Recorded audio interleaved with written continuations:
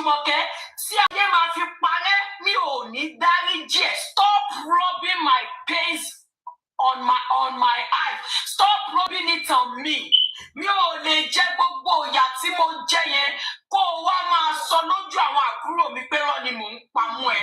Kó o máa sọ fáwọn aráta. I've told you times without number pé nǹkan tó o máa ń ṣe tó máa ń dùn mí ni pé o máa ń parọ́ fáwọn èèyàn pé o ò gbé mi lẹ̀. O máa ń parọ́ fáwọn èèyàn pé o máa ń wá wò mí. It's like bí bàbá ṣe sọ pé stepmother fẹ́ làámà, bí Mohbad ṣe sọ pé stepmother no care. Stepmother no care yẹn ṣé mo pọ́rọ̀ ńlá ni ọ̀rọ̀ pọ̀ nínú ẹ̀ ó kàn ṣọ́ọ̀tì ẹ̀ pé stepmother no care ni. Kí stepmother wá bọ́ta kí stepmother wá sọ pé òun tóun kí ẹ̀ fún ẹ mọ bí Mohbad ṣe máa wà péjì tó pé ṣó ya wèrè ni ó ṣe báyìí fún mi náà. Bọ́ọ̀ mọ nǹkan tó ṣẹlẹ̀ kò lè dùn mí mọ́ ìgbà tí mo ṣì kà ẹ́ níyà ló máa ń dùn mí pé o máa ń sọ fún gbogbo èèyàn pé o ò gbé mi lẹ̀. Nísìnyí tí mi ò kà ẹ́ mọ́ nǹkankan àná ká ń ṣí ẹ. I do not fear. I see now, Jùmọ̀kẹ́, I see you as my sworn enemy. Ẹ jọ̀ọ́ ẹ bá mi mute, ẹ jọ̀ọ́.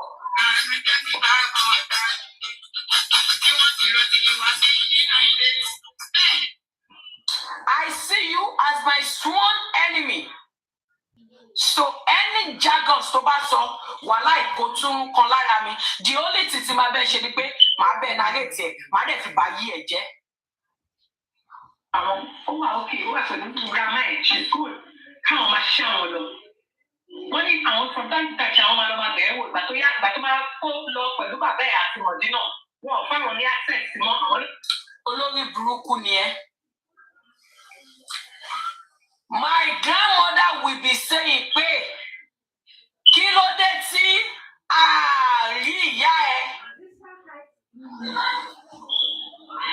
Grandma mi máa tún lọ bá bàbá mi jà àti stepmother mi pé bẹ́ẹ̀ ṣe ń fìyà jọmọ yìí àwọn ò láìkí ẹ̀. Grandma mi á wá máa sọ pé ìyá ẹ pàápàá ò fáwọn lọ́rọ̀ sọ pé tó bá jẹ́ pé bó ṣe ń fìyà jẹ mí níyá mi náà dúró pé ẹ lè ṣọmọ mi léṣe ẹ má pọ̀ ọmọ fún mi ẹ má ṣe gbá ọ̀rọ̀ á dùn sọ. Nígbà tó ń torí ẹjà tí wọ́n tó ń torí ẹjà tó ò tiẹ̀ yọjú. Ó wá ní ọjọ́ kan Jùmọ̀kẹ́ olórí burúkú ni ẹ́. The more reason why tí mi ò ní respect ẹ tí mi ò ní ever dáríjì ẹ eléyìí tún pẹ̀lú ẹ̀yin èèyàn mo ti sọ story tẹ́ bá rántí ẹ gbọ́. That day ó dà pé mo wà secondary school ńgbà yẹn ni ṣòye yín. Àwa dádì lọ sí Abẹ́òkúta. Dádì ra ẹran ọ̀gbẹ́ ńlá ẹran ọ̀gbẹ́ yẹn tóbi wọ́n rà bọ̀. Wọ́n wá pelé wọ́n ní ká wá gbé ẹran ọ̀gbẹ́ táwọn rà ká wá gbé wá sílé so that a máa ti take care a máa ti sè é kó tó dé láti ọ́fíìsì lálẹ́.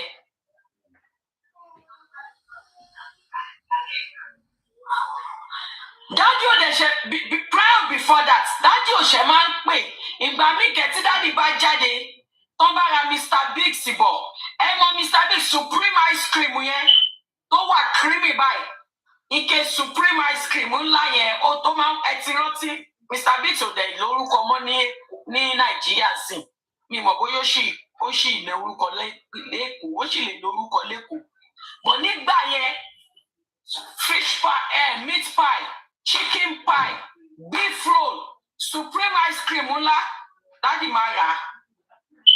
Tó bá ti dé ọ́fíìsì ilé òjìnà sọ́fíìsì wọ́n á wá pè wá pé ká wá gbé kí ice cream yẹn tó melt. Tàbí ó lè jẹ́ ẹran ọ̀gbẹ́ ó lè jẹ́ ìgbín anything tó bá ti rà bọ̀ tí ó lè wéètì kan gbé wálé lálẹ́ wọ́n á pè wá ká wá gbé á lọ sọ́fíìsì á lọ gbé. Mo kàn máa ń gbọ́ kí welcome. Cookies. Cookies. What kind of cookies do you want? Jordan. Oreos. Do we have Oreos? Me, Oreos if we more. Can you hear any Jordan, come. Please come. I said you off the light in your room. Bathroom. Could you please off the light in your room and the bathroom? Come and help me give a big cookie. And bring that gummy medicine. You haven't taken your gummy medicine today. Bring the gummy medicine for me. So, if you see that in the office when you have finished cyber cafe, printing, internet, anything related to internet, printing and all that, it better be gone. Gbogbo sale ẹni daddy no. Okay yẹn àwọn onílé ló ń gbé bẹ̀. Ọmọ onílé yẹn wá jẹ́ ọ̀rẹ́ daddy. Ìyá Wumi ọ̀dọ́bọ̀dá láti wọ́n máa ń du ẹ̀mọ́ lókè ọ́fíìsì. Ó wà ní ọkọ ó wà nílé bàbá Súnkànmí. Wàá tún wá jẹṣẹ́ daddy mi lọ́fíìsì. Wọ́n á tún dú ẹ mọ́ òkè lè bọ̀dá láti. Wàá ṣara wúyẹ́, wàá tún lọ lé ọkọ ẹ. Súnkànmí gan ní the DNA at this point. Ẹ jẹ́ kí n ṣàlàyé fún yín. Ẹ má bínú, ẹ jẹ́ kí n dá àwọn ọmọ ìlú nǹkan. Bẹ́ẹ̀ get that job. Let me help you. What kind of cookie does she want? Mama, I don't. Oreos. I stopped buying Oreos because you guys don't eat it. This is not your gummy medicine. Where's your own gummy medicine? That one is for me. Yeah, you take two. I think I've given you your own this morning. No, you cannot only take one a day and I've given you. But what type of cookie do you want? Oreos. I don't have Oreos. I didn't buy Oreos for you guys.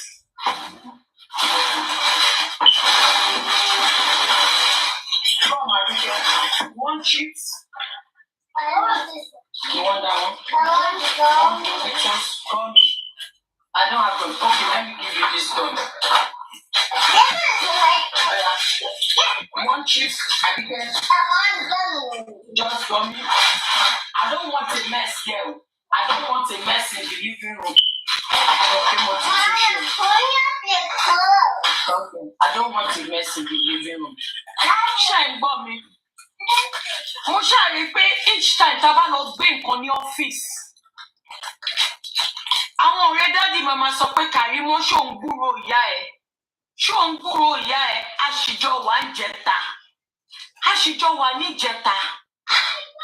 Mo wá wò pé ṣé mo máa wò pé àṣìjọ wà ní jẹta. Office téèyàn bá fẹsẹ̀ rìn lọ ọ́fíìsì dádì ojú bóyá 15 to 20 minutes walk sílé dádì lọ. Ìyá tí mo ti ń pòǹgbẹ àti rí tipẹ́tipẹ́ àṣeyáyé máa ń wá gba oko lọ. Dádì tí ò ju 15 to 20 minutes lọ kò dẹ̀. Tábàkọ̀ lọ gbé nǹkan a máa rán wọn ọ̀rẹ́ dádì á kí wọn. Cheget tí dádì bá ti kúrò ní because he's a contractor tó bá ti kúrò níbi ọ́fíìsì contractor wọn ibi cyber cafe yẹn àwọn á wà ń bẹ́ẹ̀ àwọn ọ̀rẹ́ wọn náà máa wá bá wọn bẹ́ẹ̀ wọ́n á ṣe fàájì kan tó wá sílé.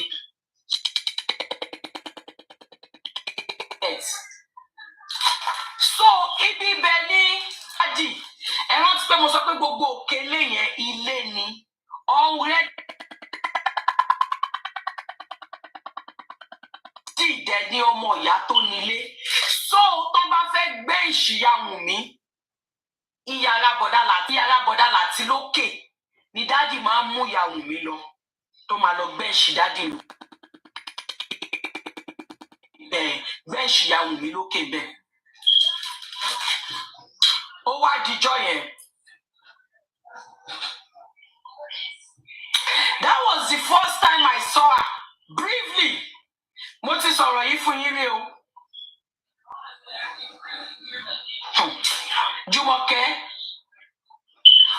máa dà fún ẹ adákù.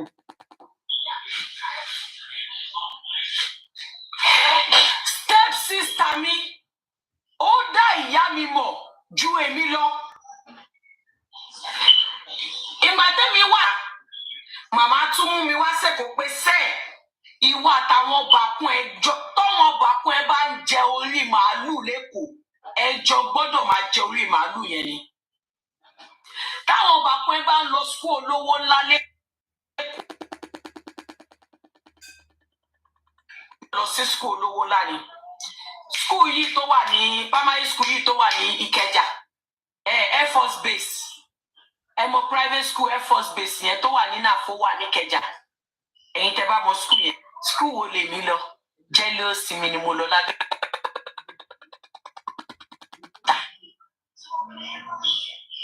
Air Force Base tom uniform wọn sleeveless báyìí ni. Tẹ́ bá Air Force Base private school tó wà Air Force Base on public health. Please comment section. Ta ló mọ̀ school tí mò ń sọ? Ibi táwọn school táwọn bá kọ́ mi lọ nìyẹn. Abẹ́ owó ńlá táwọn bá kọ́ ẹ lọ lẹ́kọ̀ọ́ ibẹ̀ ni wọ́n náà máa lọ. Ṣùgbọ́n nígbà tí ìyá yìí tó bá tún bẹ̀rẹ̀ sí ní fìyà jẹ mí ojú màmá ò ní gbà. Ojú màmá ò ní gbà. Màmá tún dá mi padà sí Sam Etan Air Force Base Ìkẹjà. Ò ní gbà. Màmá tún dá mi padà sí Sam Etan Air Force Base Ìkẹjà. Ẹ̀yin mọ̀ bí tí mò ń sọ. Sleeveless báyìí ní fọ́ọ̀mù wọn. Ó ní pínì lọ́rùn báyìí. Táwọn ọba kan mi bá lọ skul báyìí orí mi máa ń wú mi. Wọ́n máa múra bí ọmọ olówó. Can I tell a story about Santa? What story do you want to tell me about Santa? So when we fall asleep and then Santa saw us sleeping and then he got into a house and then he brought us presents and then he walked back to the house. Yeah, Santa usually bring the presents when you guys are sleeping. Right? Don't worry, Santa is going to bring presents. We are going to write like Santa can bring presents when you are sleeping. We'll set a message about heart and what you Santa. So in your letter, you're going to write what you want from Santa. Okay? I'm going to draw a robot card that I wrote. Robot cannot imagine Bubura.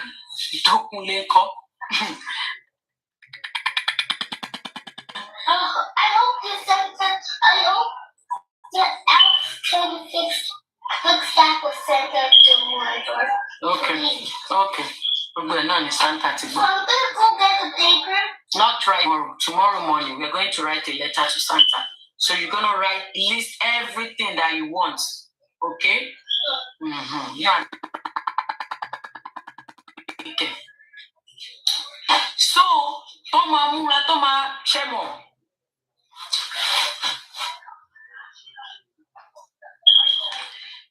Tí grandma bá tún padà wá visit mi tó bá rí bí mo tún ṣe ní tọ́ra pa lára mi wá tún bá wọn jà wá tún mú mi padà s'Abẹ́òkúta back and forth kí n máa change school ó affect education mi náà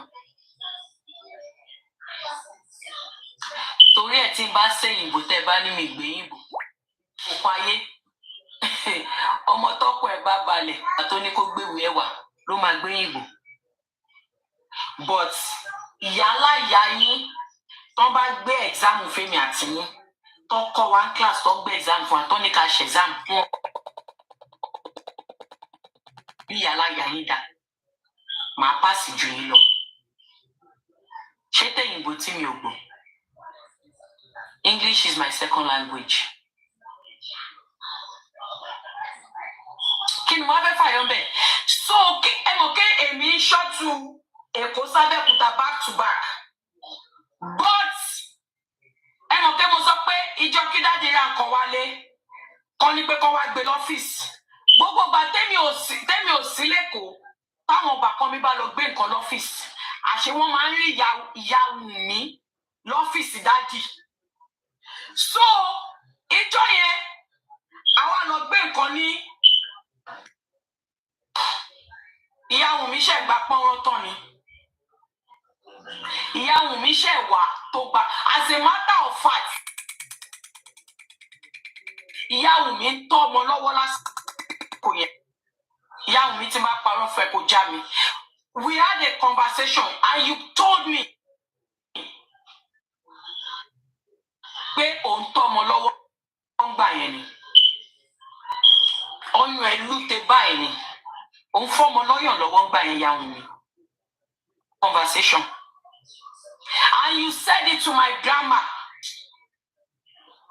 You told my grandma pé ẹ máa ń ríra.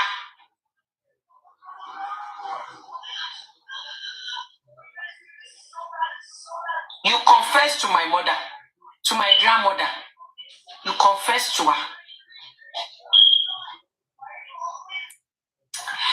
So this stepsister mi, ó smile. Ó ṣe sí wọn bí ipò mọ̀ wọ́n rí. Wùmí owó white round neck ló wọ̀ green army colour lọ́dún náà lọ́hùn white round neck army colour green oge Anita Baker sórí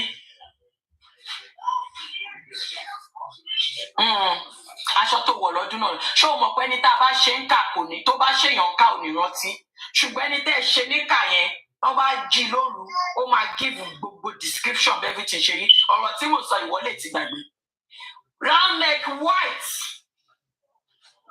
round neck t-shirt white ló wọ̀ with army green pants ṣòkòtò army green ló wọ̀ sí.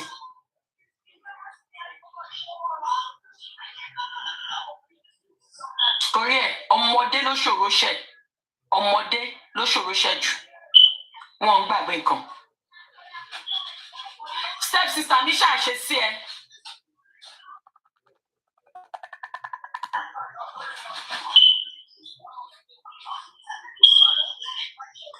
Èmi wá ń bí so àwọn ọ̀rẹ́ dáàdì wá ń wò ẹ́ ìwọ náà wá ń wò mí ọkọ mi mo kàn rí tó dìde tó fọwọ́ kọ́ mi lọ́rùn ọkọ mi báwo ni kinní kan ó ṣáàkì mi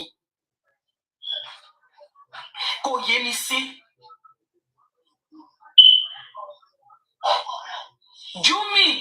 Júmi làwọn ọ̀rẹ́ dáàdì máa ń pè ẹ́ Júmi baby ìyàwó lé ẹnìkan o táwọn ọ̀rẹ́ bàbá mi ń pè ní Júmi baby Júmi ló ń pè ẹ́ Júmi ni bàbá mi náà máa ń pè ẹ́.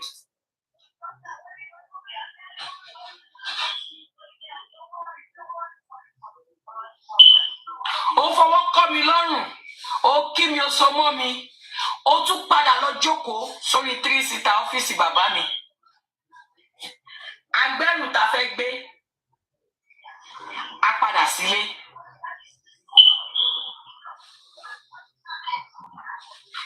kò yé mi sí bọ̀ ó rìn yí bẹ́ẹ̀ létí mi pé wọ́n ní Jùmọ̀kẹ́ lórúkọ ìyá mi pé Jùmọ̀kẹ́ lórúkọ tí ìyá mi ń jẹ́ mo dẹ̀ ń gbọ́ Júmi lẹ́nu àwọn ọ̀rẹ́ bàbá mi gbogbo yín jókòó ẹ̀ ṣe fàájì wọn ò bí mi dá wọn ò tí ì bí mẹ́tàlá mi dá kí n lọ bá bàbá mi pé ṣé ìyá mi nìyẹn wọn ò dẹ̀ bí mi dá kí n délé lọ bá stepmother mi pé a pàdé obìnrin kan ní ọ́fíìsì bàbá mi orúkọ ẹ̀ ń jẹ́ Júmi bóyá step sister mi wá délé ó ṣèké fún ìyá ẹ̀ mi ò mọ̀ yẹn o mi mọ̀ o mo kàn wá ń fígbó ẹ̀ mo kàn wá ń rò lórí mi pé ṣé ìyá mi nìyẹn ṣé ìyá mi kọ́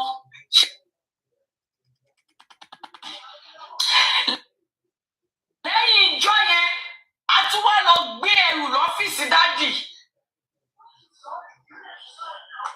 bọ̀dá Láti ọ̀rẹ́ dádì tó jẹ́ pé ìyá arábọ̀dá láti lọ́ ti máa ń lọ gbẹ̀ṣì ẹ lókè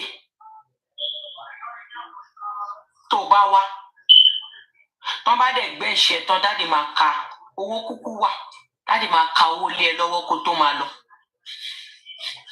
ó ṣe bọ̀dá láti olórí ẹbí olágàtà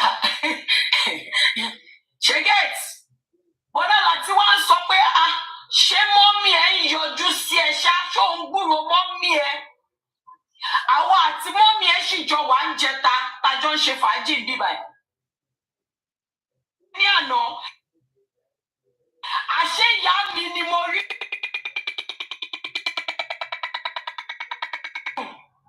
tó kí mi dáadáa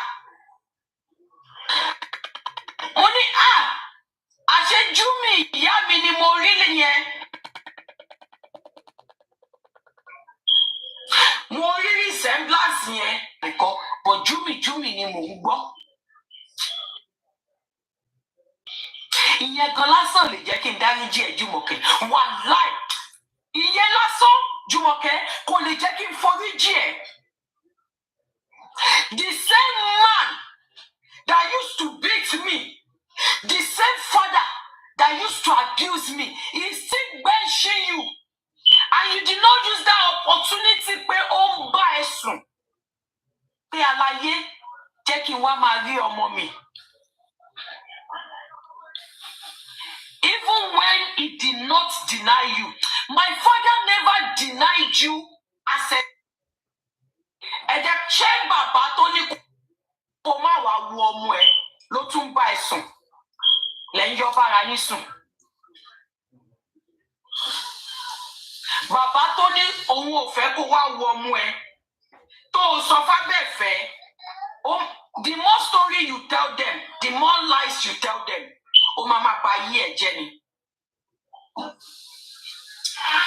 Oníwọ̀n ò jẹ́ kó wá wò mí mọ́ but wo bíbélì mi rè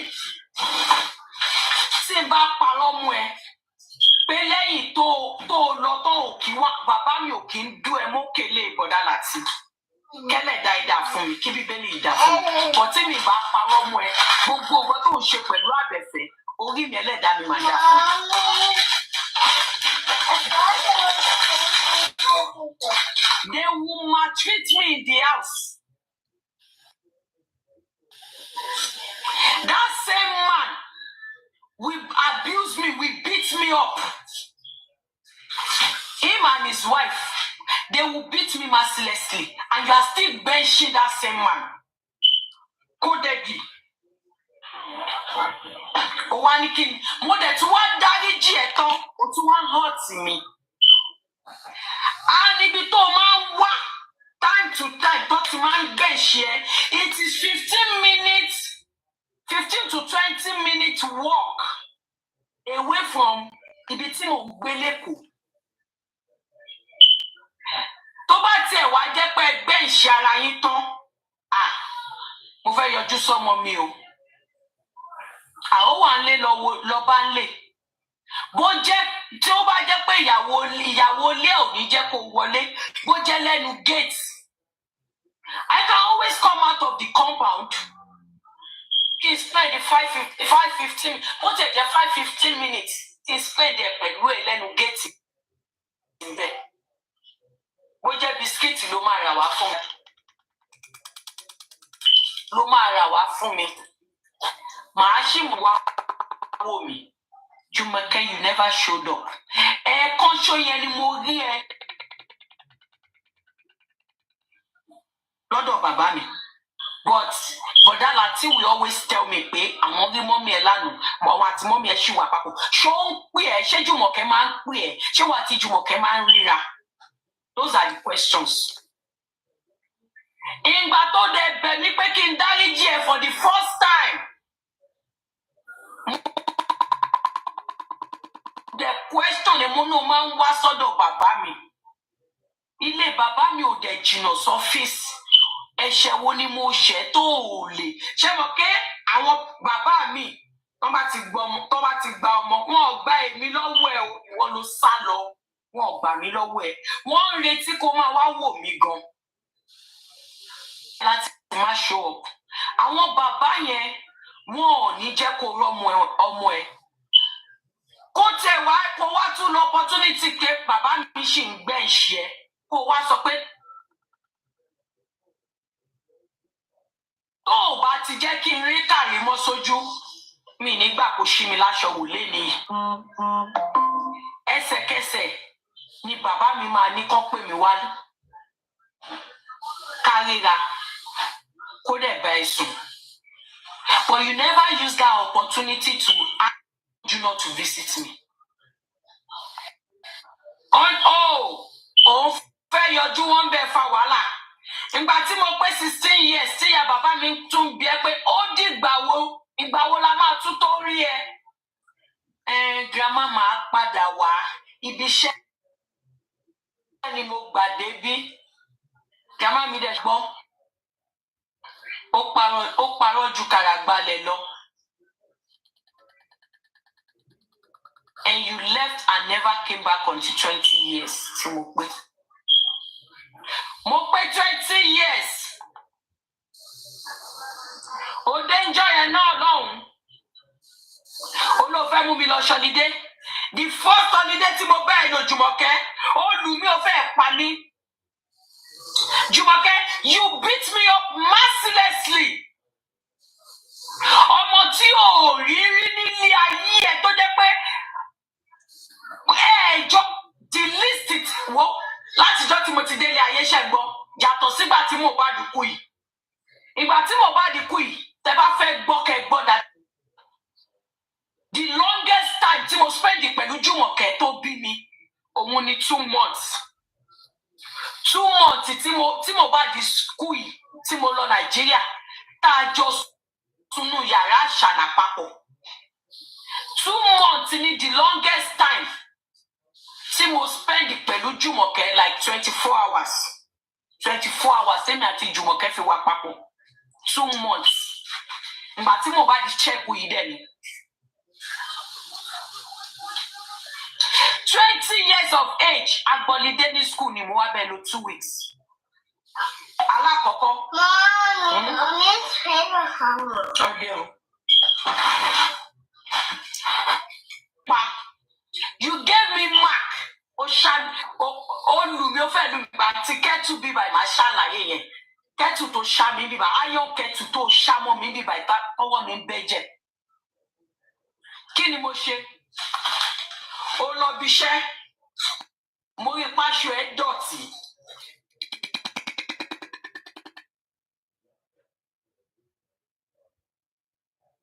Uniform ẹ̀ dọ̀tí. Mo káṣọ síta mo fọ̀.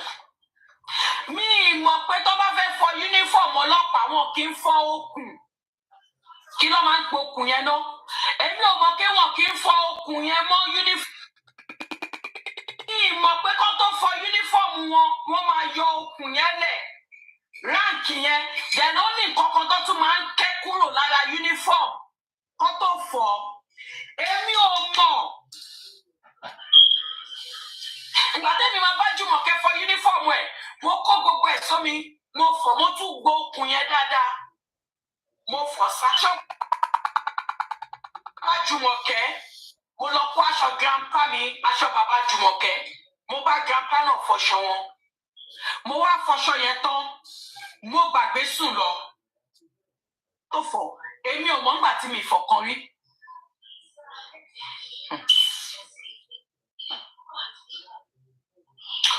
Òru wá ń kùn mí, mo wá sùn. Mo sùn tán lòjò bẹ̀rẹ̀ lòjò dé.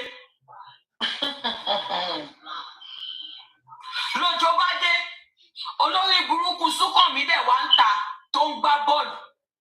Ó rí i pé mo fọṣọ ìyá òun kò lè ka. Òjò pa gbogbo aṣọ. Òjò pa yúnífọ́ọ̀mù Jùmọ̀kẹ́ mọ́lẹ̀lẹ̀. Jùmọ̀kẹ́ ti.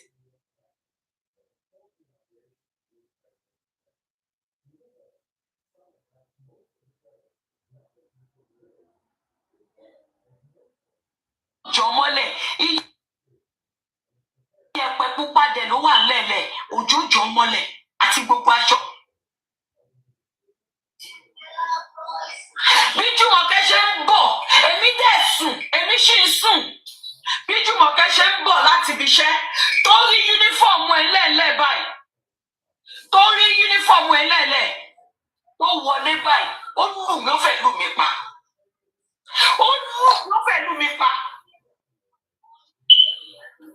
lọ́mọ tí kò tọ́mọ tó ti gbélẹ̀ lóṣù mẹ́ta tó jàjà wá bẹ́ẹ̀ ṣe holiday 2 weeks àkọ́kọ́ láyé mi ní ìgbésí ayé mi holiday 2 weeks ní secondary school Jùmọ̀kẹ́ wá ní 20 years of age mo lọ bá aṣọ holiday mo wá bá fọṣọ ẹ̀ òjò wá pa Jùmọ̀kẹ́ dé ó bá aṣọ ẹ̀ lẹ̀lẹ̀ èmi sì ń sùn lọ́wọ́ aṣọ kílẹ̀ ń pè láṣọ yìí aṣọ tó ga ti grandpa mi ìbàbá ìyá mi ṣe fadé sọ̀yà mo tún kó mo tún fọ̀ ó wá rẹ̀ mí mo gbàgbé sùn lọ ó wá wọlé ó bá mi lójú oorun tó kó bítì fún mi báyìí ó fẹ́ lù mí.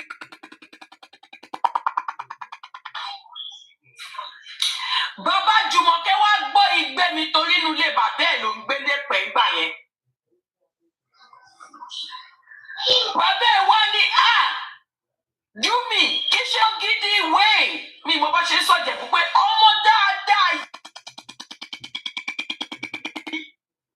ó fọṣọ ẹ̀ tán ó tún wá kó aṣọ tòun náà aṣọ wọn tó jẹ́ pé dry cleaner ló máa ń fọṣọ àwọn ọmọ yẹn táwọn fi ń fọṣọ péjọ tọmọ yìí ti dé ló ti ń wá tí n bá fọṣọ grandpa mi tán the first time tí mo kọ́kọ́ bá grandpa mi fọṣọ bàbá Jùmọ̀kẹ́ new note ẹ mọ̀ kí mo sọ pé bàbá Jùmọ̀kẹ́ náà lówó lọ́wọ́ ọkọ̀ tó ti bàbá mi bàbá Jùmọ̀kẹ́ ka new note 5,000 naira ó kò lé mi lọ́wọ́ bàbá yẹn wà surprise pé adúrú aṣọ tó tó yìí apèèyàn chief agbádá ni complete tòkè tilẹ̀ mo dẹ̀ jókòó tí mo dẹ̀ fọ́ tán ìyàwó kékeré tó wà lọ́dọ̀ wọn ló ní kó wá pè mí wá òun àti bàbá dẹ̀ ka 5,000 fún mi wọ́n ní kí n lọ náà first time tí mo kọ́kọ́ bá grandpa fọṣọ nìyẹn bọ́jọ́ tá ń sọ yìí mo fọ́ ti Jùmọ̀kẹ́ mo fọ́ ti grandpa wá ń sọ fún Jùmọ̀kẹ́ jẹ́ ẹ pé ọmọ tí ò rí rí tó jàjà wá bẹ́ẹ̀ ṣọlidé ṣé wo fẹ́ lé lọ when the common sense we fẹ́ ní Great nice. ìjọ ìyẹn pé Great nice. tó jàjà wá bẹ́ẹ̀ ṣọlidé ó Great rí nice. sórí àkòkò pàṣẹ ẹ̀ Great nice. No. ìyá máa jẹ níjọ yẹn. Greatness. Greatness. Ẹ jẹ́ sáré bá mi mute ẹ̀. So, asọ́kínní kan fún yín bí lánàá. A ní Karimot will be forced to come out and tell her story by herself. Karimot, a ní wàá bọ́tà fún ara ẹ̀, wàá wá sọ story ayé ẹ̀ fún ara ẹ̀, whether you like it or not.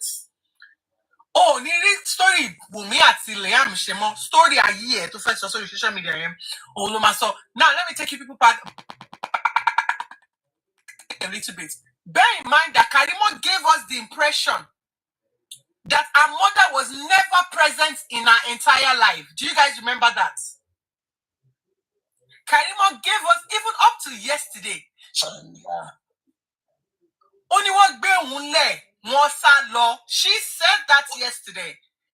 But she Henry discrepancies nínú ọ̀rọ̀ tó ń sọ. Even though she's trying to describe the situation, she's making a mistake and she's shooting herself in the leg. She told us that her mother abandoned her as a child, left her at the mercy of her grandmother. All of a sudden now,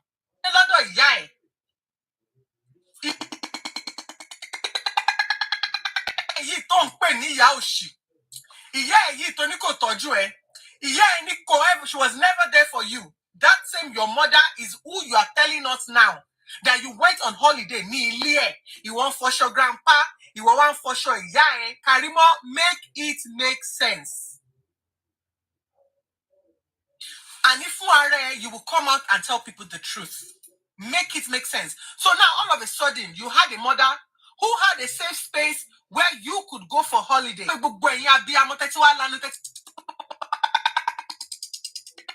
pè fún ìyàwó mi ṣe rí pé ara yín lẹ ṣe pè fún all this while. So now it's not a story of she was abandoned though. Remember that even when I said when she was sick, her mother stayed, her mother was there taking care of her when she was admitted at the hospital at Lantoro. Her mother was literally sleeping on the floor, making sure she was okay. Bó ṣe yàgbẹ́ ló ń ké, ló ń bì, ló ń yàgbẹ́, lára ẹ̀ ń gbóná la la la la la. Now you are coming now today to tell us pé lóòótọ́ ìwọ nọ́dọ̀ ìyá kan tó lè gbé. Karimot, sórí pé ayé ẹ ti bàjẹ́, sórí pé orí ẹ ó ti yí. Orí ẹ ó ti yí. Ẹ jẹ́ kó máa sọ story ayé ẹ lọ. But the story we're going on, I think what we did the other day, what I did at Otumba's platform the other day was to cut the story corner, and just do a summary. And I kept saying, summary ni eléyìí tí mò ń ṣe o. Mo máa wá sọ story yẹn tó deep.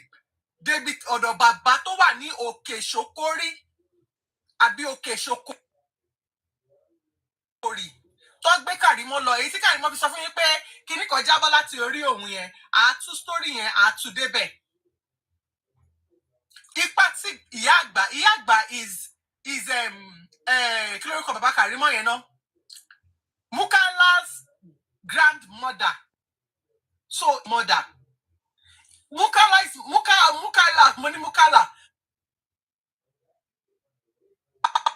was also involved in all of this. So everything they did, they wanted her to leave Karimot and go. The woman did not abandon Karimot at any point. As a matter of fact, gbogbo iléyá pátá níyá yẹn lọ rí Karimot. Gbogbo iléyá pátá níyá yẹn lọ ra aṣọ fún. Gbogbo every Christmas ìyá yẹn lọ bó ṣe lọ ló ń lọ pẹ̀lú ìyá ẹ̀ ló ń lọ pẹ̀lú àwọn ọ̀rẹ́ ẹ̀. Tó máa kó gift lọ, tó máa ra aṣọ lọ. Ìyá yẹn máa lọ, òun ló máa lọ fọṣọ Karimot.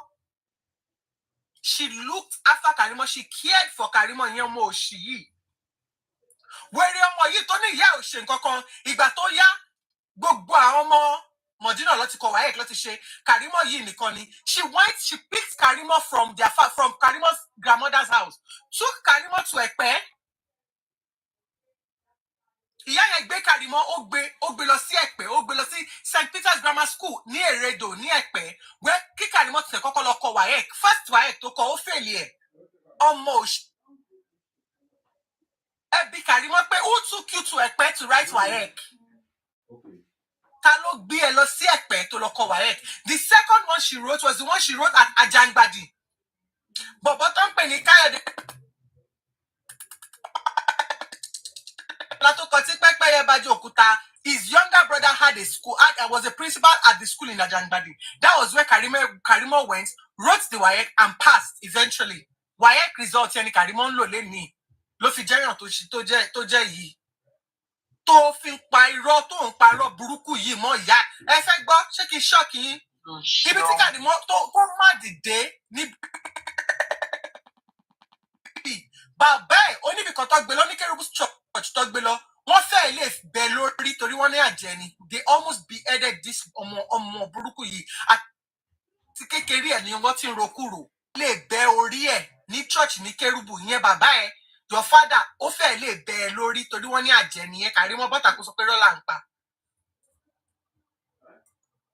Bọ́tà kó ní rọ́lá ń pa.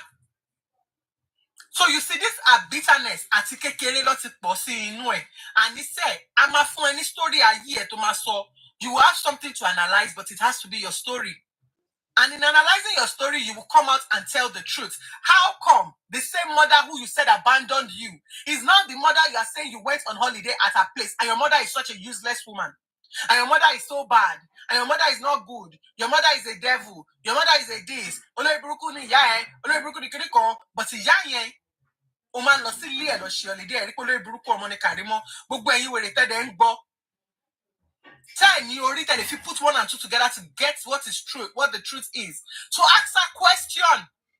Because the majority of you listen with your anus and listen pẹ̀lú brain. Tẹ́bá listen pẹ̀lú orí pípé yín ni, you'll be able to connect the dots and ask Karimot, what exactly did your mother do wrong? Ó ti ní wọ́n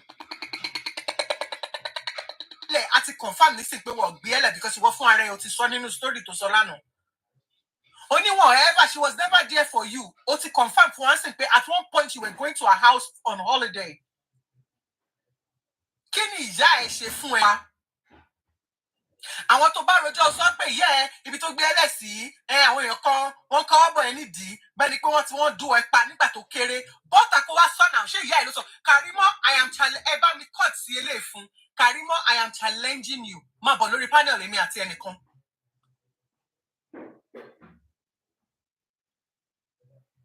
Bọ̀ lórí panel má ṣe èbú o má ṣe àràbù o má bọ̀ lórí panel jẹ́ ká jọ analyze ọ̀rọ̀ ayé ẹ̀ wá sọ story ẹ̀ jẹ́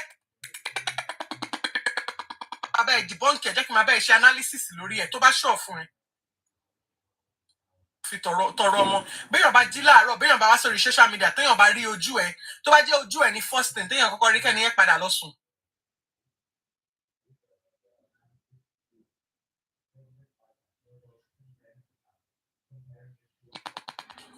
ní ìjàre ìyá mi má bínú orí ọmọ.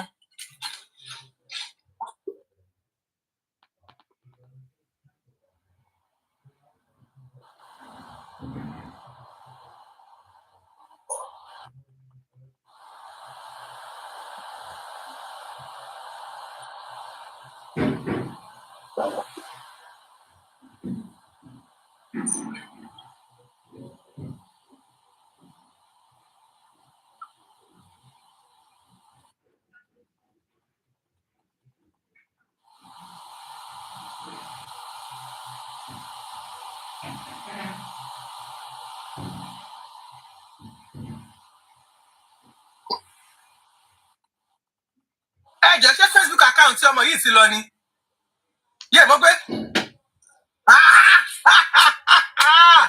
wọ́n ti gbé Facebook account Karimot lọ. gbèlè o.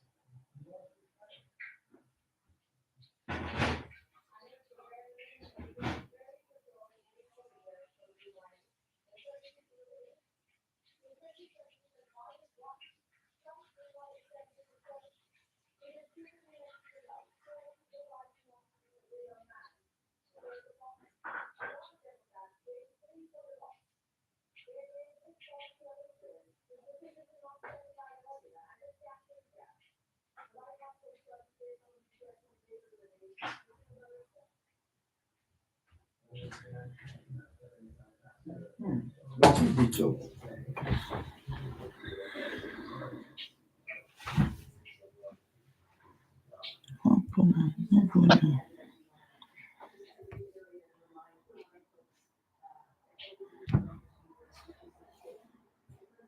You flagging a bit fair. Can do to overrule the whole situation. And as things keep going, But I just went to go and check that Avisham. Don't that. That's the perfect description.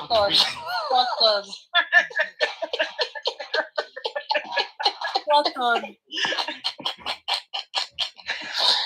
Please. Dada, please don't kill me. That's the perfect description. I'm telling you, it's so spot on. The comparison is so. But Karimot Maru, be Avisham, be your calling Jebel, Louis TikTok. She will start dragging Avisham now. I don't think Dada knows that joke. Benevolence don't mark my John to her. So dull. You know what she did? Someone used Gabriel Union's picture as her profile. I went to her page. Do you know Karimot started cursing Gabriel Union? Just kidding me. God, she was dragging Gabriel Union. I swear. Oh God. Karimot Gbadun, no, oh my God, honestly, oh my God. She said, Sherry lady to feel sorry. Wá sórí page mi. Ó wá ń bú mi. Jáwé yóò sọ fún ni. Sọ fún ni. Funny enough, people too were dragging Gabriel Union. Because the people on that page, they are just like her now. I can't imagine. It's a supposed nurse. Karimot. Karimot is not a human being. Honestly, in fact, she was telling people to pray for her children on Josie's life when Josie came on live. So you are praying so that your children don't behave the way you behave to your mother. It's not going to work, Karimot. It's not going to work. You are just deceiving yourself. If you like, let's pray for your children from now till next year. It's not going to work. You will reap everything you sow. Take it from me. You will. I'm telling you, you will. So if you like, let them pray for your children from now till generations to come. You are just deceiving yourself. You are deceiving yourself. She knows she's finished. Because for her to go to that prophetess's page looking for deliverance or whatever she's looking for, she knows she has. She went to a prophetess page. Yes, now. Yes, now. And that one dropped her or something. What? The prophetess dropped her? Yes. Olubori she went to because that one is another one. No. I even pray she enter Olubori. That one can collect all her money. That one can collect everything that she has. Collect everything. I pray she come in contact with Olubori so that she can sell that her house. Benevolence. Even if nobody tells her, she knows that she has, like, what she has done, she has gotten this eternal cause that nobody can remove. So that alone will not let her sleep well. Do you get? That's why I'm saying that the part she is now, she knows everything is finished. So she can't turn back now. It's too late. She has practically burned all the bridges. So it's late now. Even if she turn back now, to be honest, I would just advise her, then just continue.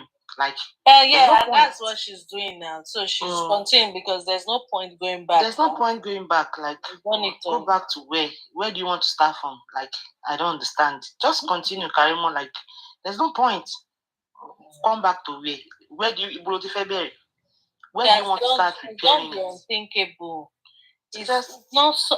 This is the first time I'm seeing something like this for real. Lilibet. No, I'm not talking about Wumi's case. So I'm talking about her mom. That's what I'm saying. That's what I'm saying. Lilibet, I have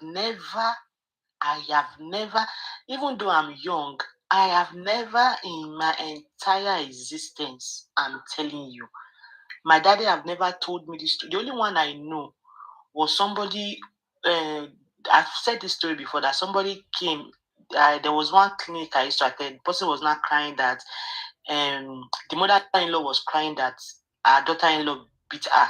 So she was narrating. So when she now left, somebody that knew the woman has said that was how the woman to beat her own mother-in-law when she was young. Like, people that know them in that area. Like, that's like the first thing. That's like the thing that me have seen. But the lady, it wasn't her mom she beat, it was her mother-in-law. She gets. So it's not really similar. But the essence. Mother-in-law, did she beat her online? Like, were there videos of it? No. This thing we are talking about, like, of course, there are some crazy children like that will probably do it, jigget, but we don't know. You get what I'm saying? It's not covered. It's not on the internet. A lot of things go on in people's lives privately. But you have now done the unthinkable. And Lilibet, to be honest, the issue I have with Karimot, do you know my issue with her? Do you know what my issue is? Yeah. My issue is that if you want to give a narrative, don't lie. Don't cook up a lie. That's my issue with her. Because if you are cooking up lies, to me, I think you are just being intentionally evil. You can say things the way it is. It's your story. You can decide to yap your mouth about it. But when you are not cooking up lies, putting up conspiracy theories to tear people down, God, that is unforgivable. To be honest, it's unforgivable. Not even doing unforgivable. Anybody. She's not even doing it to an innocent soul, a baby. Like, seriously, what else can she do? That's the height. You get? That's the height. Mohbad is on Papriano platform. And now is people that are looking for justice, they should go and meet him there. Exactly. Should go and meet him there. Latin should go and meet him there. The likes of Aduke, Aries, I'm sure even Susan would like to meet him. She go and meet him there. So I don't get it. Like, you practically, like, now, I don't think if she comes to Nigeria, anybody will even want to see her. Well, I'm not sure anybody wants to see her. She has supporters, those deluded supporters. They're just on TikTok. I don't think she's got fans on Instagram or Facebook or no. The thing there is that people we live in a world now whereby physical connections, whereby people build friendship. When there was no Facebook, all these things, people, they relied on physical relationship, like real life friendship, meeting people, talking about. Now, the advent of social media and everything, people are bored. Like, they are bored with their lives. Some people is just from work to house, and Karimot is giving them entertainment free of charge. It's free. It's free of charge. So they will go look at her, even though they don't like her, they can't stand her. Even some of them, not a lot of people who enjoy this type of entertainment. No. For us now, can't see how we. Lilibet, we have some sick people. Sick. I can. Lilibet, see, that's what I'm saying, that you always talk from the place of like Lighton, benevolence, like Lighton. Lighton is Karimot's supporter. And you know what? I wake up in the morning. Look, let me tell you something. I'm on tennis platform, and it's obvious I'm a staunch supporter of the platform. Omoladele, I don't think I don't think they are fans though, to be honest. I think they are just Wumi haters. They are not Karimot's fans. No. Lighton supports Karimot. Let's be honest about it. No, benevolent. Have you heard Lighton curse Wumi? Have you heard that woman curse Wumi? To be honest, She doesn't need to, but she enables it. Let me tell you something about me. And I, like with Karimot, I can only listen to Karimot for like, let me give myself 60 seconds before my brain starts to touch. If I was a cartoon, my brain would explode in the cartoon. I can only listen to Karimot for like 60 seconds before my brain starts to touch. Do you understand? But you see, me, I'm very factual, and I try to be as realistic as possible. Let's be honest. Look, even serial killers have supporters. Let's be honest in life. You see, look, in this life, no matter how bad it is, people have supporters. Do you get? Like now, this platform is our home base. Do you get? Let's be honest. This is home base for some of us. Yeah. Now, somebody like Lighton. Okay, let's revolve even Lighton. What's that silly one? The Coven. What's the Coven? What's that woman's name? The ones that they call the Coven. Okay. Let Prime Bar appear anyway. You can just do 1, 2, 3. Jokem will appear. You can do it. You can count. She is a Prime Boy supporter. As far as I'm concerned, she's not fighting for Mohbad. She's fighting for Prime Boy. Do you get? For whatever reason, she's fighting for Prime Boy. Same way Queen is fighting for spending. Do you get? Now, I'm Team Wumi. Just the same way, I watched a clip of Yabo saying, until you give her evidence that Wumi killed Mohbad, she's Team Wumi, and I am Team Wumi. Until you give me evidence that Wumi killed Mohbad. Logic, reason. I have weighed my options. I have listened to the case. I have done my own investigation. And there is nothing that points at Wumi as the killer. There were 15 people in the house. Why is it only Wumi that is alleged as the killer? And other things. Do you understand? Listen, I do not like Joseph Aloba, and I have no apologies for it. The man gives me the creeps. From the very beginning, he gave me the creeps. And that's how I feel. There's nothing he will do that pleases me. And that is my opinion. That is my stand. There is nothing that man can do that will please me. And I'm entitled to my opinion. Do you get? There's nothing he can do. And there's some people, there's nothing Wumi will do that will please them. Do you get? And they're entitled to feel that way. So it is what it is. We have to respect their views. So Karimot, Lighton is her biggest supporter. Can they feel and come and support her? If you hear her cursing Wumi, you think she was there when Wumi killed Mohbad. Chiomabola's statement, because that word is strong. He's just a thief and an evil man. Me, I don't even see him as a thief. I see him as a demon. That man is a demon. But read the one before that one. She came with violence. So. Me, I think he's a demon. For you to do that. Yeah. Where does Lighton? Where does she cause me? Maybe because I don't follow her. You're funny. I'll look for her. She says it like she still said it. Was it yesterday? She says that they will bury Wumi's enemy even before they get justice for Mohbad or something like that. God will punish her. Very demonic woman. But just like Roman Palo. If you hear the things Roman Palo says about Wumi, who is Roman Palo? I said that. I don't know who Roman Palo. Who knows? Does anybody in the comment know who Roman Palo is?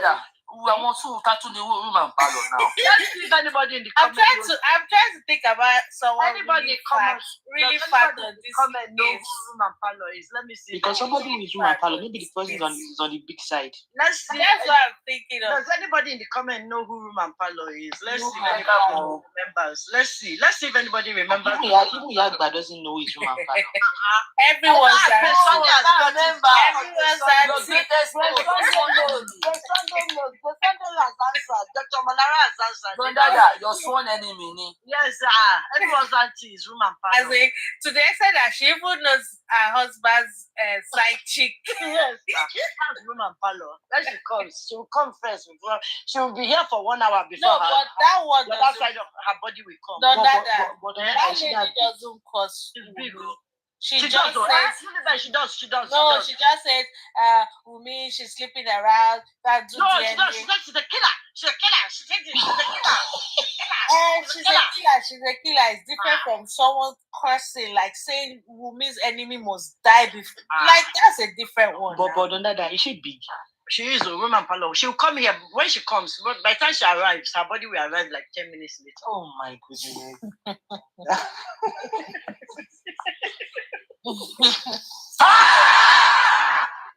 Sister Timmy.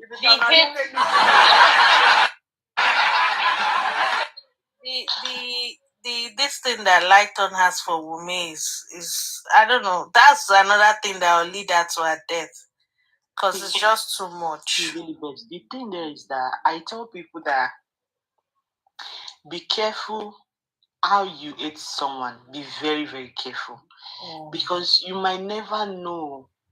In the process of you trying to scheme or you trying to run after that person, you might get hurt. And if you get hurt, you might not be able to recover from it. That's the problem with Lighton. Look at her now. She's not complete. Lighton is practically 1.5 leg. She's leaping. I don't know what she has done. Maybe she has robbed somebody where they shoot her in the leg. I don't know what she has done. And even for you to be begging God for mercy, maybe God can do miracle and strengthen your leg. And you are close to your expiring date, you are wishing someone to buy. Do you even know if you will wake up to see tomorrow? Bene, you know what I find weird about these people, right? If you ask them that, just like what they were saying on Papariano today, those two fools were saying, I won't say Wumi killed Mohbad, but there's what are you saying? There's what are you something saying? she's hiding. There's something Benevolence and Lilibet. Disclaimer. Sorry. Disclaimer. I'm going to do something, but before I do it, wait. You people should wait. Before I do what I'm going to do, sorry, you guys don't be annoyed. Before I'm going to do what I'm going to do, disclaimer. Please, for those that are screen recording me, Liberation, can you screen record so that we'll have this on screen record so that when they start gossiping about me and cutting it, I have it on screen record. Please, can somebody screen record this thing before I do what I want to do? Because I know that they will now carry my name. That's Dada want to unveil her face. Do you need the big screen? No, I don't want to unveil you. No, don't put me on the big screen. Liberation enjoy screen record because they are going to drag me for this. What I'm about to do. Maybe it's room and parlors. That's how room and parlor went. No, hold on. Let me stop it and start it. Because that's how room and parlor went to start chatting and saying, but they shaming me. I want to do something to that PS man first. Let me do something. But I will do disclaimer before I do it. So that when they talk about it, they can't say anything. Because I've been wanting to do this, but because I'm very annoyed with that PS man, and I've been wanting to do it. Unveiling is after DNA. Dr. Malara knows that one is after DNA. That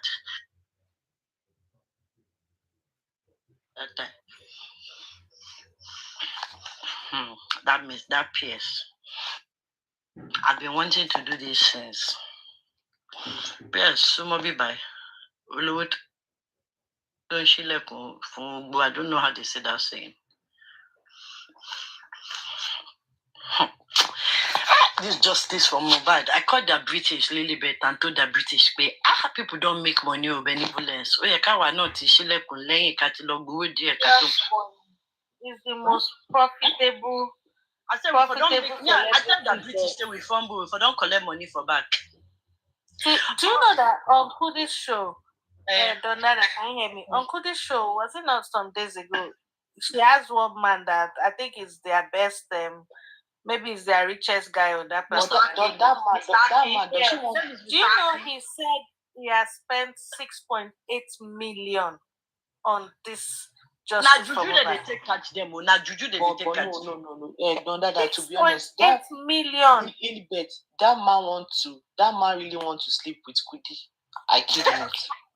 If he hasn't, I'm not joking. The way you carry I am not joking. That man they call I want to Akin. know why Lagata and Kudi are fighting. That man they call Akin. He really wants to F Kudi. And if they've done it, if they say they've done it, I won't doubt it. Okay, Liberation is recording. Let me now start. Yes, come here. Hold on. I think I have to stop that one. I don't bloody care. Okay. Well, okay, guys, please. I'm going to have to stop this one. We start again, guys, please, because Okay, when I start, I will let you know.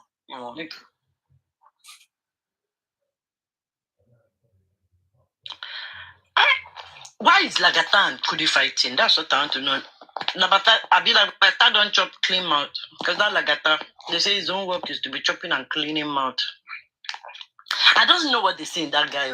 That guy that looks like, what's that guy? What's that guy's name? Johnny Bravo. Really bad, do you know Johnny Bravo? Why would I know Johnny? Lagata reminds you of Johnny Bravo. Liberation is recording. She hasn't started yet. He looks like Johnny Bravo. I started. Don't. I'm not going to do it today. Okay, I'm ready now. Yes. You guys are stressing my life. Why say want to start? Yes, okay. Come closer. Okay, now I'm good. Yes, before I start. Let me start again. Okay. Yes, before I start, I just wanted to say this, and this is a disclaimer. I'm going to say this to you, Pierce, because legally in the UK, I'm legally disabled, so I can say this to you. Pierce, so when I did do something for this justice for Mohbad, Pierce. So Pierce, while you were going around with your low self-esteem and giving people money, Pierce, I just want to know, with your very low Pierce, I said this already. Me, I'm legally disabled, so legally, even though me, I don't have any defects that you can see. So my own disability is not something that you can see, and neither am I mad.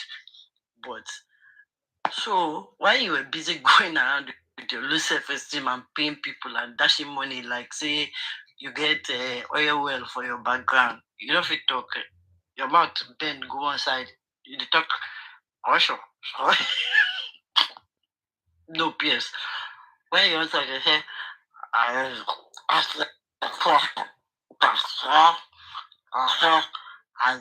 Wumi, I wanted to help. They talk like cassette really done. They say, and then the first to that, and then they said to me,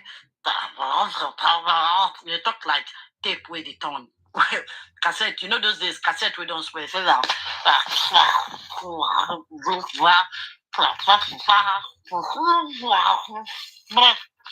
And the paper to Pierce, you the Chris?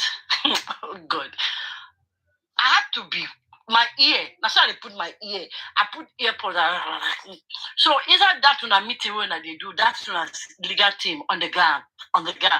So that's the right petition, but to detect the interest of so saliva there you see. I go no, Kenny said to take so I took Pam boy to take the PRS and not take the PRS. Tell you prepare him pay. Don't that's not nice, oh. That's not nice, oh. Insult him, don't body shame, please. Don't do that. That's not nice. I'm disabled and he's disabled. Don't do that. See, the way they were abusing me, just tell me, please don't put back on my life. I have already disclaimed that we are both disabled, so please. They drag me, please mute. Excuse me, host, please mute. Please. So, when we went, I went to me, so, prime boy, are you going to drop me? Can you mute? Tell me don't spoil my show. Say hello. I started me. Hello. Tell me if you don't mute, I go do a post. No.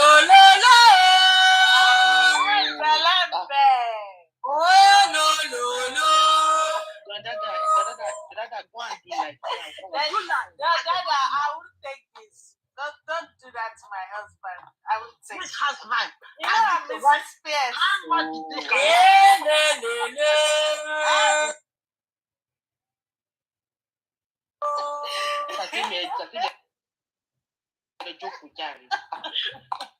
Now make they drag you. Let's do our own. You know they agree us. They drag you.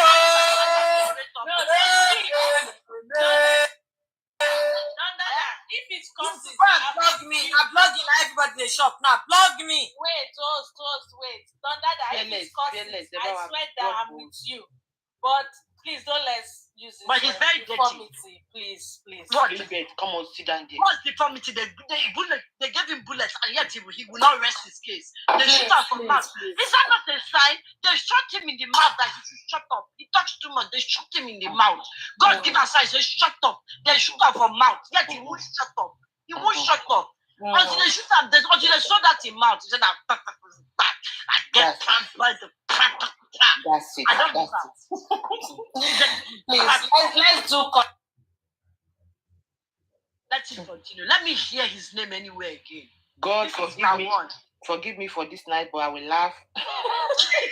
Liberation. I shall be expecting my video. I don't think she recorded I have to stop now. Liberation, you said.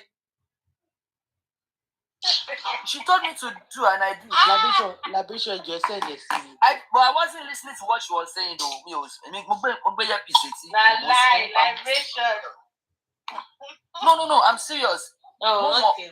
Okay, you know what happened was I'm watching something here on my phone, so I didn't really put my 100% attention here. But the thing there is that you can never be Temi's brother because Temi is my daughter. We will not get that kind of person for our family. It's not Temi's brother. Like Temi is my daughter. Where you want to see that one? I reject it. The thing there is that don't that. But you know that you have deformity. Why can't you just stay in your place? Like stay in your place. Don't go around looking for trouble.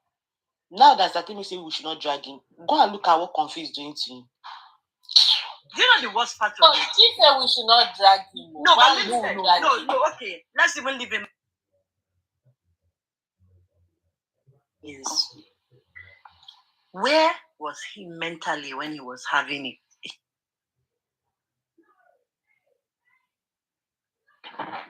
As in that one week me pass. You know when undercover the job God. DSS. No. DSS. No, that part took me off God's rejection. Where is the meeting point, brother? That man no get self-esteem at all. No, his wife freelance. But on that, my own issue is that why did he have to expose himself like that? Show his wife's picture, his family's picture. That's too much information. Let me tell you something here. Something is missing in that man's life. There's something. That's one. And two, I've already qualified him. Or what's the word I'll use? I've compared him to that guy in Squid Game. You know the old man that was apparently behind everything at the end of the day. Yeah. So what this guy needs, he needs entertainment in his life. Oh. So no, he doesn't need it. I don't think it's entertainment. I think it's acceptance. I think he needs acceptance. He needs acceptance. Little bit. He went for people beneath him so they will look up to him. beneath him to look up to him. You get it? Because if you go, he tried to go for people beneath him. Now, with him coming to us on the other side, was him trying to flex, which is why he didn't want to return the money, because he wanted to flex and he didn't. Mommy, that guy is not autistic. He only has self-esteem. He has self-esteem. No. There's nothing about autism here. No. It's societal value. You are very right. Societal value. He has no autism at all. No autism. No. There's nothing about autism. There's no autism. It's societal value. Somebody is echoing. I think it's under that.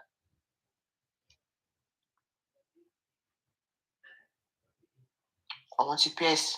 What you attack mama mi. No, it's fine. But I might be seen on it. It shall be me saying, at least mama Gbolara. Me, really fuck me for then people use it as your ringtone. Use it as exactly. Oh, Lily, that's why I love you. You always come up with good ideas. To be honest, it was funny, but the child of God you made won't let me. I don't care. I find it amusing. Yeah, just because I didn't listen, and I'm not going to listen. Now, you will listen. It's on your phone, yeah? Trust me, I will just send it. Somebody has recorded it too. Treasure said she recorded it.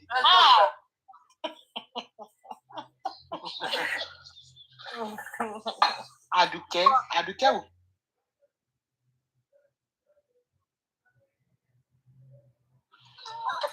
That one, I'm not getting time. You know the funniest thing? I get one fit account where they go play with them for there. Meanwhile, the sister be their friend. The way they play with me, I say, "Una no say na me. Una go kill me for here." Then when I usually go, they say hi. I say hi. And that, so you are a double agent. Okay, now. Rejection you call. Sorry? No, I said it's not only rejection that is double agent. Libration, I will not be surprised if Confi has screenshots what Dondada did.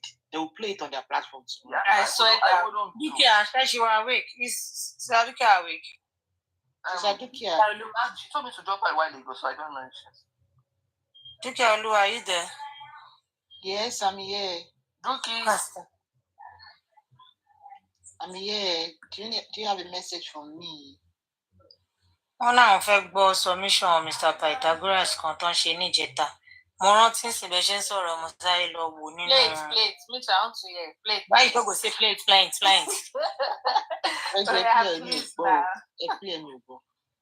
I didn't hear, but I right here. Meet I woke up in the middle of it, but then I'm current. Ẹ jọ̀ọ́ sá tèmi ṣé kò ń ṣe èyí tí ọkọ yín sọ pé àwọn èèyàn kan foolish o. Ó fẹ́ jọ bẹ́ẹ̀ o.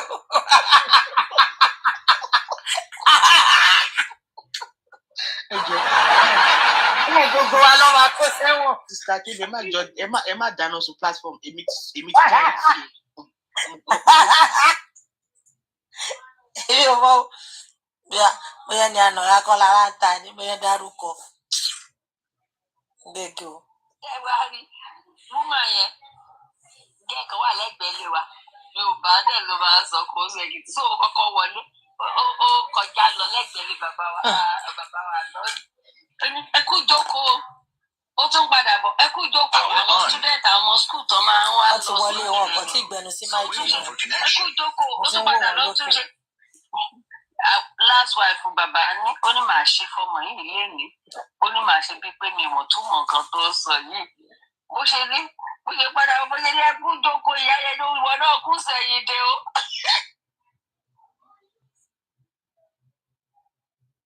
Sorry, mo fẹ́ connect ẹ̀ náà.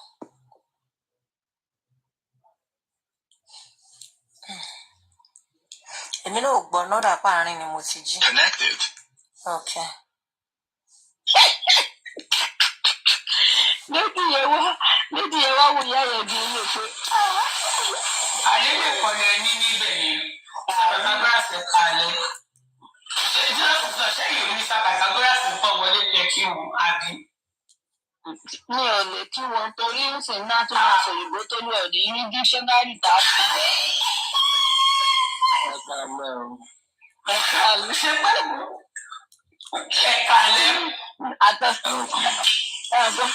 Àfẹ́ mo sọ fún yín pé mo ṣẹ̀ mú sí tí mo wà ẹni mi tí ìmọ̀ tí dísẹ́nárì mi wà tó fún yìí tí ìlú wa gbẹ̀jú.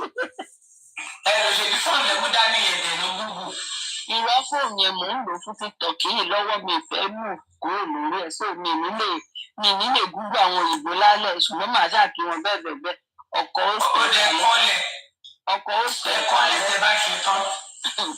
ọkọ̀ ó sì ẹ̀ka lẹ́ ẹ̀lẹ́sà ẹ̀kọ́ ọjọ́ mẹ́ta. Yes. Ṣé ẹ sáré wá sí bíbá ẹ lọ́la kẹ́ wá bá wa dìbò? Kọ́ sáré wá sí ìbò. Kí ló dé kọ́ sáré wá sí ìbò? Ẹ ṣàfihàn. Ìbò wa lè pé kájọ́bítà wọ Nàìjíríà. Kí lẹ sọ? Wọ́n ló gbé mi sí méjì àtẹnu ẹni sáré wá yìí. Bí mo ṣe fún màmí màmí yẹn wọ́n ti dàrú lọ́wọ́. Mo mọ̀ pọ̀ ọmọ ọ̀gá máa sọ. BBC ìgbà tí mo wọlé ṣe kí ni ẹ lọ́gàá yẹn.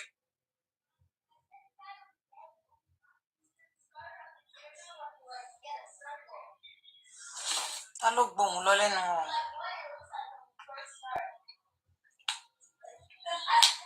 Àfinú fẹ́lẹ̀ fún mi sí ìdí fún ìgbà tó wọlé ẹ̀ka ẹ̀kọ́ àtàwọn. Ṣé wà? Ara mi wá. Àwọn kí ni gbogbo ẹ̀ṣẹ̀ ń lò? Àwọn àmì ìyá mi ẹ dé. Owó máa ń jẹ pẹ̀fún kankan lẹ́ẹ̀ta ń jẹ ni. Ìlàdúgbò ìgbèjì lè. Bàbá ẹ̀ náà ti bá yẹ kan fi jẹ́. Wọ́n ní wọ́n ní ẹ̀rù ìgbà tó ti mú Mr. Bàbá ṣé ń bí wèrè ní gbèsè. Kò máa bọ́ sábò tiẹ̀ sọ pé bó ṣe ń dàgì olówó àwọn òjì. Kọ́ máa dàgì ẹ̀rù. Wèrè ní gbèsè o. Gbogbo wa ìgbà tó kò sí jẹ́. Owó dẹ̀ ló ti dolówó àrùn. Ayé burú ayé níkà. Ọjọ́ tó jáde rísì tó kó ṣó jáde síta sọ. Àwọn oríṣi òṣọmọ òjò sí wọn ti pẹ́. Àwọn oríṣi àti ìjò sí ti jà náà. Ẹ̀bọ̀ tí kò tó gbà náà ìgbà tó jáde náà ṣó jáde síta kó sọ pé rárá. Oríṣi òfẹ́ kan wúlò fún Jòsí. Because we still like the very seasonal control. Kò láì bí Jòsí ṣe ló. Oríṣi ìbò láìkì Jòsí ò láìkì Oríṣi. Wọ́n mọ̀ pé Jòsí Oríṣi ò mọ̀ pé wọ́n kàn tó Jòsí rẹ̀. Even Kudi, it did not come out. Kò ní kúrò tí ó kúrò because wọ́n mọ̀ pé Bukky ò ní gbà nítorí Bukky ní ìṣèlú come out nígbà tó láti Kudi. Nítorí Bukky. Ìgbésí wà láwọn favourite ẹ̀. Favourite ẹ̀.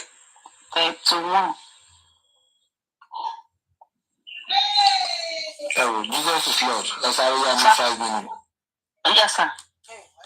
Yes, ma. Ṣé dáadáa ní gbogbo ara ló wà ẹ̀lẹ́?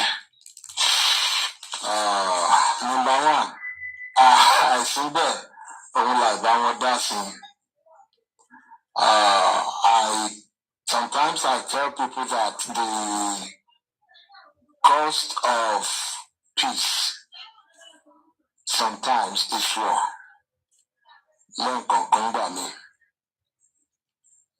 Because if some of us try to ignore some things, or we try to feign ignorance or that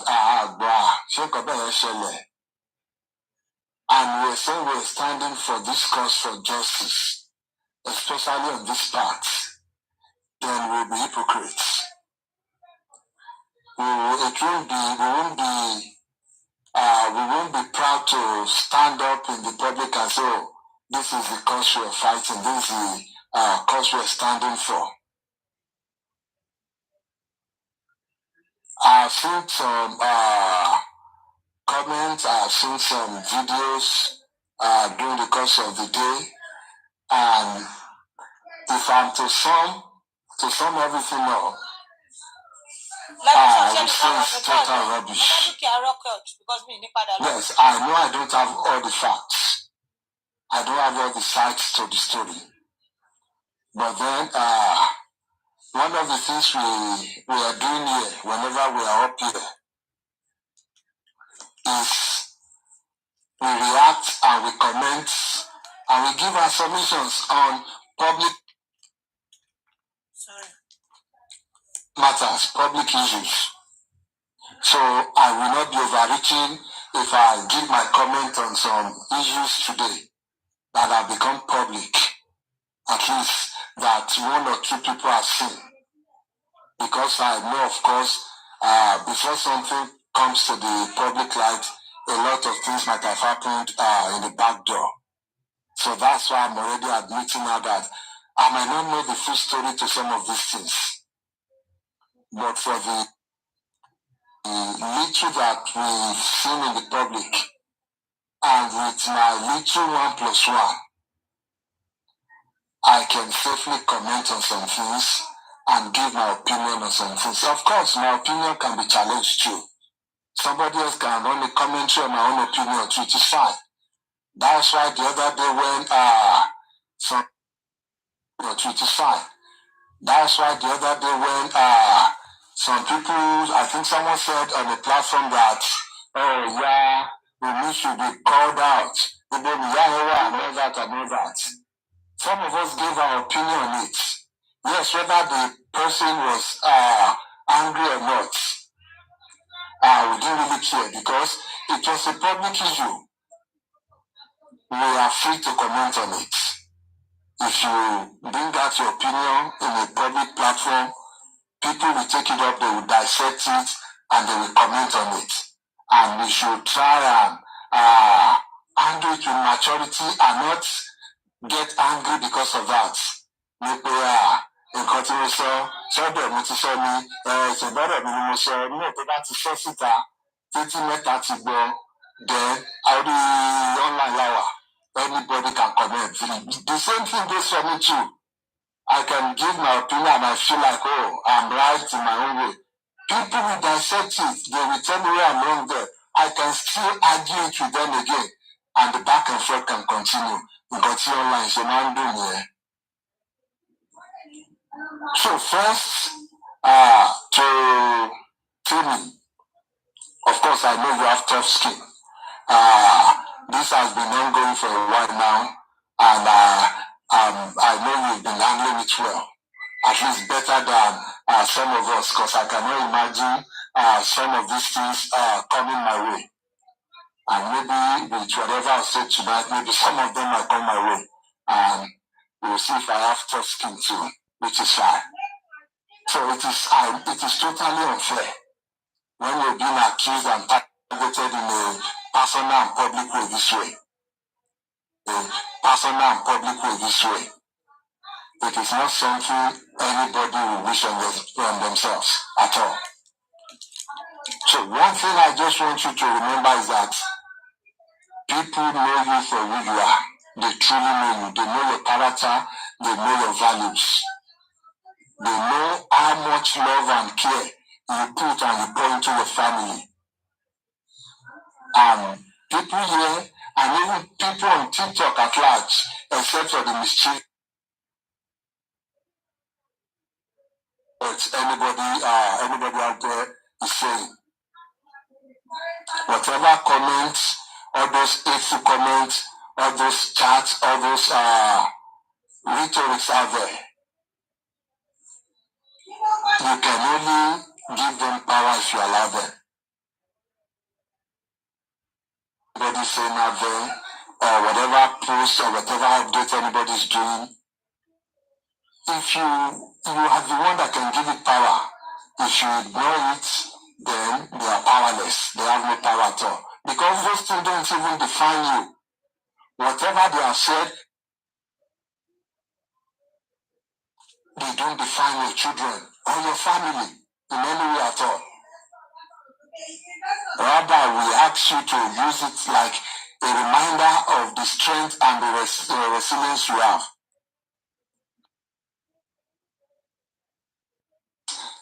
Out of jealousy, yes, sometimes maybe misunderstanding in some way. And in most cases, like what we are seeing now, people say things out of their own pain.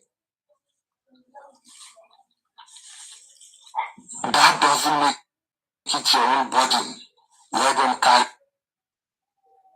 it. Yes, people pour out their pain. They create narratives for themselves. They even believe it. Sometimes they even go out all the way to even fabricate some evidences to make this their life, their narrative through. It is their burden to carry. None of your own. It's not your burden. Let them carry it. People love you. Lean on those people. Whatever you're doing, whether publicly or privately, people here trust you that you're doing the best you can for you and for your family, and that's what you need for your inner peace.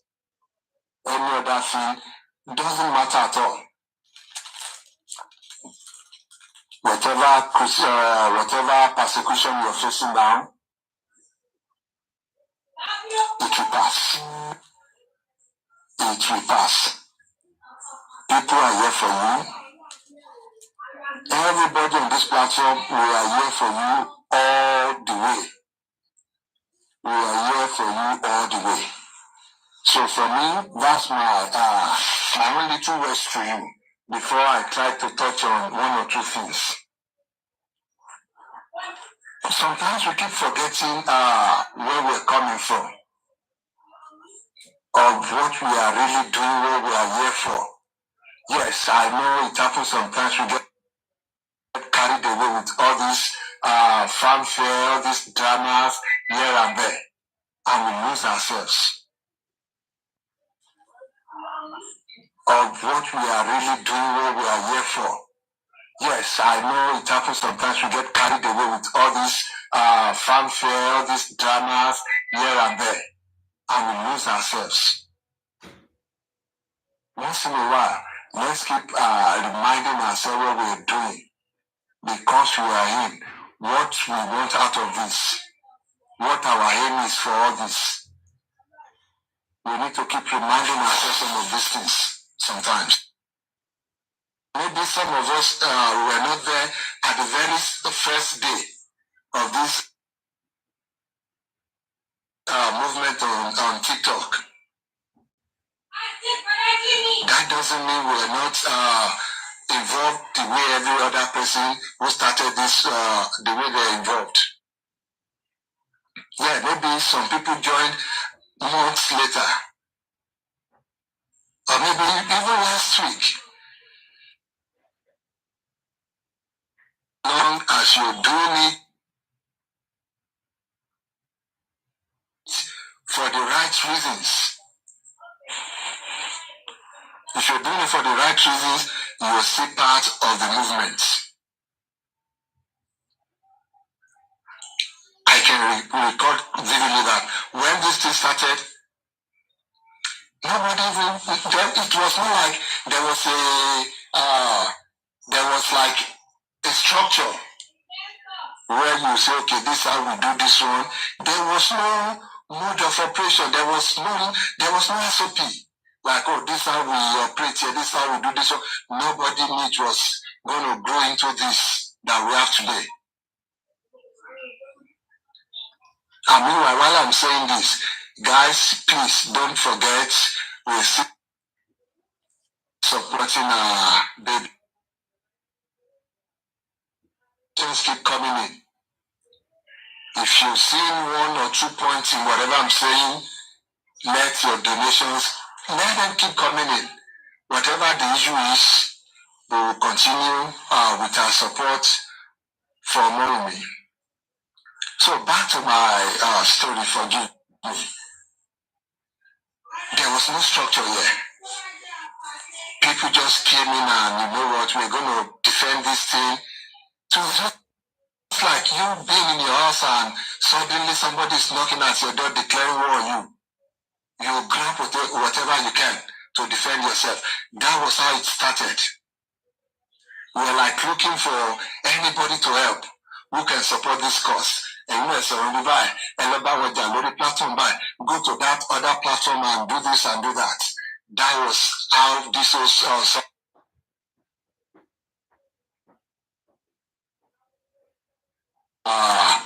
We have people like, okay, these are the people that they are good in this area. Oh, these ones they are proficient in this area. Oh, these ones they can do this. These ones they can do auto. These ones they can record for us. These ones they can go there to challenge them. These ones they can tell them what they're doing which is wrong. These ones are doctors. These ones are this one and that. We grew to that point. Can record for us. These ones they can go there to challenge them. These ones they can tell them what they're doing which is wrong. These ones are doctors. These ones are this one and that. We grew to that point.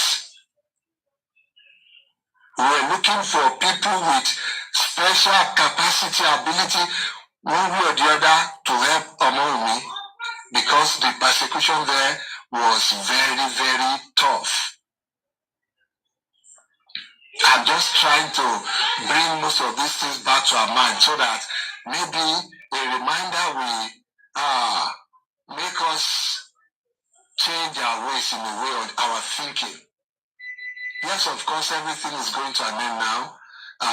We're like seeing the light at the end of the tunnel now. But then I think this reminder is needed at this point in time. So later on, after all this, we started to get our feet, learning how to work. We started becoming more strategic. Yeah, I can say that because I might not have been here from day one, but I've been here since September last year. So we started becoming strategic, knowing what is to be done, knowing when to get help, knowing where to collaborate with some people, knowing how to preempt this opposition.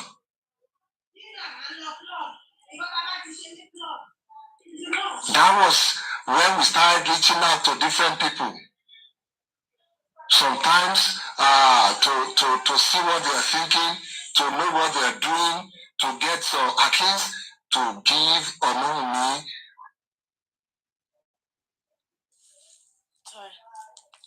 all the things she needs to put her mind at ease, to put her mind at peace. Because at the end of the day, that is the aim of, that is one of the primary objectives of this. We saw the persecution she was facing.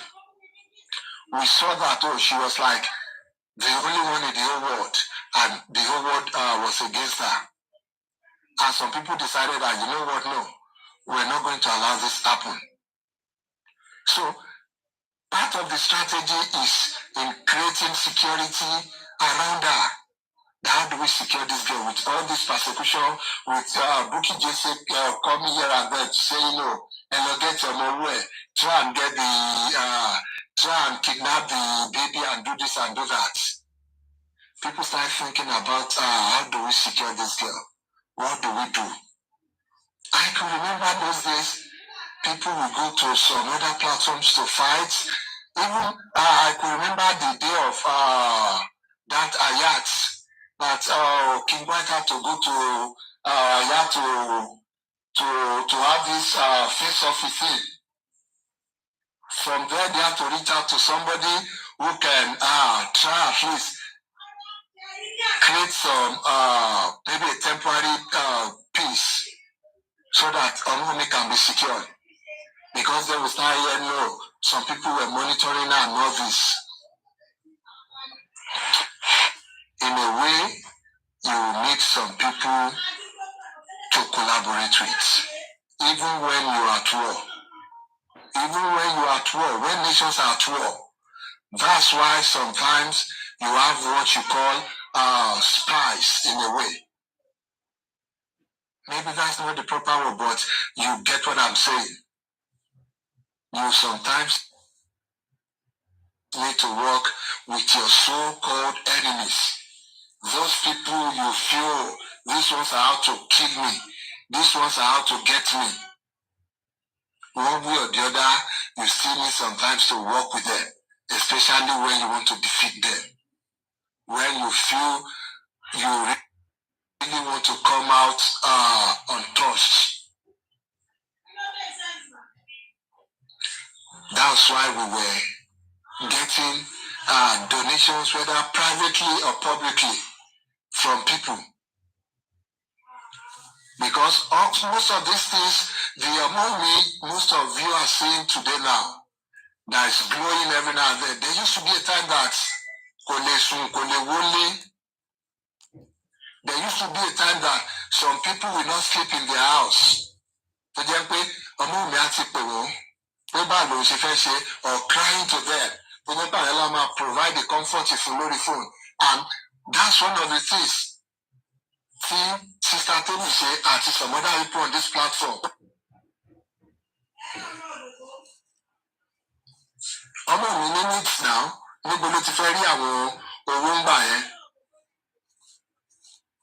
people stood up. Allow to the delivery platform by you know what, Oshoshu will be giving you this. And some are still doing it to date. And God will bless you guys. Ọmọ mi ní láti move kúrò ní apartment tí mo rent gbà yẹn. Àwọn apartment tí mo rent gbà yẹn. Àwọn kan ló dìde pé, you know what, we're going to get you something befitting. And it was through this platform.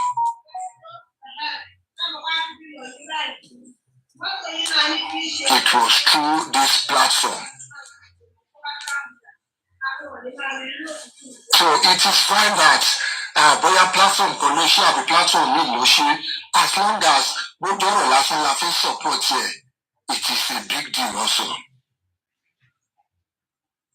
But we need to recognize some of the good things. So to get the last platform here. Platform to say maybe some people want try láti wò pé báwo làwọn ṣe fẹ́ wó palẹ̀, báwo làwọn ṣe fẹ́ discredit here.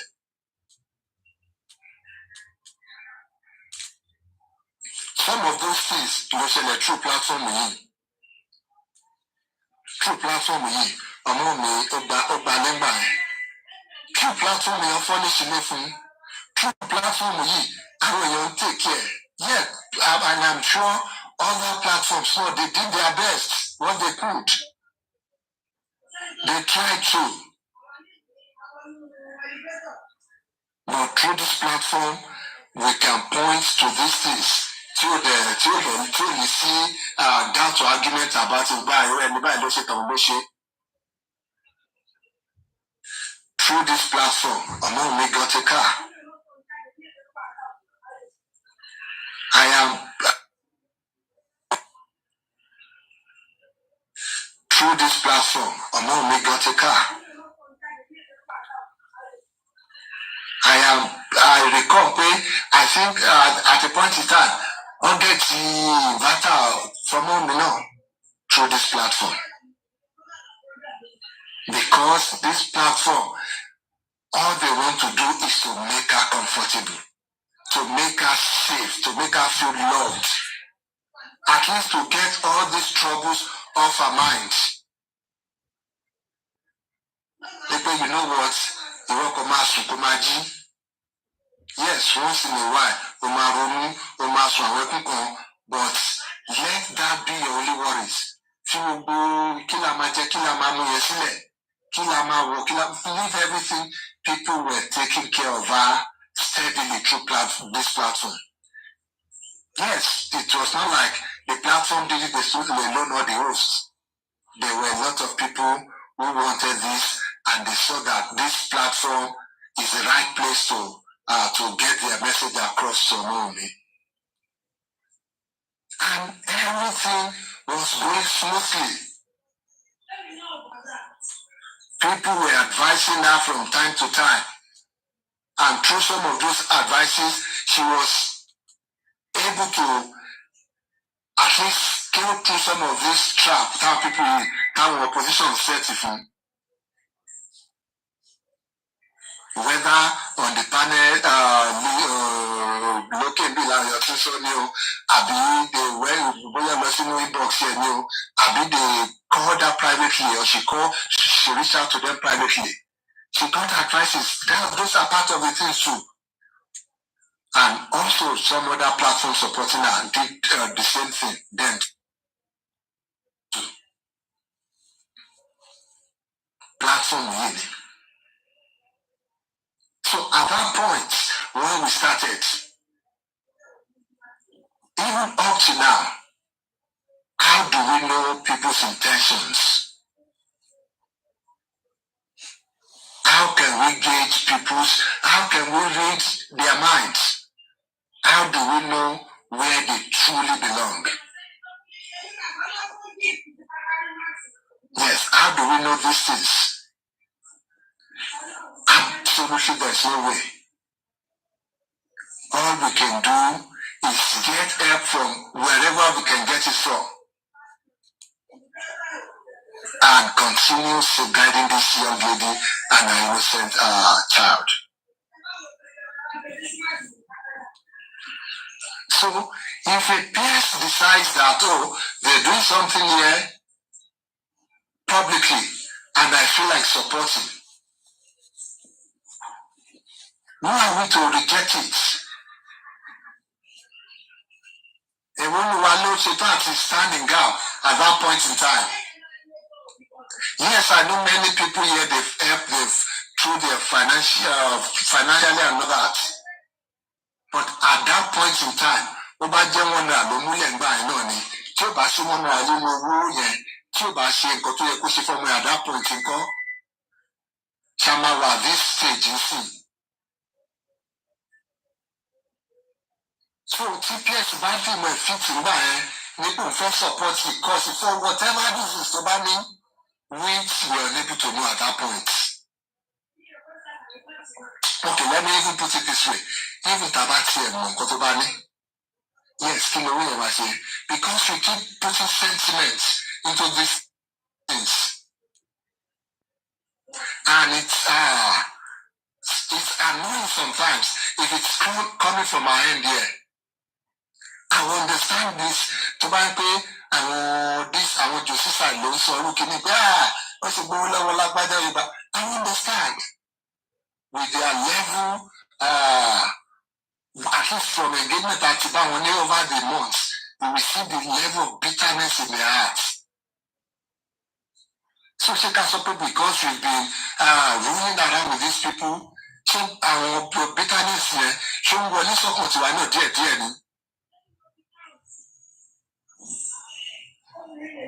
Yes, you say, yes, supporter just say, no, we know from the beginning. Let's assume that for argument's sake, because I don't want to go into the debate of month by Lamo, time by Lamo, time by I don't care about that. For argument's sake, let's agree that we knew from the onset, maybe this is a Baba person. This is somebody who wants to support Baba with his financial, and they say, you know what, I can give this money. Or sends the money to the account. They say, you know what, I'm paying this money. Because I say, envelope laughing, but won't buy. Baba so okay, can you tell me no, it was done publicly here. Account number was outside here publicly. Yeah, maybe not pin to the comment section or pin to the panel here. But the account number was there in the open. So what if the see himself decided then, okay, if I can recall well, maybe one or two of us, maybe in that, I know, but I should go for me right now. So I love for us so that we can have basis to maybe question the money or call the FCC or challenge whatever donation we have in there. I'm sure one or two people did that from this side. So let's now say we really know, but yes, we got to say, the service account to buy the person. Eventually, we will discover prime boy, agent. This is the got to know the front the prime boy is agent and buy. So whether I don't like going into argument of put that country, tell me the social about country before I go. What's there? What is the big deal there? When you're Olympic, you know what? I want to support this cause of Bugatti. Yes, and so what? Now use the money for the right purpose. Yes, even if the money was given with the wrong intentions. Purpose is got to be accomplished. That is what matters. That doesn't clear whoever gave the money. That doesn't clear them of any guilt. That doesn't make them a good person. Anyway, that doesn't make them like, oh, okay, you're welcome to the fold. If we now eventually know what their intentions are, at that point we will take money from Giuseppe. Because most people don't know what was going behind the door. You don't know how many things you need to put in place. People were getting arrested here and there. How many people know how it happened?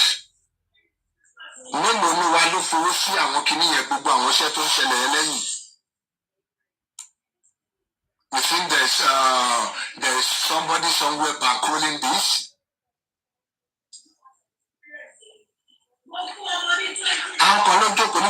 Where do we source this fund from? I need to keep on my safe. We need to be strategic in it too.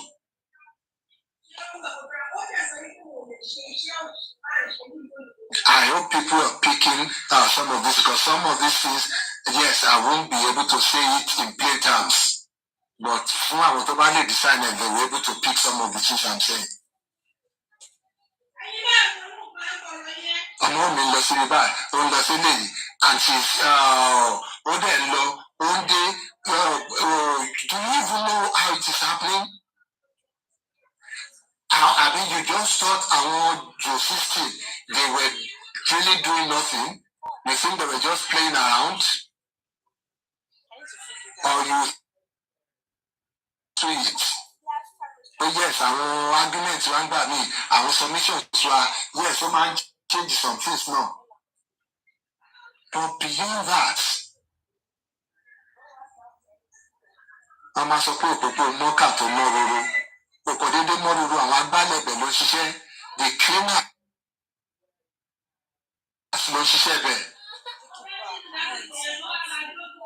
so some of these things were good. At that point, that was the only option. It is convenient for anybody to sit down. What's wrong? They should not have done it. It is convenient.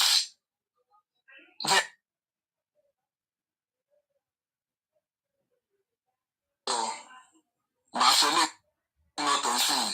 But I pay part to one for me. I'll put them actually back to me, and I wait for some people to come from me also. So I'm working easy like to say.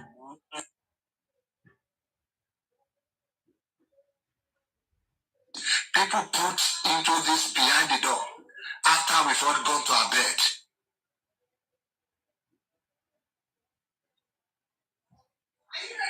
No, we don't. Because if we in another way. And I understand. Because yes, we don't have the information. So how do we buy like yes, it's totally understandable. And that is where trust matters. That is why before you can become a good leader, question things to get clarity. But sometimes all you can go with is trust, because there are some times that the specifics cannot be said in the open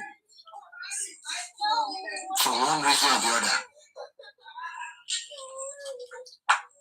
You got the CTC and were able to go from one platform to the other to defend me, to call out some of these people.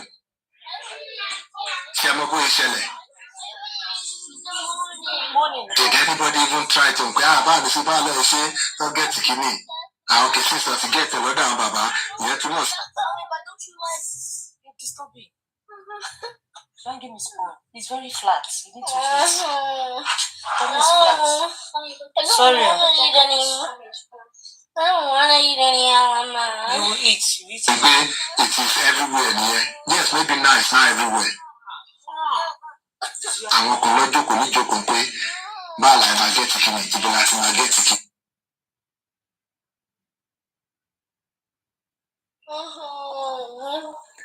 You're disturbing me. Or do you think it was just there for the taking? I hope you guys are picking some of these things.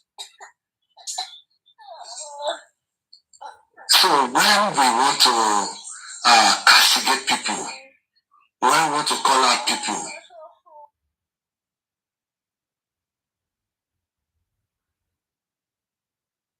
we might not see the whole picture from where we stand. But let's exercise little patience when we're doing some of these things.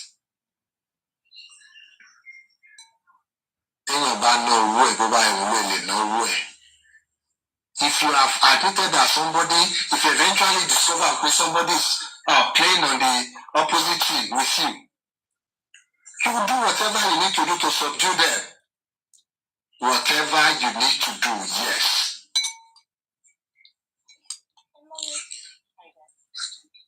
As this platform be fighting for Omomi, as this platform stayed solidly behind Omomi all this while, has there been any time that he did in action this platform, whether the host fighting for Omomi, as this platform stayed solidly behind Omomi all this while, has there been any time that he did in action this platform, whether the host or the moderators,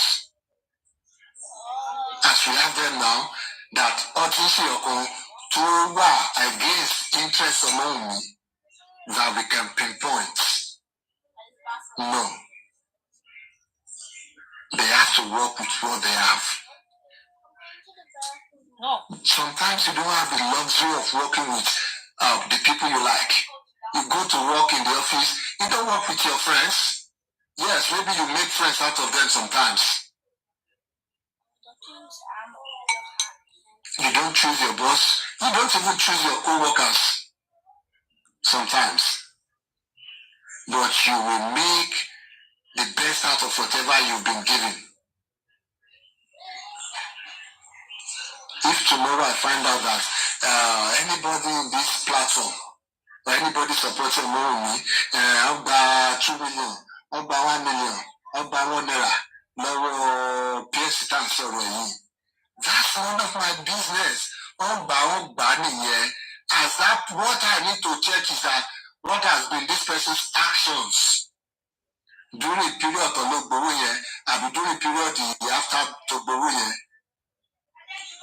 Tell me, has this person been working against the interest of against what we stand for, or against the interest of me? That should be my primary focus. That should be where I should be focused on. Not on Iyetuba, Borutuba. Look at how it was. Bigger than us. You trying to make me fat? Shush.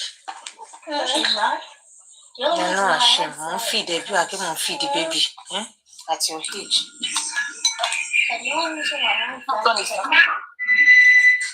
Somebody has been steadfast in our support for Wumi, and because one issue of the 100,000, when you buy accounts here, meaning that we are not even sure we have. Money that even in the two sub or confirm when the Bible full to the POS, that will to the full will get here. And we now set ring lights. We now go up there to do updates.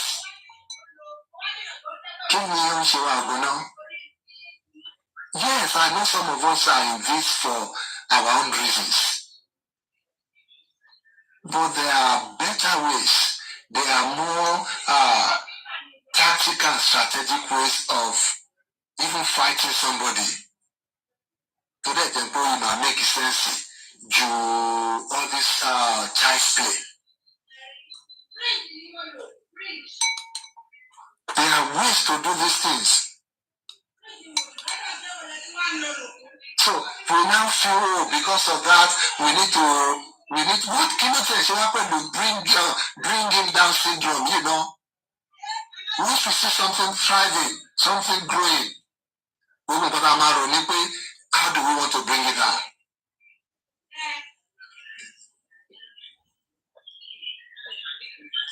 We need to I need not to search your conscience. We need to look inward. Something must have been broken. Next Saturday at 9 on CNN. Laura, please can you mute? 2 hours away from Vice President Kamala Harris's final rally.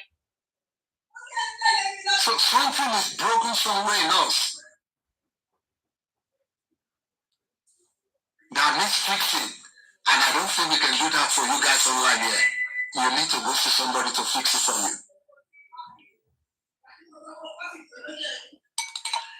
Yes. Okay. Let's even assume I like working with the worst case scenario. Let's work with the worst case scenario here. Yes, pay me by 100,000. I said what? So kilowatt shell end there. 100,000 me. No, tell me. Tell me about 1 million, 2 million, 3 million.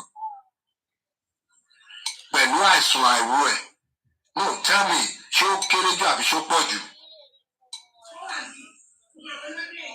Yes, go Balawo Joseph Raigon. What are we talking about? Say, that one to buy Joseph Kerejo because they for pay. I want to read truth. I want to see more. I want to decide to support me. Sama be ori mo fogun ni. Why do we need to make it like? Why do we need to take this? It's not like we're taking it personal. Why do we need to attach sentiments to most of these things? If somebody decides they're on Wumi side today, and tomorrow, don't they go there? When I want to read a revelation about working to them pay, I only want this side more. And so we let them go to the about few power belong to. I think about few power. Let them support it. Let us hold fast that which we think is truth. Let us defend it. Let us run with it. Tabapa there are online. Let us argue it out with one another.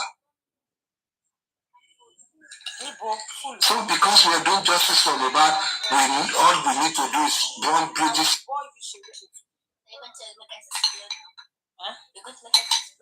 Explode, wow, you cannot explode, don't worry. Yes, I can be full and you can eat. Just keep eating, don't worry. You are not full. Here and there. I don't care what camp Tony Man belongs to. Catch a team more from the onset. Because and that will be the next line of argument. I know that's the next line of argument. But then that's not even relevant in this matter here. Anytime the man will come on. anytime tó bá wù kí ó reveal ara ẹ̀ pé ibi tó ń gbé lọ́hùn sí lélẹ́yìí. Ṣàlọ́ gbé afàlọ́lé ọmọ mi ní bóyá ilé ọmọ mi lélẹ́yìí ọ̀nà lélẹ́yìí o. Àbáròbó lọmọ mi ni. Yẹ́tì tó bá bá ọmọ mi sọ̀rọ̀ nǹkan ṣàròbó ni. Àwọn wo lọmọ mi ti bá sọ̀rọ̀ ní orí bíi náà? Do you even know my own intention tí mo sọ pé mo láàmú support ọmọ mi lé ní? If I decide láti má support ọmọ mi lé ní mo ń kọ́. Gbogbo àwọn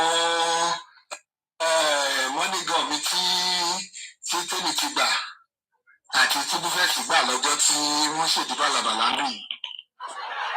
Ilẹ̀ máa ṣe sí ẹ̀ o. Ṣé máa dá mọ́nìgàn mi padà ní àbá ọ̀gí? No. Pythagoras. Iye ọkọ mi lè dárúkọ yẹn mi ò láìkí ẹ jọ.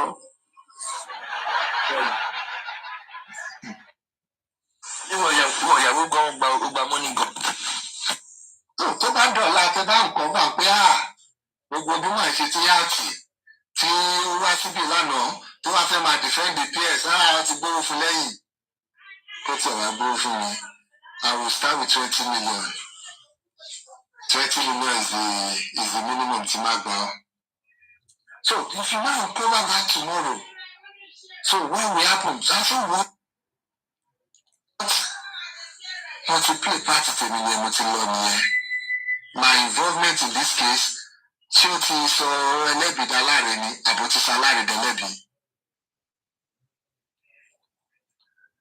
When we were trying to calm people down pé ẹ má ti jẹ́ ká dá sọ̀rọ̀ yìí, ẹ jẹ́ kó bára wọn fà á débì kan náà, ẹ fi máì sílẹ̀ bó ló ṣe é àbí kò ṣe é rí o, ẹ jẹ́ káwọn àṣírí kan jáde sí wa lọ́wọ́ dáadáa náà.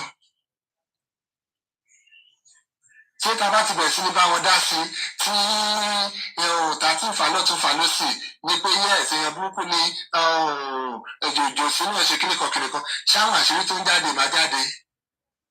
And now we still come out. Bàbá lè farabalẹ̀. Àbí máa yín náà máa fún bòsí lówó rí. Ṣèbí ti Gòrẹ́tì láti gbọ́ yìí. Àwọn agbọ́ ti mú ìwá. Àbí at the end of the day, kí ló fà tó fi throw máa síta for dragging? Ṣèbí tó ló try láti expose gbogbo tó ń kó jẹ náà ni. Àbí bàtẹ́ bá ń gba donation tẹ́ ń gba owó sí Wema àti Access. Bẹ́ẹ̀ sọ pé ṣiṣẹ́ ilé ẹ̀ ṣiṣẹ́ tọ̀hún tí máa ń dẹ̀ jáde pé òun mà lòun náwó yìí àbí tí true aries tó ń jẹ́ kẹ́ mọ̀ pé àwa aláṣẹ lè yọ kò ń ṣe owó tẹ̀dá Access àbí kíní kan tẹ̀lé tí ń bèrè accountability lórí Access àti Wema. So báàlẹ̀ fẹ́ jẹjọ́ rẹ̀ they will throw you out hang you out like a wet towel.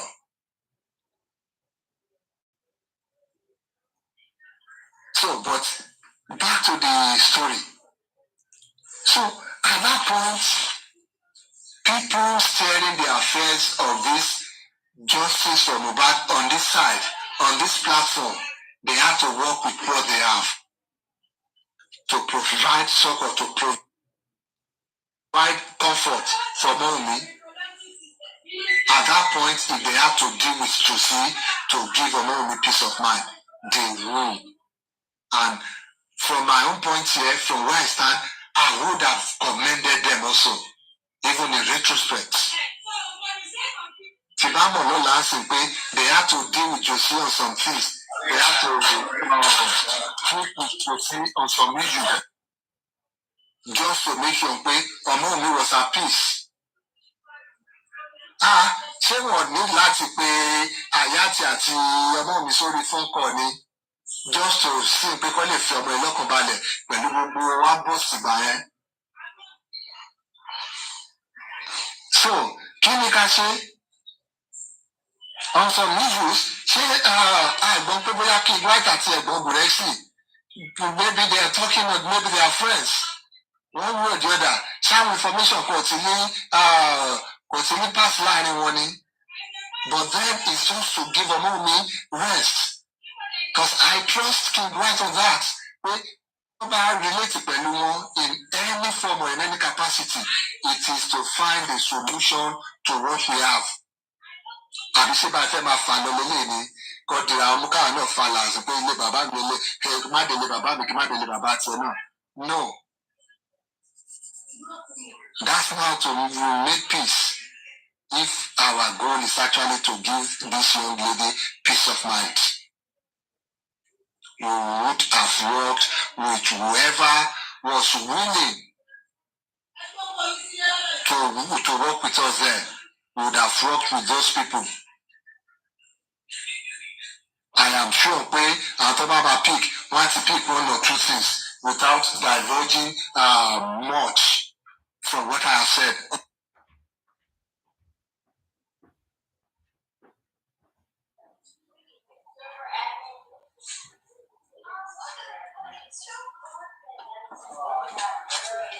I'm sorry. I'm just the phone here. Study SOS. Sorry. Yeah, mo ti rí pé ti wà inside ẹ̀ mọ́ ẹ̀ṣẹ̀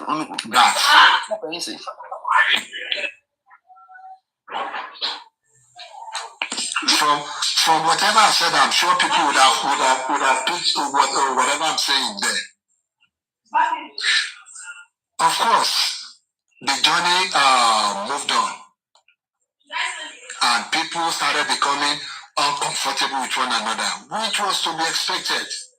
Níbi tá a bá ti pọ̀ sí, eléyìí máa sọ̀rọ̀ kan tí ò lè tẹ́ mi lọ́rùn, tọ́hún máa sọ̀rọ̀ kan tí ò lè tẹ́ mi lọ́rùn, one way or the other, and I need to which is fine. And people left. I can lọ sí other platform. I can lọ sí tiwọn. I can even cross to the other side. It is fine. It is to be expected. So gbogbo yẹn, it is all fine. Nínú cause for justice yìí. It happened on the other side of the for their own reasons. Ìkúnlẹ̀ wa ló dọ́gba, ìbéèrè wa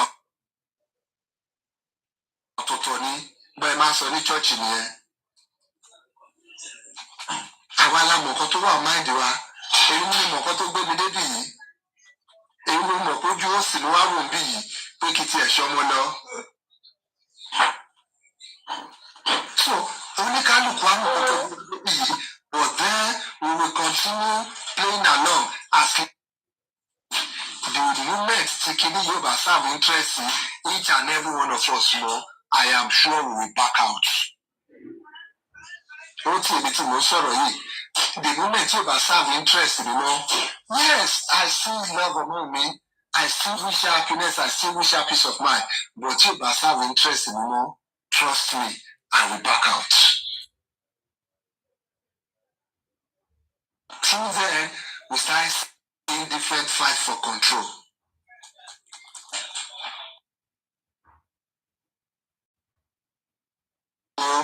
They have been in this for a long time, or they can't control Kini because of their experience, because of where they are coming from.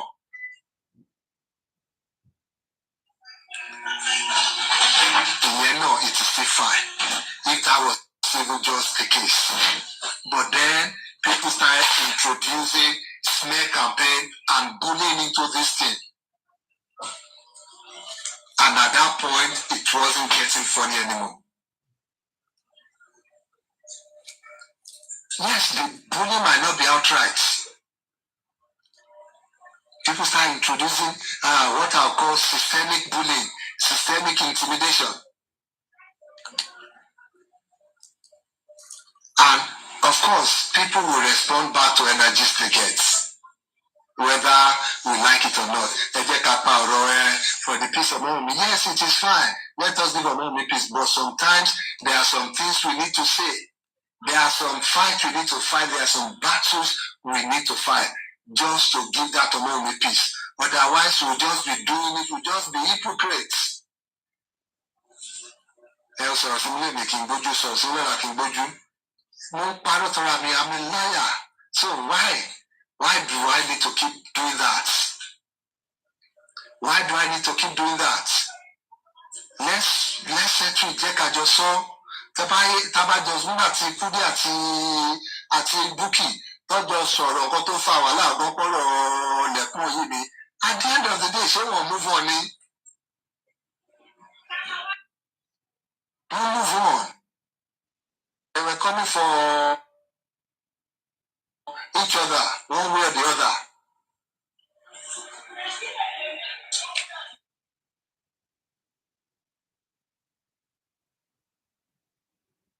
Little by little. It started by accusing the wrong people for what they have not done without any evidence whatsoever. We started seeing stylish intimidation. Yes, they will not come straight at you. They will try and leverage on maybe whatever relationship you've had with them. Now, it's better you stay out of this, one way or the other. And they start silencing people.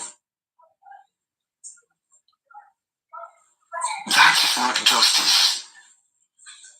That is not justice by any definition at all. Of course, people will start having their own suspicions too. Now, yes, because some of these people, some people know their mode of operation. They've seen them in action in time past, and they know how these people operate. So those people don't even be a set of people who operate. Of course, when I saw what I said now, they will watch their every move.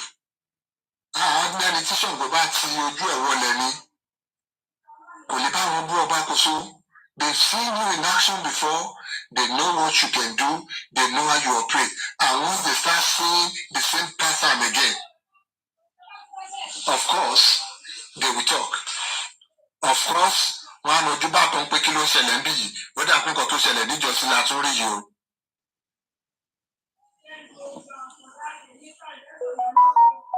So, I won't go too far, mostly the Tade. People have been accused. Personally, I've been accused too. Yes, privately. Of Nkotimoshi. And then lately, no, I don't think the accusation was not just there because of the accusation. It was to keep me quiet. It was telling me stylishly that stay on your lane, Baba.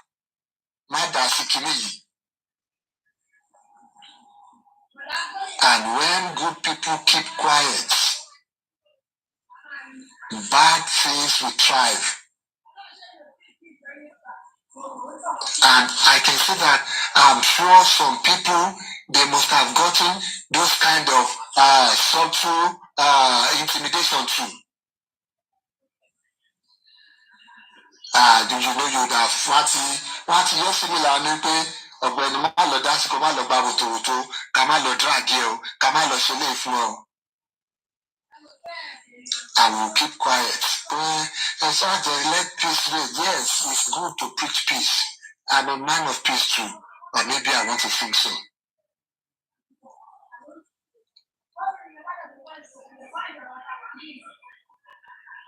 So, but then I see it as a social obligation to me, for me, not to stay silent when I see this kind of oppression, when I see this kind of grand bullying, when I see this kind of systemic intimidation.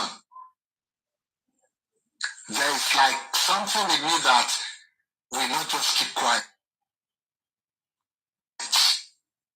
until I let it out, until I speak up. And one way or the other, I think that's how most of us are too. And that's why we found ourselves here. That no, now. We could have just, looked at it and, gone our own way. We could have done that. But something in us will back, no, this is not right. And that is what is happening to me now. I've seen things, I have heard things. Yes, I don't know all the stories. But from the little I know, from the little I have seen, what I'm seeing is a pattern of intimidation. It's a pattern of bullying. It's a pattern of selling wrong narratives about people. And I will not keep quiet. Regardless, I will not. Because at the end of the day, what does this remind you of? What does all this can you remind you of? Is it not reminding you of when somebody was called Ashana online? Is it not reminding you of how they're saying, oh, our son doesn't belong to our late husband? Is that not bringing any memories back to you? Because for me, if you talk of me, it's like I've seen this kind of story before. It's like very quickly to play out stellarly. And if you look at it critically, the same thing is playing out here. Yes, maybe not on the larger scale, but your mom should play out. But what we're seeing here is that some people thinking, oh, we need to bring this person down one way or the other. For whatever reason they feel like. And my own is that, see, I always tell people that even if you want to be bad, there are better ways, there are good ways to be bad. There are good ways, there are strategic ways to even display your evil, display your wickedness. And you still, in a way, you still feel good with yourself, even though you've done something bad. There are ways you can do it in a good way. Should we be discussing all this when we've just started getting donations, raising funds from Wumi to get ourselves on our feet? Should we be getting this kind of updates from the so-called supporters of Wumi, strong supporters of Wumi? Should we be having this kind of live chats from people who say they support fully Wumi? Is this the kind of time we should be doing that? Even if we have an axe to grind with somebody, with another host, with Timmy. Is it that we cannot wait 2-3 days a week? I think what she's doing there is good. Don't bother erase your way. Distract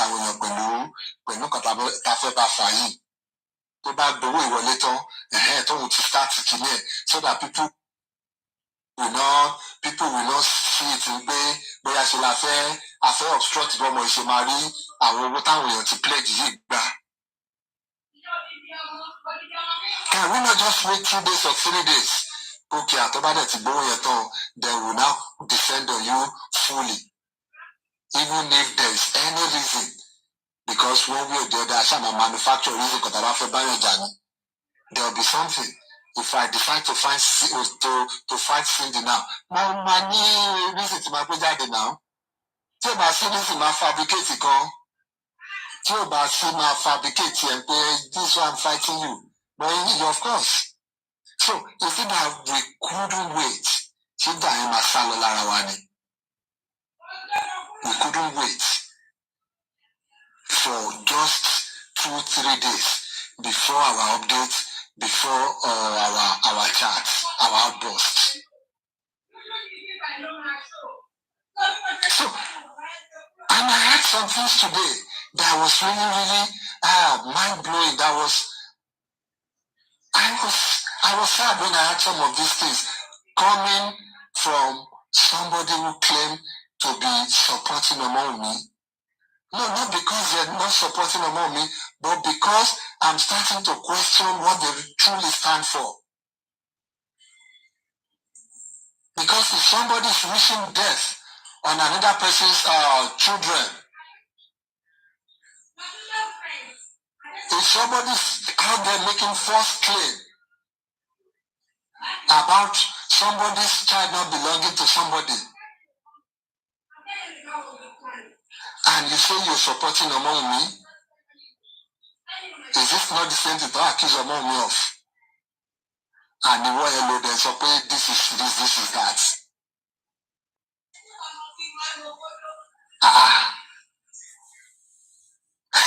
Let me borrow the phrase, what it did to be alive.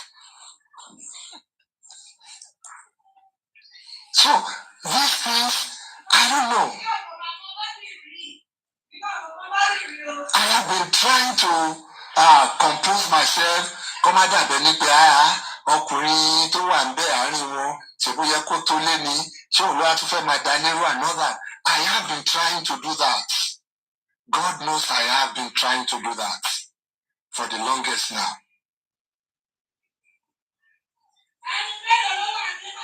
Because some of these things, in a way, I'm privy to them.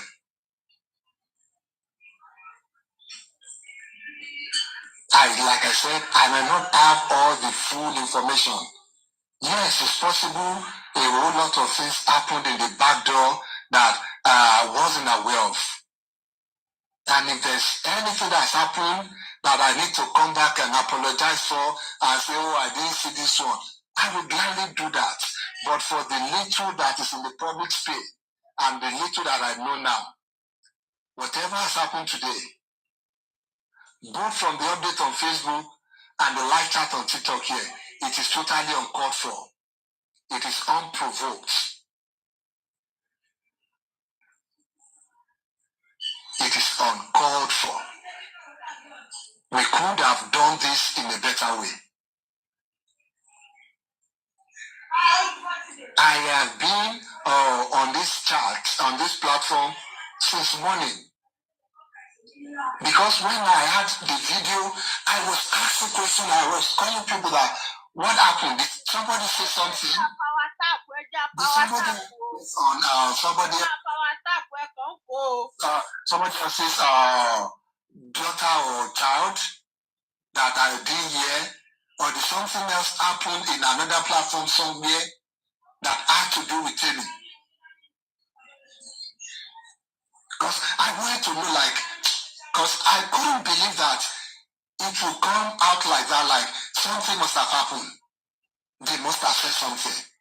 Somebody must have triggered this. That was my thinking that this could not have happened from the film. Yeah, maybe tomorrow somebody shall get to know that that's what happened. Yes, maybe I'll take some of my words back. But still, it's uncalled for. Still, even if somebody has said something on one person's platform, even though I will still not subscribe to it and say, anything on the platform here,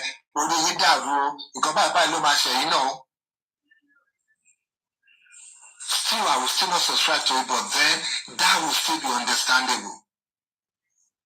I will still understand that.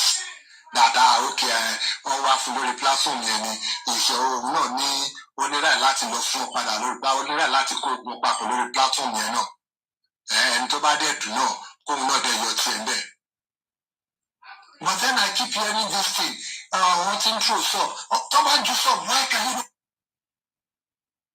not throw your own sub too? Nobody has the monopoly of madness. Nobody has the monopoly of sub throwing. Because I don't want to even go into that argument to say, are you sure people will not do sub with that could it have not been so could it any other person? Now why do you really think that without anybody mentioning your name that this sub is really for you? But I don't want to go into the argument. Let's assume that one way or the other you are able to know that this sub was for me or this sub is for me. You know that for 100% certainty. Why can you not throw back your sub? Why? Or do you do the sub if that's the next thing? Because like I said, justice to come, as we cannot see it evidently now in Ufaka flower. Guys, get yourself prepared. get yourself prepared at your fracas. You can be next tomorrow. As a video for you can be next, you can be the next tomorrow.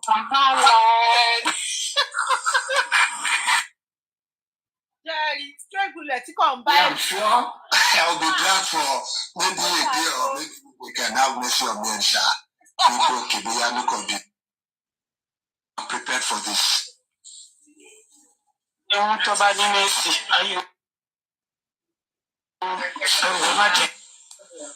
I'm prepared for this because I actually wanted to again maturity being and all that. I've tried to refine some of the things I wanted to say. I've tried to try and put it in a constructive way. If I want to know about Taba, if they really have the mind of peace, if they have not closed their mind in way we want war with this person. Because from all this we've had in the past and today, it's like there's a deliberate attempt to provoke war.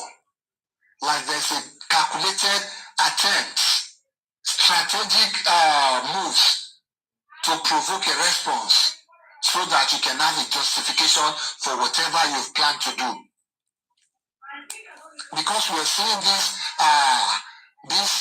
killer man pay our killing story, I think in few times, one penny in a way, appetizers that you've been throwing out there.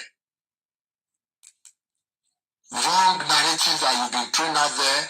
You throw one today, you throw one tomorrow, so that maybe when you're now ready, people can now start connecting it and you can now start choosing your own narrative as your own evidence. I think they call that circular logic. Yeah, why Tikinishi exists, this thing exists because this one exists, and why Tinishi exists, and this one exists because that one exists. It is wrong, it's fallacy. Money come by lower, and in cotton lower, you're throwing one thing out from it. TV cotton lower, yo. About two of our ability to try, I said, most of the money can you lower now. Karimot still have a game in the campaign of calumny. What do we stand to benefit from this?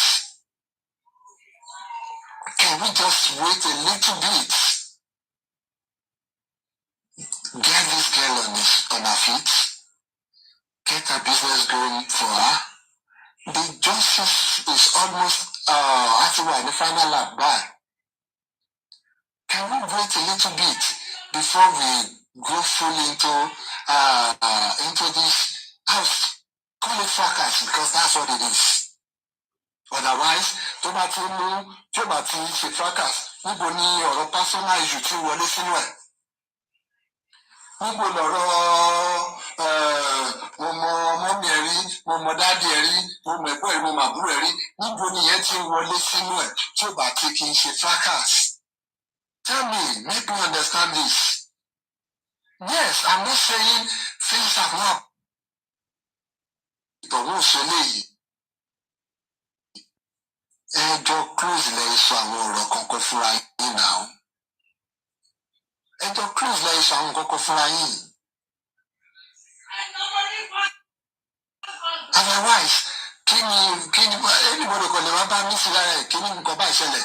Then my tea about your close, that about your develop that closeness. So what is now the big deal about it? What is the big deal about it? What is tell me, Gogo, what has Femi done that you now feel you need to come for her with everything you got? I might be wrong, she might have done something really, but what is it? Can you indulge us? Can you let us know? So that maybe from there we can really say, no, because you will not share Iburu Jai. Jeko by Fadi and Fuba Dia later. Let us know. Otherwise, gbogbo àwọn outbursts tá a rí yìí, to me they are unprovoked. Yes, of course, you will look for excuses for them. You will look for reasons for them. Lágbájá kankan báyìí sórí platform ẹ̀, kí ló yẹ kó ṣe sí o? Kó bọ́lẹ̀ kó lu lágbájá ẹ̀ pa. So, because somebody has written something on someone else's platform, you feel that's enough reason if on their children. You think that's enough reason to start throwing wrong narratives about the paternity of their children? What makes us different if that's what we're doing now? Kí la fi yàtọ̀ sí gbogbo nǹkan tí àwọn African TV ṣe látijọ́ ọjọ́ ẹ̀, gbogbo nǹkan tí Jòsì ṣe látijọ́ ọjọ́ ẹ̀, kí la fi yàtọ̀ sí yẹn? Kí la fi yàtọ̀? At what point do we think we need to make out of gbogbo àwọn nǹkan tá a throw síta lẹ́nu yẹn especially? I keep saying it. I don't have the full story. But from a little Timothy online to our public here, from what is public here, I have the right to comment on it. I have the obligation, social obligation, to stand up and be counted when I see that somebody is being bullied, when I see that somebody is being targeted and somebody is being thrown under the bus. There are a lot of things to celebrate that I would have loved to touch on. But time will see, and I might put them in the wrong way and maybe escalate this issue. I hope whatever I said tonight, you can, wherever you can digest it with love and pick what you can use from it. Yes, it is not from a place of hatred. I just feel I cannot remain silent seeing all these things going on.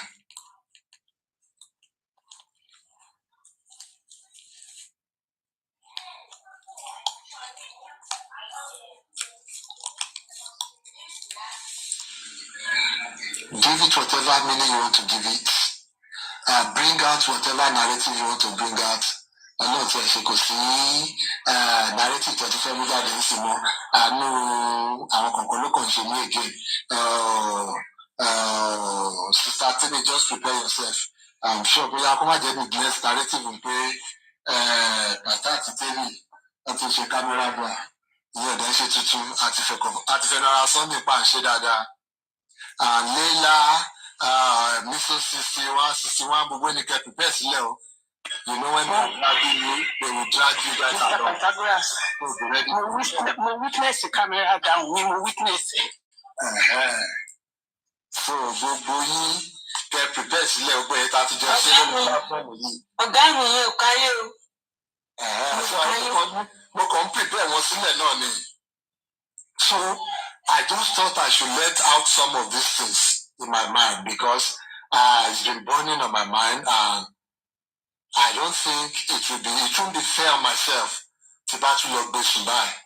I think I will sleep better tonight having said all this.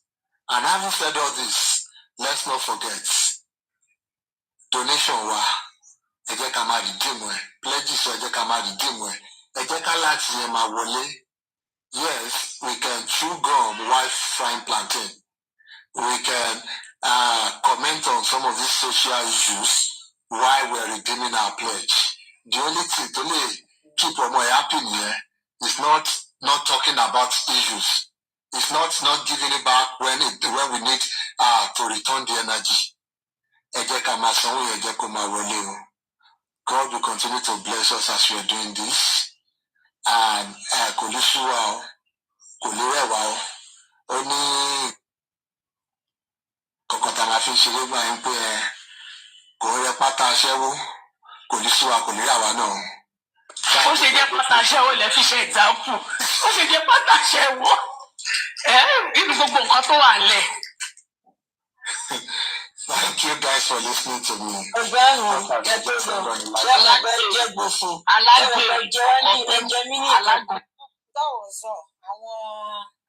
Gbọ̀rọ̀ mi dẹlẹ́rù ló jẹ́ ọkùn. Ẹ ṣé o, tẹgbọ́ tẹwà o.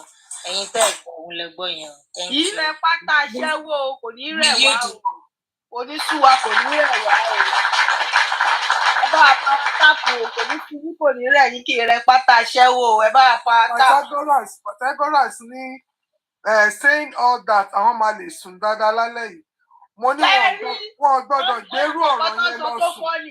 Ìgbà tó máa bẹ̀rẹ̀ ọ̀rọ̀ wọn ní Mommy Ebi, in the beginning he said wọ́n ní Jesus Christ, Jesus is Lord. Ẹ jẹ́ fún mi 5 minutes. Mi mọ̀ pé kọ́tẹ́ yìí náà fẹ́ sọ nìyẹn. 5 minutes wọ́n ti lọ wákàtí. Tó bá yà sí sátẹ́mì kan máa bú mi o. You know, my husband said he wants to check something on the phone right now before going out. I told him to just give me 5 minutes. I will be through with the speech. I just thank God the man left. I did not wait for him for 5 minutes. But I said, hold on. Just let this thing for them. Just 5 minutes. Ẹ̀wọ̀n tí wọ́n bá ti ń sọ àwọn ọ̀rọ̀ tí ó káyọ̀ lára bẹ́ẹ̀ yẹn, wọ́n kàn máa mú wọn, wọ́n tún máa rántí, why is this thing like this? Àtàmọ́ wọ́n kàn máa join ẹ̀ mọ́, bó bá ṣe ń rántí nǹkan ni wọ́n tún máa rántí nǹkan, how is it supposed to be like this? Àwọn ọ̀rọ̀ tó káyọ̀ lára bẹ́ẹ̀ yẹn pé níbo la wá já sí yìí? When did we get to this stage? So nǹkan tó fà á tí tó fi lọ rẹ́rẹ́ nìyẹn. Pytha, that's a good one. Nǹkan tó fi padà di pátá aṣẹ́wó nìyẹn lọ́wọ́ kan ṣá. Adúpẹ́ fọ́lọ́run. Ṣe náà nìyẹn, at least he has spoken, he has released the wisdom to us now. Àti ọkàn everybody máa balẹ̀, ara máa balẹ̀ báyìí sìn. Ọkàn wa ti sọ̀rọ̀. Sísá Tẹ́mi ẹ jọ̀ọ́, kí n ṣe dé Tọ́lá Àdùkẹ́ lẹ̀ ń sọ lẹ́ẹ̀kan ni. Mo gbọ́ tẹ̀ sọ pé Àdùkẹ́ kan ìyẹn àti ẹjọ́ ní iṣu. Ìyọ́nà Ọlọ́run bá bẹ̀yìn, mi ò dárúkọ èèyàn kankan lénìí o. Ẹ jọ̀ọ́ o. Ẹ jẹ́ lè fún o. Kí ló jẹ máa ń ṣe? Ọmọ ẹran nìyẹn tiẹ̀. Ọmọ ẹran.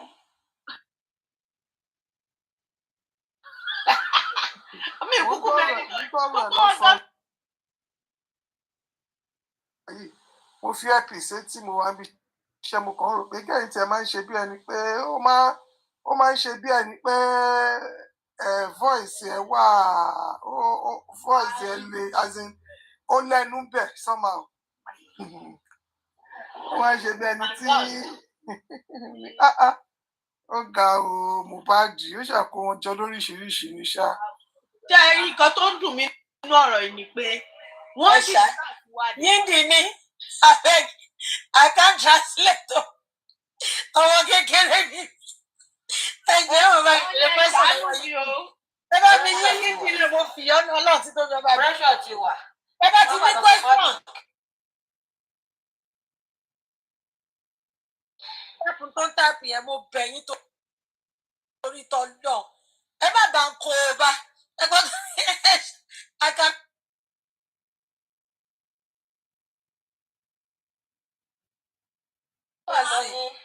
Tẹ́ni ṣáàdùkẹ́ Détọ́lá Àdùkẹ́ tọ́ni rárá Àdùkẹ́ Òkìní ẹni ẹ ti ẹ̀rù pé yàn gidi kan àbí nǹkan kan. Ṣé Adétọ́lá Àdùkẹ́ kan ṣé yàn gidi nìyẹn? Ẹ kà yẹn yàn gidi. Náà kò ń ṣe èèyàn. Tú gbé kọ́ làwọn méjèèjì. Ó dàbí ìyá àtọmọ ni wọ́n.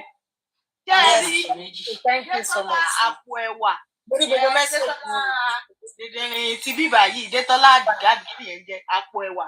Ìyẹn tiẹ̀ mi ìfẹ́ mú sọ́wọ́ gangan. So wọ́n rò pé òun náà sọ ni mo fẹ́ sáré ó yẹ yìí náà mo fẹ́ sáré gbé ìyá èdè bẹ́ẹ̀ ni mo kò ń ṣòwò. Ó ṣàǹsùn ó fi igi sọ́jọ́ ìyá títì ẹ̀ ní ẹ fílẹ̀ ó yìí máa jẹ pankẹ́ ẹ̀. Kò tí wù mí kí n kíyẹ ẹ̀ ó yìí máa kanlẹ̀kùn lé yẹ ṣó lórí burúkú ló ń fẹ́ yà ní olórí burúkú àmọ́ ẹ̀bà. Ṣé nǹkan tó yẹ ká máa sọ́ọ̀sì nìyẹn olórí burúkú ẹ̀ ṣe máa kà sí mi báyìí. ọ̀rọ̀ tàbí kí ẹ bẹ̀rẹ̀ bìbínì lọ́wọ́. Apology tó yẹ ká máa béèrè wọn jẹ́ àbèrè yẹn. láti dọ́tẹ̀ ti lọ ṣe ọ́tọ́nsìn 30 million àbélò lẹ́lẹ́ ṣe àti tọ̀ntọ̀kọ́lọ́jì sọ́yìn tó ti yóò ní jáde. Wọ́n ti sọ̀rọ̀ ń pa yẹn mọ́ rárá. Yeah, from the beginning. Àwọn ẹ̀ka gbé pressure lé lọ́rùn àjókòó lé nẹ́ẹ̀kì wọn àwọn ẹran tí ò sọnù kiri jòsí. Because mo rántí ìgbà títí gọ́ọ̀mẹ̀ntì ò tí ì jáde mo rántí bẹ́ẹ̀ ṣe ń sunkún kiri ayé ṣé tọ̀ntọ̀kọ́lọ́jì yín 30 million ṣé kò yẹ kó ti jáde. Ẹ mọ́ tọ́ǹsìn wá o ẹ mọ́ tọ́ǹsìn wá dábàá fẹ́ ṣòfò ẹ mọ́ tọ́ǹsìn wá o torí wọ́n ṣe autopsy àti toxicology ó sọ pé rárá èyí tí gọ́ọ̀mẹ̀ntì ṣe inconclusive ni títí ẹ tó dẹ̀ máa conclusive mú wá ó lọ fẹ́ ṣe private wọ́n fẹ́ láyè kó ṣe private gbogbo nǹkan tó request fún òun náà grant ẹ̀ ó àti ìrí kankan kò ṣe yanjú nú ẹ̀jọ̀ sí aláṣetì olórí burúkú gbogbo nǹkan tí ẹ kọ̀ báyìí ní bí ọkọ̀ tipa ó máa ń takú sójú ọ̀nà ni ó lè ẹ mọ́ tọ́ǹsìn bọ́tà o àti tọ́ntọ́kọ́lọ́jì ẹ mú yẹn bọ́tà ẹ wá wọn nǹkan tẹ́ fẹ́ fi cover up everybody náà dẹ̀ gbàgbé ọwọ́ yẹn everybody náà dẹ̀ sọ̀rọ̀ pẹ̀ mọ́ ṣé bẹ́ẹ̀ ká máa pariwo kíjò sí kó mọ́ tọ́ǹsìn bọ́tà àbí nǹkan ló sọ pé no DNA no autopsy no burial ó dẹ̀ ti gba DNA ó ti gbọ́ tọ́ǹsìn kí ló dẹ̀ kù. a máa fẹ́ tẹ̀sílẹ̀ a máa palàpalàpa kiri a máa fi gbólẹ̀ a máa ṣẹ́ẹ̀tì gbó káàkiri ilẹ̀ àárọ̀ náà lé a máa gba kànga kiri.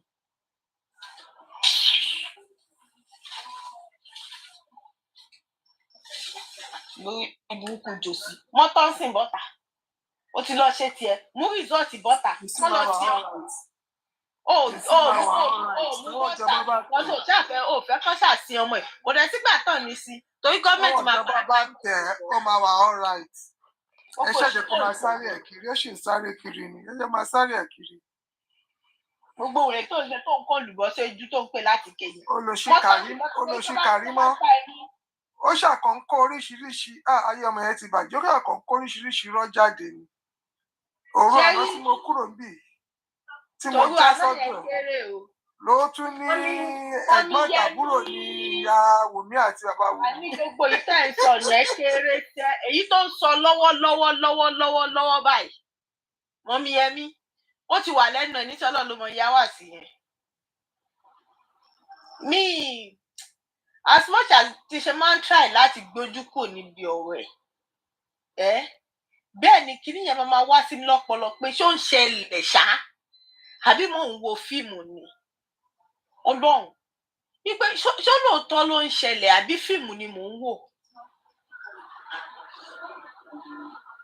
Karimot sọ̀rọ̀ débi pé ó béèrè lọ́wọ́ yẹ pé kí ló ń ṣe láyé tó ò tí ì gbógun jẹ so nínú ọpọlọ rò pé tó bá búlì ẹ̀ títí tó bá parọ́ mọ́ tó ra àwọn rọ́rà bàtàràbàtà mọ́ ìyá yẹn at the end of the day á wò pé ó tán fóun á wá lọ gbé nǹkan jẹ tí ìyá ẹ̀ bá wá gbé nǹkan jẹ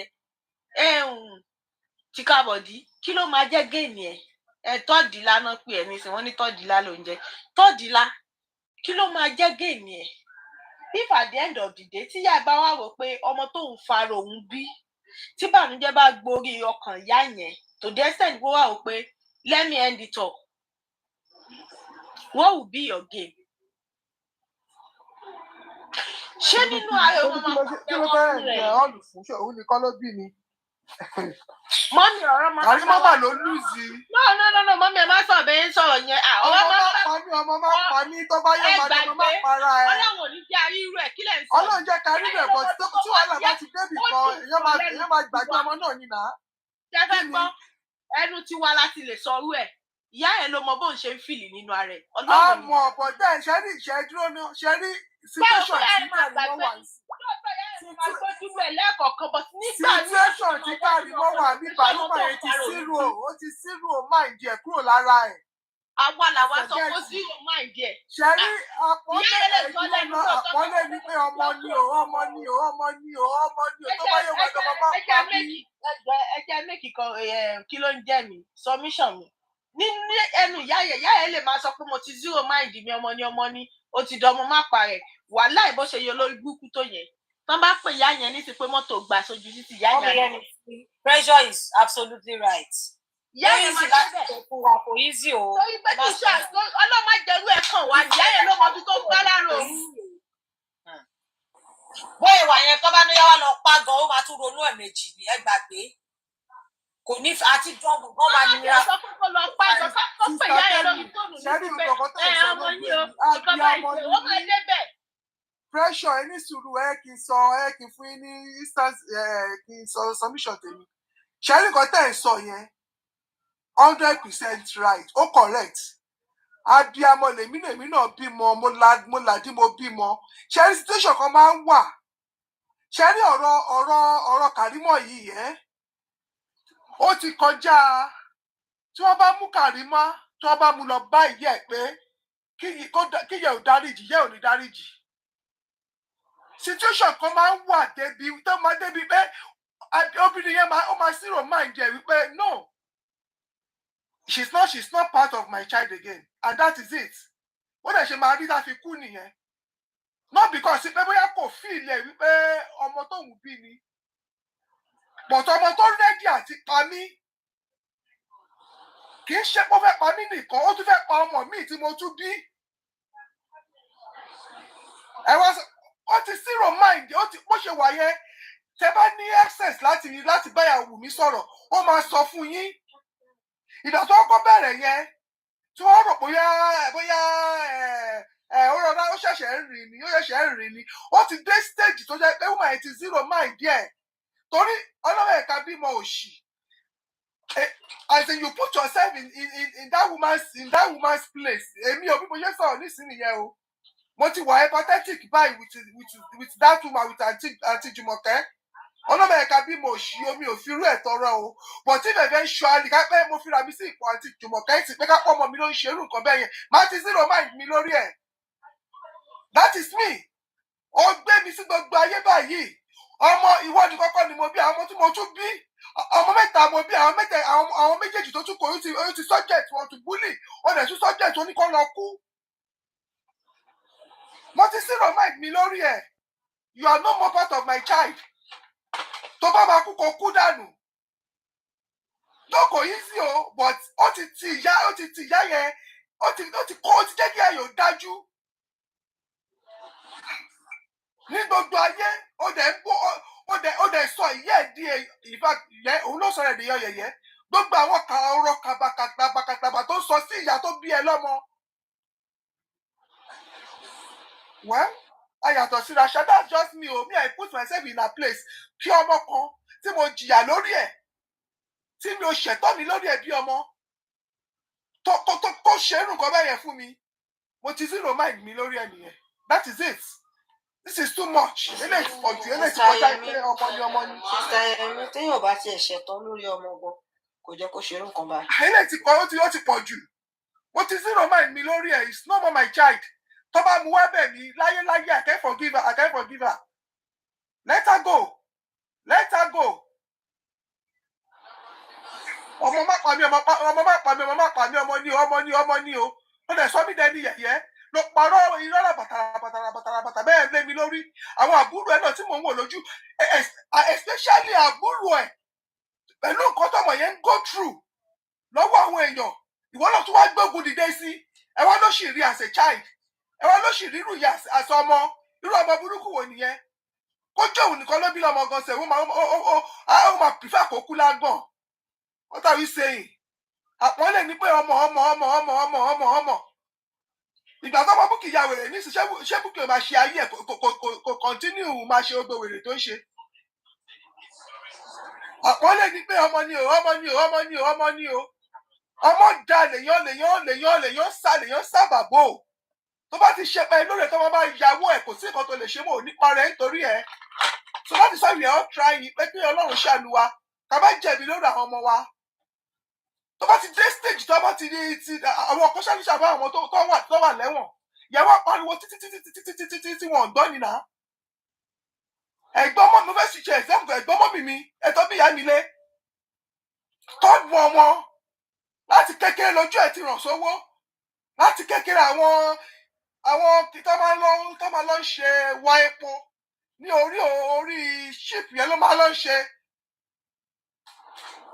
àti kékeré bẹ́ẹ̀ kọ́ máa ó lè pè yẹ́ ìjókòó òun ṣiṣẹ́ kan nísìn tó yẹ owó iṣẹ́ ẹ bá jáde báyìí ó máa kọ́lé fún gbàgbọ́ fámìlì mi àmẹ́rin náà sọ fún mi ó ní tó bá ti ó ní ṣiṣẹ́ kan báyìí tó bá ti gbẹ ó máa kọ́lé fún every family màmá yín mo sọ pé òkè ó tọ́ ni ọmọ tí ò níṣẹ́ lọ́wọ́ ó ní àwọn iṣẹ́ omi iṣẹ́ epo gbàràǹdà ló máa lọ ṣe ó máa gbéyẹ̀ sórí àga ẹlẹ́sẹ̀ tíṣà nìyẹn headmaster àmì headmistress gbogbo owó ìyá yẹn báyìí wọ́n mi ẹ̀sẹ̀ yá mi lé báyìí iṣẹ́ tí mo ṣe báyìí ìyá tún kówó fún ẹ̀sẹ̀ gbẹgbẹ mi lé báyìí wọ́n rán ní school ìgbà tí ó yẹ kó lọ sáf tí ó gbẹgbẹ ti lọ sáf lọ́tọ̀ mọ̀ pé àti nd2 ló ti drop out láti lè kúrò ní school lọ́jọ́ in secret cousin mi ni my first cousin ìgbà tó fẹ́ wá sí ìlú yìí ni wọ́n mú that was the first time tí mo lọ sí Ìkòyí tí mo lọ kí bẹ̀. mo wá lọ sọ́dọ̀ mọ́ mi ẹ̀ka kí ẹ̀ wá ní ọwọ́ wọ́n ní mo yẹ mi sí ìyá ìjọ ẹ̀ kì í sáré lánàá. wọ́n ní wò yẹ mi sí mi ò wá lè para mi wò ó tó bá yóò máa wà òkè mi ò lè para mi kí lọ́wọ́ ta ní. kò tún ti ṣẹlẹ̀ fún wọn o àwọn ọ̀dẹ̀ ló ń dẹ gẹ̀gẹ̀gẹ̀ láti ilẹ̀ tẹ́lẹ̀ ìgbà tó ní pé wàhálẹ̀ ti fẹ́ pa àwọn wọ́n nìwò fi sílẹ̀ tó bá ya rẹ̀ máa balẹ̀ kí lọ́wọ́ ta ní. wọ́n lè kàrọ̀ mi ò rò pé ìyá Karima àmì ìyá Wumi kò rí Karima sọmọ mọ́ o kò rí Karima sọmọ mọ́. so forget ọmọ ilé ti kúrò lọ́mọ ọmọ burúkú lélẹ́yìí o this is not a child again ọ̀tá ẹ̀ ni ọ̀tá ìyá yẹn ni kò yẹ tí ẹ bá lọ sí church tó bá ní kó gbàdúrà àwọn ọ̀tá mi Ọlọ́run bá mi gbógun tì wọ́n ọmọ tó ń gbàdúrà against rẹ̀ náà tó rọ́ta ẹ̀ ni ó ti sọ̀rọ̀ ẹ̀dọ̀tá yẹn náà ṣé ẹ mọ̀dẹ̀ torí pé ó ń ṣe yẹn kò ní lọ gbàdúrà pé àwọn ọ̀tá mi Ọlọ́run bá mi dójú tì wọ́n àwọn ọ̀tá àwọn ọmọ mi Ọlọ́run bá mi dójú tì wọ́n is that not what Karima is?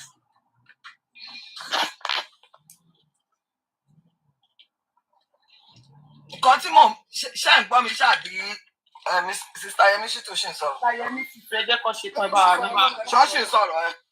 ìyá ìgbẹ́ máa sọ̀rọ̀. jẹ́fẹ́ gbọ́ ó pín sí ọ̀nà méjì. ọ̀rẹ́ ni ọmọ yáwò.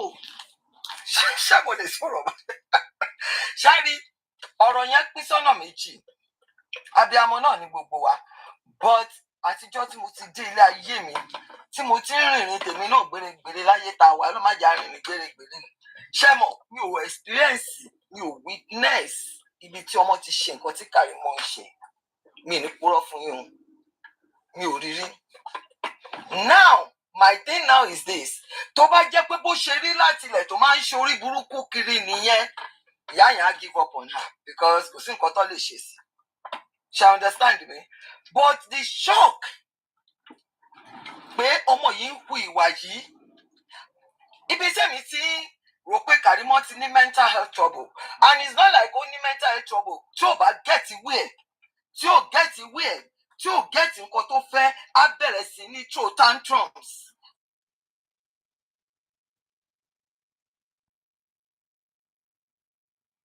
òun ò ní táì fún borí burúkú yẹn gbogbo nǹkan tó ń ṣe kò bá àwọn nǹkan tó bá àwọn ojú nǹkan tó ń ṣe ṣe understand but at this point ìyá yẹn ò ní kó kú ẹ gbàgbé ẹ kò sẹ́ni tó fẹ́ abiyamọ tó fẹ́ fojú sunkún ọmọ bó bá sick tó bá lọ pè ìyá yẹn sí pé nǹkan kan ń ṣe Karimot ó lè má yọjú o á wáyàn á ní kó lọ bá àwọn tọ́jú ẹ bẹ́ẹ̀ mọ. gọ́ọ̀fẹ́ẹ̀tì drama nǹkan tí mò ń sọ nìyẹn. a ní ó lè má yọjú sí o ẹ gbà bí n ṣe sọ fún yín o á ní kó lọ tọ́jú ẹ tó bá ń sọ pé tí ò bá dáríjì Karimot ò ní lọ́nà lọ á dáríjì á ní ṣùgbọ́n òun fẹ́ bá ṣe nǹkan kan mọ́ kò gbọ́dọ̀ wá sọ́dọ̀ òun kò gbọ́dọ̀ dé ọ̀dọ̀ òun kò gbọ́dọ̀ ṣe nǹkan kan ẹgbẹ́ nǹkan tí mò ń sọ because that's the only way tí woman yẹn máa fi ní peace of mind ṣé rí ọmọ yìí kò kí ẹni tó fẹ́ pa I'm telling you kò dẹ̀ ní ìbẹ̀rù anybody lójú àti ti bàbá ẹ̀ Mukaila mẹkáníìkì àbí Mukaila pásítọ̀ mẹkáníìkì èkéyìí tó bá jẹ́nu gbogbo ẹ̀ fuck it my thing is ọmọ yìí ọmọ àlè ọmọ burúkú ni ẹ ti mọ̀ pé àbúrò nìṣoṣo ni ó ń pa irọ́ yìí ó tún sọ pé ìyá àti bàbá ẹ̀gbọ́n àtàbúrò ni wọ́n níbo ló ti rí irú ẹ̀ Karimot in the place of you kó o ba ìyá ẹ jẹ́. Look at what you are saying. O lè gbọ́ràn náà because ẹni tí Ọlọ́run bá fẹ́ yà ní wèrè àkọ́kọ́ dí létí mọ́. Àkọ́kọ́ dí létí nǹkan tí Bíbélì sọ nìyẹn.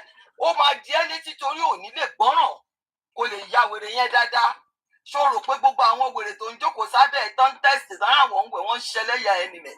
Èwo nínú wọn sọ fún ọ pé tó bá yẹ pé ìyá ẹ̀ ló ṣe nǹkan tó ṣe fún mi wọ́n gbé mi lẹ̀ wọ́n gbé mi lẹ̀ ìwọ nìkan kọ́ ló máa kọ́ gbé lẹ̀. Àwọn ọmọ ọjọ́ mẹ́jọ wọ́n gbé wọn lẹ̀ wọ́n dẹ̀ ṣiṣẹ́ ráìtì pẹ̀lú àwọn ìyá yẹn àìmọye irú wọn lé ayé. Do you know what your mother was going through? Ṣebí gbogbo èèyàn ló sọ sórí ìyá ẹ̀ fún wa tá à ń gbọ́ sí nǹkan tójú ìyá yẹn rí lé bàbá ẹ̀ tógun. Ẹ máa gbọ́ náà mò ń sọ yìí tógun tí everything.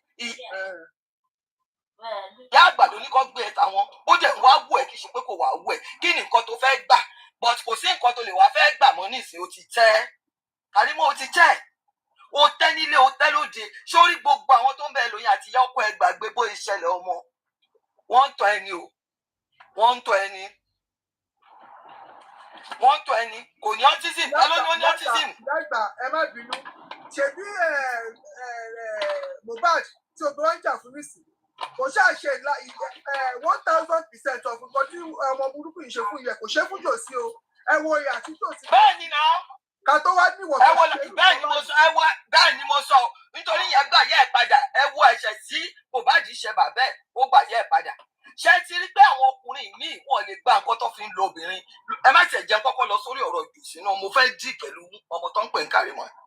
Sórí kọ́kọ́ tí mo mọ̀ nílé ayé ẹ̀ Karimot kò síbi tó lè gbégbá ayé ẹ̀ ti bàjẹ́. Ayé ẹ̀ dẹ̀ bàjẹ́ to an extent tó jẹ́ wípé owó sì ju ìṣoṣo lọ́sìn. Because I've never seen people lying. You try to prove a point, and that makes people mad. Point wo ló fẹ́ prove? O tún wá ń sọ ìyá Mohbad mọ̀ pé Liam ò kì í ṣọmọ ọmọ ẹ̀. Ṣó wà ń bẹ́ẹ̀ nígbà tó ń bá Wùmí sùn ni? Irú ẹ̀dá olórí burúkú wo ni ẹ́? Irú ọmọ àlè ọmọ máa ń ṣàǹfààní ó tún ṣe gbogbo ẹ̀ náà.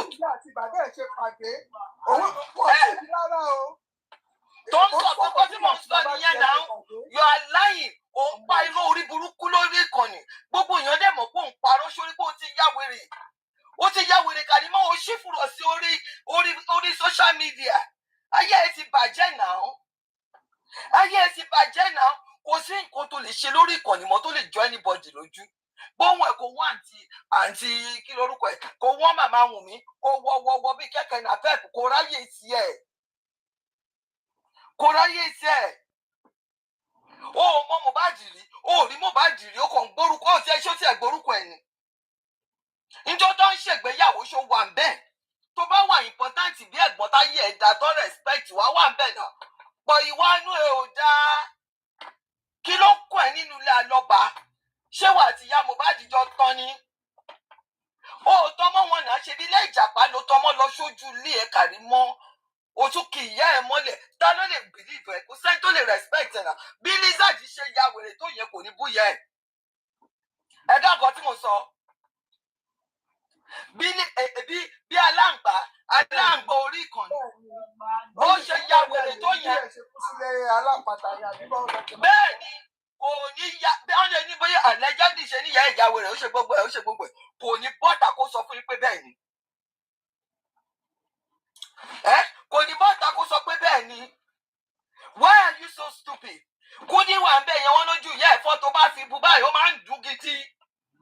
Ìwọ wá bọ́ síta ó gbé ẹni tó gbé ẹ sínú fóṣù mẹ́sàn-án ó dẹ̀jẹ̀ lé lórí bí wọn náà ṣe dẹ̀jẹ̀ lọ́mọ lórí ó wá ń bu. Ayé ẹ ti bàjẹ́ Karimot. You are a very useless person. O ò lè rí àtúbọ̀tán rẹ̀ kò sí. Mi ò rẹ́ni tó ṣe lé ìwádìí okùn wá dédé jákù ni. Ẹ̀yin máa wò ó. Ṣèbí láti ló máa ń gbà ẹ́ láyè àbí láti kọ́ ṣé o lè lọ sọ́kọ̀ ọ̀dọ̀ Kúdíìsì kó lọ búyà ẹ̀?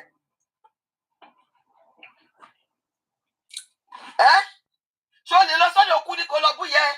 Bí Bukky Jesse ṣe fún bàbá ẹ̀ tó kò wá sórí ìkànnì kò wá sórí social media wá sọ pé bàbá àwọn olórí burúkú ni. Yes. Kò wá sórí social media. Gbogbo èèyàn gba àwọn tó wà ń bẹ̀ ń gbà yẹn lọ sọ sórí yẹn. Nobody came out. He didn't come out to say that. Kí ló ṣe ẹ́ owó wo ló ń pa? Orí burúkú wà dẹ̀ máa máa ranjú kò bó ṣe ń sọ̀rọ̀ ẹ mọ̀ ìyá bàbá ṣé blessing ọ̀pọ̀ máa fún yín ní ó ṣe jọ olórí burúkú ni ẹni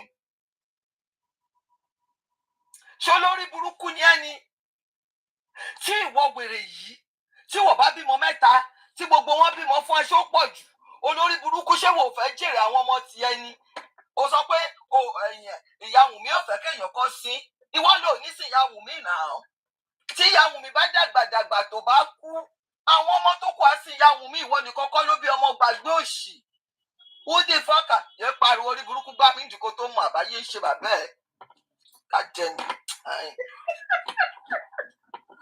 ṣé àwọn tí mò ń sọ ti yé ẹ Kàrímọ́ ìwọ nìkan kọ́ ló bí yes wọn ò dẹ̀ ní ìdí ẹ tí ìyá Wùmí bá dàgbàdàgbà tó bá lọ bá Ọlọ́run wọn ní ìdí ẹ Kàrímọ́ you are not wanted you are not important ẹ lórí bóyá sọ ẹ di wèrè bẹ́ẹ̀ ni ló ṣe máa ṣe wèrè ẹ kiri nìyẹn because wọn ò ní dẹ́ ẹ lóhùn o wọ́n ti à ń sà orí àtúndé náà wọn ò dá sí ẹ mọ́ because wọ́n ti mọ̀ pé olórí burúkú ni ẹ kò sí ẹni tó máa dá sí ẹ and as long as tó bá ti dá sí ẹ ìwọ ló máa ya wèrè kiri. I love those people I love them because what answer yẹn what ṣe rí gbà mí kí ní kéèyàn dákẹ́ it's a very hard thing mo máa ń sọ pé ó yẹ kí n lọ máa study Wùmí ni Ọlọ́run ẹjọ́ torí Ọlọ́run kò easy bó ṣe fẹ́ gbọ́ ẹ wo bí wèrè ṣe jáde síta ẹ wo bó ṣe ń ṣe èrè kiri tọmọ mi bá fún ní one line àbá àtúbọ̀tà bẹ̀rẹ̀ sí jó bí ewé ìjóbèlè á máa jó kiri bẹ́ẹ̀ tó fi wèrè pẹ̀pá lára ó ṣépè fún ẹni má wọrí wọn máa gba péèjì ìwọ náà bó ṣe gba péèjì ìyá ẹ aláàgbà wọn gba tiẹ̀ náà àní sinmi fọ́sẹ̀ kan olórí burúkú ọmọ àlè kí ló ṣe é wàá ti rí pé wọn ò kọ́ ẹ ó gbàjẹ́ kankan ó yọmọ àlè ni bàbá ẹ múkálẹ̀ ò kọ́ ẹ torí ẹ bàbá yẹn ti mọ nǹkan tó máa yà ló ṣe ní kó lọ lògùn fún ẹ kó kú dànù bẹ́ẹ̀ ni ìyá tó wá dìsáìdì wípé ó yẹ kó wà láyé kó wà láyè ìyá yẹn ló wá dọ̀tá ẹ lẹ́nu nítorí pé ó gbé àbúrò ẹ tó ní pọ́blẹ́mù dání àbá ayé tiẹ̀ ti bàjẹ́ ayé ti bàjẹ́ náà Kàrímọ́ ó ṣọ́gbà ayé ẹ má wọ́rì wo ìyàwó wa yálé wà lé fún ayé ti bàjẹ́ olóṣì gbogbo nǹkan tó yẹ kó fèsì sí yìí ò fèsì ẹ Kàrímọ́ sórí ìgbà tó bá máa ṣe ẹ tó bá máa yí ẹ ọlọ́nṣẹ́ mental health hospital wà ládùúgbò yìí Donald Trump dẹ̀ ló wọlé Nàìjíríà dẹ̀ ni ẹ wọ́n bá ti gbé ẹ débẹ̀ táyé ẹ bá ti làbàtàn wọ́n á yájọ́ ẹ padà sí Nàìjíríà ó wá di nǹkan tó máa lọ máa sokùn mọ́ lẹ́sẹ̀ bẹ́ẹ̀ ni èmi ló sọ fún ẹ wọ́n á sokùn mọ́ ẹ lẹ́sẹ̀ wọ́n á sọ ẹ dánímà wọ́n á bẹ̀rẹ̀ sí gbé àgbo fún ẹ kò sẹ́ni tó máa wá ẹ mọ́ ayé ẹ ti bàjẹ́ nìyẹn.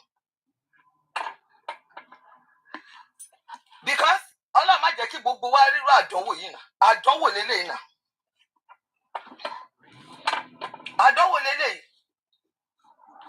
ẹ rí i pé Kàrímọ́ ò ní lè lọ Nàìjíríà ẹ gbà bí mo ṣe sọ fún yín pẹ̀lú gbogbo nǹkan tó ti ṣe Kàrímọ́ ò ní lè dé Nàìjíríà níbo ló ń lọ ẹ dáhùn àbẹ̀rù pé àwọn tó ń kọ́lé tì níbi inú irúgbó tó lóun kọ́lé sí ṣé wọn ò ní mọ̀ pé Kàrímọ́ ń bùyà ẹ dáhùn náà ní ìgbà tí ọmọ kékeré kan bá máa kì mọ́lẹ̀ bá ní ẹgbẹ́ ní oṣù sọ́wọ́n òjòrè ẹ̀yin tẹ́ ìwúlò èdè ẹ̀ ń wọ́ya yín lórí ìkànnì ní ẹ̀yin olè olórí burúkú tẹ̀ ń bá àbúrò yín níbi ó ní iṣu ẹ bá síta ẹgbẹ́ àbúrò yín síta ẹgbẹ́ ìyá yín síta ẹ rí i pé olórí burúkú ọmọ kékeré ló máa fọ̀rọ̀ fún ìwọ gángan ló sì máa lọ pokùnso èmi ló sọ fún ẹ Kàrímọ́ kọjá ètè ní ilẹ̀ fúnra ara ẹ ló máa fọwọ́ ara ẹ ṣe yẹ ìyá ẹ ò ní kùnà kí ló ṣẹlẹ̀ pé kí ni òun rò pé kó kú ẹni bá rokú rò yá yẹn òun ló máa kú tòun tó òrògbó àbí kí ló ń pè ìwọ ló máa kú kòrónà ta ni ẹ tó ń rokú lèèyàn ṣé o lè dá ẹ̀mí ni Kàrímọ́ ṣé o lè dá ẹ̀mí tí wọ́n ń rokú rò yá ẹ ọmọ àlè ni ẹ ó bàbá ẹ spam bàbá ẹ spam òfò ni spam bàbá ẹ bíi spam jòsí ni àwọn useless spam donor ni bàbá tó bí ẹ lọ́mọ Kàrímọ́ olóṣì ni bàbá ẹ olórí burúkú ni bàbá ẹ nítorí pé tí bàbá ẹ bá mọ̀ pé òun bímọ òun lè bẹ́ ẹ sọ̀rọ̀ ó yẹ kó ti pè ẹ́ bọ̀ torí pé wọ́n lòún fún lówó oúnjẹ ayé ẹ ti bàjẹ́ àwọn bàbá tó jẹ́ pọ́ máa dúró tí kò bá fún wọn lówó wọn ní ìjọun olóṣì àbúrò ẹ tó sọ pé ó ti dájọ́ ẹ̀ṣẹ̀ bí ìyẹn náà tún ti fi ẹ́ lẹ̀ nígbà tó ń ṣe wèrè káàkiri. ó sọ kíní kan lè ní o ó ní bàbá òun ó lọ abuse òun. ẹ ṣe ìbẹ̀rẹ̀ ṣòwò wọ̀ yẹ ẹ jẹ́ kó wọ́ bàbá ẹ jẹ́ kó wọ́ bàbá bàbá ẹ bá àkókò abuse ẹjọ́ máa rán ayé yín jọba jẹ́ yín wèrè méjì. onírọ́ ni ẹ bàbá ẹ ò ṣe kọ́kọ́ fún I can never believe any word ẹ jẹ́ sọ tòótọ́ fún yín mi ò lè ever believe anything tó jáde lẹ́nu Karimot I don't. He said this all these things for attention. Karimot is not telling us the truth. Ṣètìbá ẹ bá bìlífù Karimot ìgbàjọ́ òun ṣé níbi tí ọ̀rọ̀ Karimot tún dé ni wípé ìgbà tí Karimot fẹ́ máa ṣiṣẹ́ blogging ó rí owó wà níbi iṣẹ́ blogging yẹn ó wá ń wá nǹkan tó máa pèrò sọ́kọ̀ ẹ̀ ló fi kọ́kọ́ bẹ̀rẹ̀ látòrí ìyá ẹ̀ sọ́kọ̀.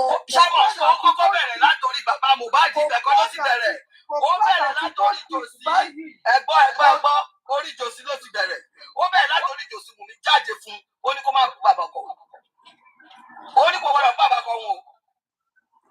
Ọlọ́pọ̀ sọ nìyẹn. Ó dàbí àwọn tó bá nídìí owó tó bá ti lọ sọ́dọ̀ jòsí wọn láwọn ọmọ kan tó pa Wùmí wọn dáwó fún un. So she tell the crowd ló ṣe tún lo opportunity yẹn gbàgbá búrẹ́ kúkú ti sọ pé má dà sọ̀rọ̀ òun. bó bá ti sọ̀rọ̀ bá ẹ mọ̀ kó tún sọ́tún fẹ́ sọ sọ́dọ̀ Mohbad ìyá ó ní ó fún ní STD ọmọ ọlọ́mọ jáde ó ní yé sọ bẹ́ẹ̀ mọ́ mi ò bá yín sọ pé èèyàn kọ́kọ́ fún mi lẹ́ni sí kí ló dé náà ẹyẹ dá sí kòkó yín ṣó ti yẹ yín nísìnyí. Ló ṣe gbé nǹkan tó kọ́ torí ọ̀rẹ́ yín ló dá wàhálà yẹn ọ̀rẹ́ yín ló dá wàhálà lẹ̀ ọ̀rẹ́ yín ló sọ Karimot di blogger ọ̀rẹ́ yín mama sita ló dá wàhálà lẹ̀ mama sita ló gbé pépà ló lọ fi pépà ní Karimot gbowó nǹkan tó dá wàhálà lẹ̀ jẹ̀ owó yẹn ló wọ̀ lójú pé owó wà ní ìbéèrè ló wọ̀ lójú. Ó ṣe bá kàwé ní sórí yẹn ó lọ sórí yẹn láti fi pàwé èrò mọ́ra. Ó ti wá wọ̀ ọ́ lára ó rò bóyá àwọn ìyá òun máa dáhùn lóhùn. Ó ti wá wọ̀ ọ́ lára ìyẹn ò sọ lóhùn. Àwọn èèyàn tó wá fi ṣe ẹ̀jẹ̀ ló ṣe tún fi rọ́pò irọ́ àwọn èèyàn fi ṣe ẹ̀yẹ́ pé rọ́pò òṣùwò lélẹ́yìn tó kù yẹ tó ń ṣe tá ló ṣe wá try láti convince àwọn èèyàn ló ṣe ń go deep ló ṣe ń fi rọ́ra rọ́ ló fi rọ́ra rọ́ ló ṣàṣefẹ́ ló fẹ́ convince gbogbo ayé wáì tó ń ṣe fúyàwó ọmọ burúkú ọmọ àlè ọmọ òṣì wọ́n ṣe wàyé tó bá fún níbọn fẹ́ kó pa òun ni ó máa pa tó bá fún níbọn ó tẹ̀lé òun níbọn. Òbílẹ̀ àwọn irọ́ ló pa àwọn ọ̀gbìn wọn kò ní ìbọn ayé kó tọ̀ yìí. Ìjẹ́ kó tọ̀ yìí. Amẹ́ríkà ló wà Amẹ́ríkà ló wà ìbọn tó ń tà ó ní wọ́n máa tì lọ́tún tà. Gbogbo èèyàn kan náà kú níbọn ẹjọ́. Wọ́n ti àwọn máa ọ̀jára kára you have some legitimate stuff. Ṣé ẹni tó rí ẹ̀ ti ya wèrè? Ṣé ilé tó ti ya wèrè? A lọ gbébọn, ọkọ̀ pàjàpá tó sọra ni. Ẹjọ́ ẹ fi wèrè òjèrè. Ṣáàjú pé jàpá ìkómú wà ní tó ti kí ó tó bá rí anybody kó yìn wọ́n níbọn. Ó ní kó yìn wọ́n níbọn. Ẹnìkan wá kọ́ sí comment section. Ẹni tí ò tí ní ìwé tó máa lò.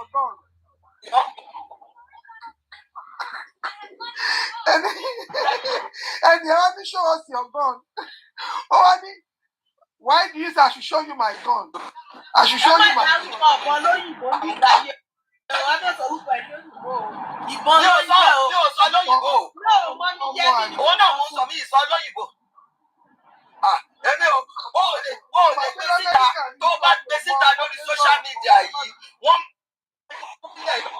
wọ́n máa wálé ẹ̀ lọ kí ló ṣẹlẹ̀ olórí burúkú lélẹ̀ ẹ fi ọmọ àlè yìí sílẹ̀ bàbá ẹ lówó ní wèrè ara ẹ lórí burúkú ló múra gbogbo yẹn ló lọlẹ̀ bíi ti sípàsì àárọ̀. Baby Softline, she said because one time wọ́n máa ti ń bẹ̀ yẹn. Wọ́n ta wọ́n máa tó kúrọ́ ẹjọ́ wọ́n tà bọ́ ẹ jẹ́ kí n sọ fún yín. Ẹ jẹ́ sọ fún yín. Wọ́n ń ta Walmart, but it's not something tó ń gbé síta ní Walmart bó ṣe ń gbé gbogbo nǹkan síta. Ṣó ti yé yín? Kò ń ṣe nǹkan tó ń gbé síta tó jẹ́ pé tẹ bá wọnú Walmart ẹ máa rí. No. You have to Chloe máa ń pe kíní, wọ́n máa ń ṣe pre-approval. Wọ́n máa check criminal record ẹ, wọ́n máa ní kó lọ ṣe mental health, wọ́n máa ní kó lọ ṣe kíní kan. Ṣé eléyìí lè gbà? Ó lè ẹjọ́ má kọ̀ bọ́ ẹ má kọ́ òyìnbó bọ́ sórí kíní yìí o. Background check.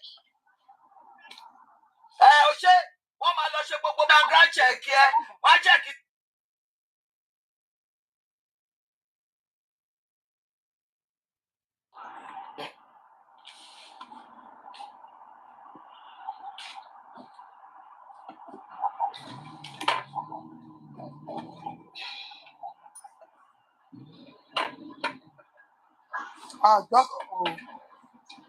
Kí ló ń ṣẹlẹ̀? Ẹ máa ti mútu. No, ṣe bẹ́ẹ̀ nìkan ló sọ pé dákẹ́. Àwọn náà ni mo bá wù pé mọ́mí Júbí ẹ máa ti mútu. Ẹ máa sọ̀rọ̀ yín lọ, ẹ máa sọ̀rọ̀ yín. So wọ́n máa ń ṣe wọ́n sì máa ṣe background check yẹn. Wọ́n sì máa ṣe background check yẹn. And background check includes your Facebook, your social media page, everything ló include. So that one association tó ń tẹ̀lé kọ́ tó tàbọ̀ fún ẹ. So at the end of the day, gbogbo ìtò ẹ ti believe Karimot, ó dàbẹ̀ believe orange face.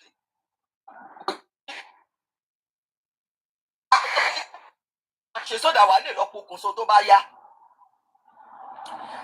Àádùyá yẹn ni tó bá kú. Ṣùgbọ́n ìṣòro kan nínú ayé wọn ló lọ ọlẹ̀ yẹn mi.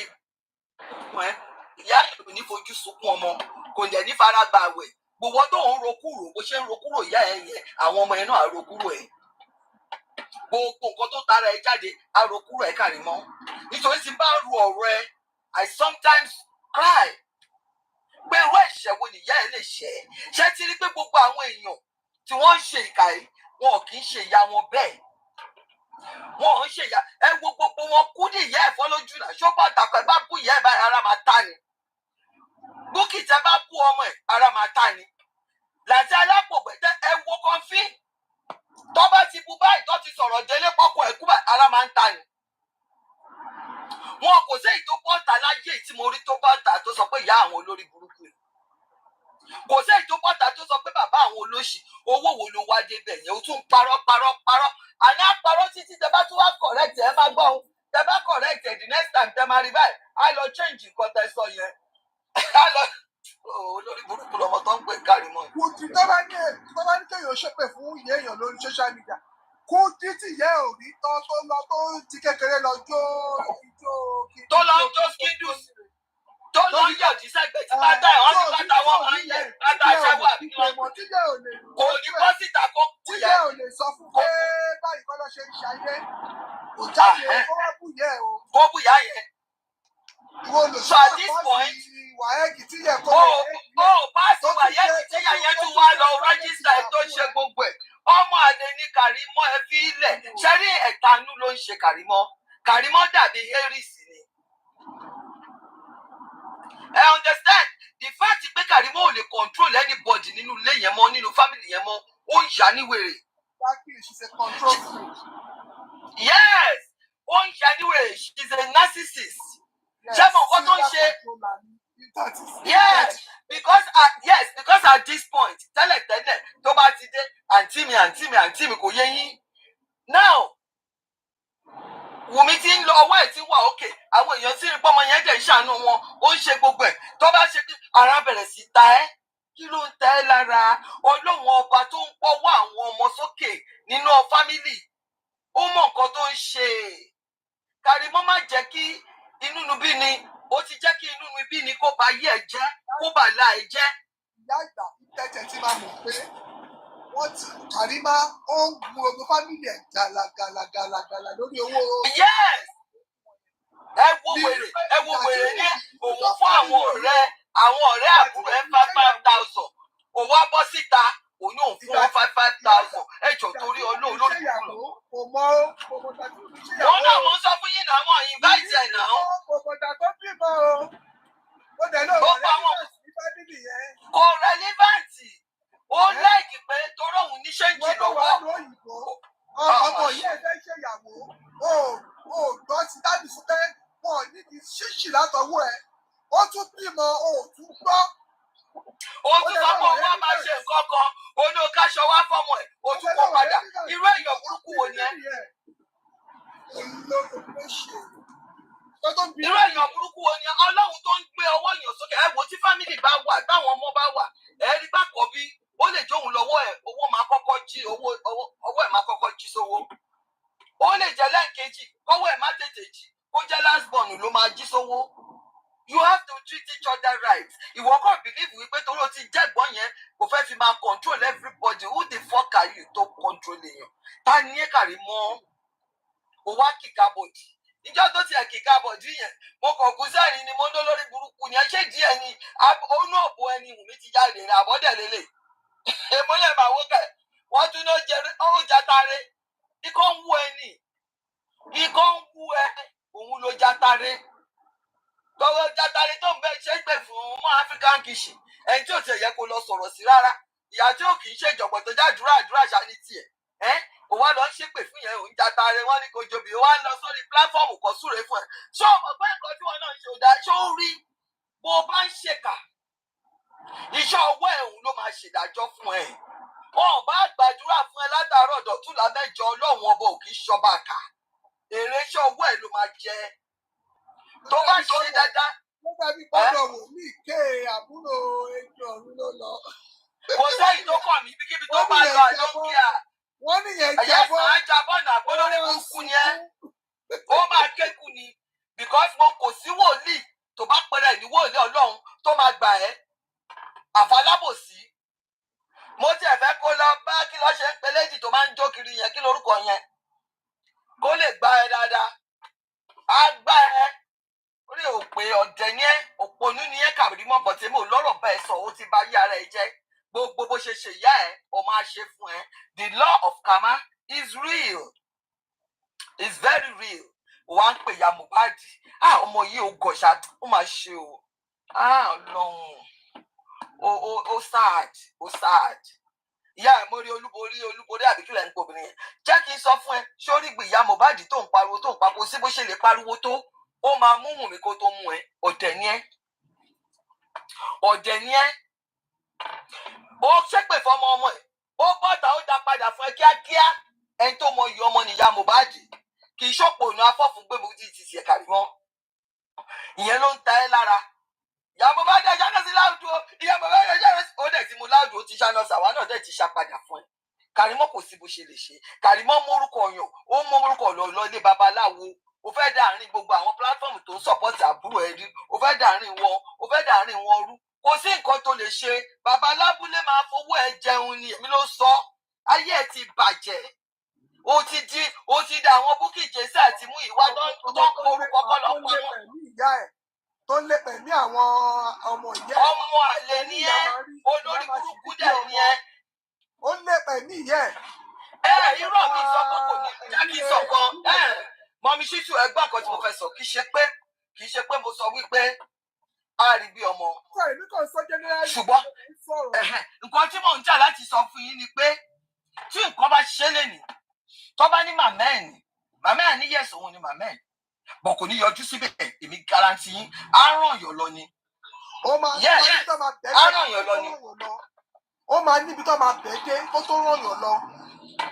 Ẹ̀ka tí mò ń sọ nìyẹn ó máa níbi tó máa bẹ̀ dé but I'm just saying ìbá ṣì ràn yàn lọ kó lè jèrè Ọlọ́run lára ẹ̀. Nǹkan tó ń ṣe ni kì í ṣe pé ó ń ṣe pé òun fẹ́ kó padà òun fẹ́ kó wà bọ̀ lọ́dọ̀ òun no ó ń ṣe tẹ Ọlọ́run lára ẹ̀ ni kì í ṣe pé anything kò ní ní relationship bó ti wò kéré mọ́ pẹ̀lú ẹ̀ kò ní ní bọ̀ kò ní kó kú. ṣe rí orí ọdún àgbà àwọn kan kó ẹjọ́ wá sọ́dọ̀ méjì yẹn ó ní ọkọ òun ó ṣàfẹ́ ọkọ ẹ̀ wá lọ fẹ́ lọ́kọ ẹ̀ lọ ṣàwó fẹ́ lòmí wọ́n jọ ṣàwó náà ní ọkọ ẹ̀ lọ ṣàwó fẹ́ lòmí ó wá mú ẹjọ́ wá bá Oríyọmí Hassan pé bàbá ọkọ òun gbogbo wọn dá sóhun ọ̀ṣẹ́dá wọ́n wá invite bàbá ọkọ ẹ̀ ìgbà tí bàbá ọkọ ẹ̀ débẹ̀ bàbá ọkọ ẹ̀ sọ pé nǹkan tó yẹ ìgbà tí wọ́n pè ó yẹ kóhun sọ fún Oríyọmí pé òun ò mọ̀ wọ́n rí ni òun ò gbà àti ọkọ àti bàbá àti ìyàwó òun ò mọ̀ wọ́n rí Oríyọmí ní kí ló dé bẹ́ẹ̀ wá ṣàlàyé nǹkan tí ọkọ tó jẹ́ ọmọ títí ẹ̀ tó ń ṣe. Ó ní ọmọ òun lọ fi orúkọ òun yáwó ní báńkì. Òun náà sọ pé wọ́n ti máa forúkọ òun yáwó ní báńkì. Ó lọ́mọ òun wá pé ó wá lọ kọ́ sórí Facebook sí social media pé òun bí sóònù bàbá òun. Wọ́n ní àgbọ̀ ọlọ́kọ̀ọ̀kan ni òṣè kọ́ kú o kò ṣe é bọ́. Kì í ṣe kọ́ kú o. Ó láti ìgbà yóò lọ́mọ yóò dá sí òun náà dẹ̀ ta sí. Ó dẹ̀ ìgbà tí ìyàwó ẹ̀ dẹ̀ wá tó wá sọ pé ó ti abandon òun ó ti lọ fẹ́ ẹlòmíràn. Òun wá wò pé àtìgbò síbo. Láàrín ọdún kan tẹ́tí lóhùn gbẹ̀yìn ló wá sọ pé ṣe bẹ́ẹ̀ lẹ́yìn tí mọ̀ ní bàbá. Bàbá yẹn ń sọ fún orí tó yẹ kóun sọ pé òun ò mọ̀ wọ́n rí ni. Bọ̀ṣẹ́mọ̀dì tí yẹn ṣe wá tà ń sìn, ó wá tà kí ṣe wọ́n bú bàbá yẹn níta o. Wọ́n bú o, ó wá tà ó wá jèrè Ọlọ́run lára wọn ni. You are not more my father. Ṣé èyí tí Karimot ṣe yìí kò ti ju èyí tọ́mọkùnrin yẹn ṣe lọ? Bẹ́ẹ̀ ni ó jù lọ, ṣùgbọ́n ìyá yẹn still kò ní ní kó tojú mu kú. Mò ń sọ tòótọ́ fún yín. Kò sí ẹgbẹ́ ìgbà kó kọ́mọ mi tojú kù. Nǹkan tí mò ń jà láti sọ fún yín ni pé mo bí ṣítù kò sí bó ṣe lè rí, kì í ṣe bó fẹ́ bá ṣe, ó dà kò burú. Mò ń sọ fún yín kò sí pé ó fẹ́ bá ṣe. Ìyá ìgbàmọ̀ gbàṣẹ́ kò sábì ọmọ tó gbàdúrà pé kí ọmọ wọn kú, kò sábì ọmọ tó gbàdúrà kọ́mọ wọn yá wèrè. Bẹ́ẹ̀ ni. Tọ́mọ máa fi yá wèrè, tọ́mọ máa fi tọ́ka sí pé àwọn ọmọ ìyá yìí rè tó yá wèrè rí. Ó máa yẹ pé wọ́n máa tọrọ ọkú fún pé Ọlọ́run ìṣẹ̀lẹ̀ ẹjẹ́. Wọ́n máa kúkú máa tọrọ ọkú fún nígbà yẹn. Ọlọ́run yẹ kó lọ sí ilé èyí tó fi fojú mi jẹ́ yìí. Èyí tó fi fojú mi jẹ́ yìí, ó máa kú, ó máa sunkún, ó máa dákẹ́ ni. So, ẹjẹ́ lọ́bẹ̀ wọ́n bá gbàdúrà káwọn gbàdúrà ọlọ́mọkọ̀mọ̀ mi ó kú, ọlọ́mọkọ̀mọ̀ mi ó ya wèrè. Ọlọ́mọkọ̀mọ̀ mi ó fojú mi jẹ́ gbàdúrà tàbí ayọ̀ máa jà náà nìyẹn. Ẹ wo ṣáà ní gbogbo nǹkan tí Karimot ń ṣe. Gbogbo nǹkan tí Karimot ń ṣe èmi láìkì bí wọn ṣe dá lóhùn. Ṣé ti rí òun àti ìjòsí inú òkan náà lọ ti wá. Tẹ́ ẹ bá fẹ́ pa jòsí sìn ẹ ní kí ìyá Mohbad múra gidi kó ṣe fáínfáìn kó bọ́ta orí ìjòsí máa dàrú.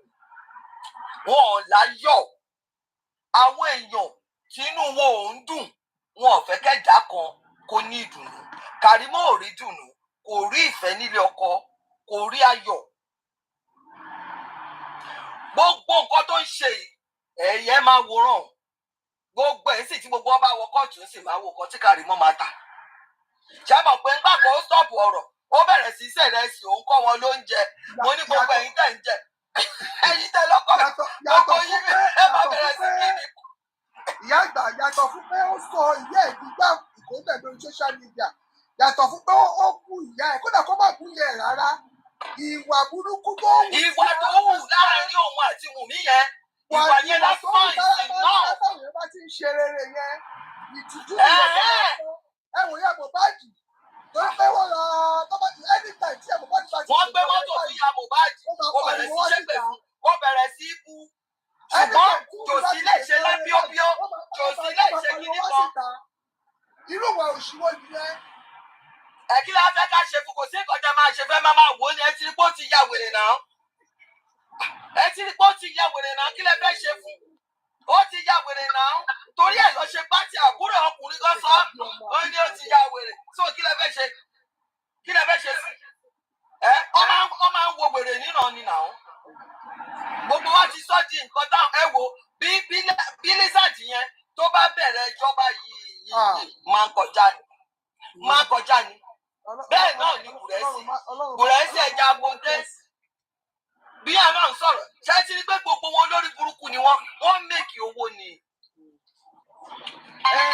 Olùkílẹ̀ ṣe ń lówó náà ṣèbí torí ká ṣiṣẹ́ ká lọ́wọ́ ká lè níyì ládùúgbò láàrin ẹgbẹ́ náà ni kí wàá ní láǹkúrí owó téèyàn mèkì tí téèyàn ò níyì jẹ̀bọ́ máa ń fowó ra yìí ni kí ní láǹkúrí owó téèyàn ní téèyàn ò níyì tó dá àárín agbo tó náwó fún àlà tí ò sẹ́ni tó wojú ẹ̀ tí ò sẹ́ni tó wọ ẹ̀gbẹ́ ẹ̀ tí ò sẹ́ni tó mọ̀ bóyá o wá tí ò sápọ̀nlé tí ò sí kankan what's the essence of the money?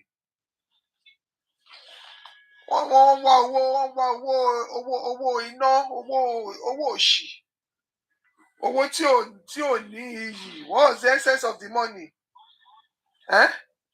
So ṣé ti rí òun ló ní ìṣòro ayé ẹ̀ ó ti ya wèrè ẹ jẹ́ ká máa wò bẹ́ẹ̀ àwa wèrè dùn wò kò ṣe bí lọ́mọ ni wèrè ní Karimot ẹ̀rí ńgbà tí ìjàpá tó sanra bá ti disappear ẹ̀rí pé ayé Karimot ṣẹ̀wá làbà àwa bọ́tà àwa ya wèrè gidi ló sọ fún yín. wọ́n ní kò tí ì di nọ́ọ̀sì ó lọ gbàṣọ ọkọ ẹ̀ wò ó wá ń ṣe ìrọ́pò òun nọ́ọ̀sì.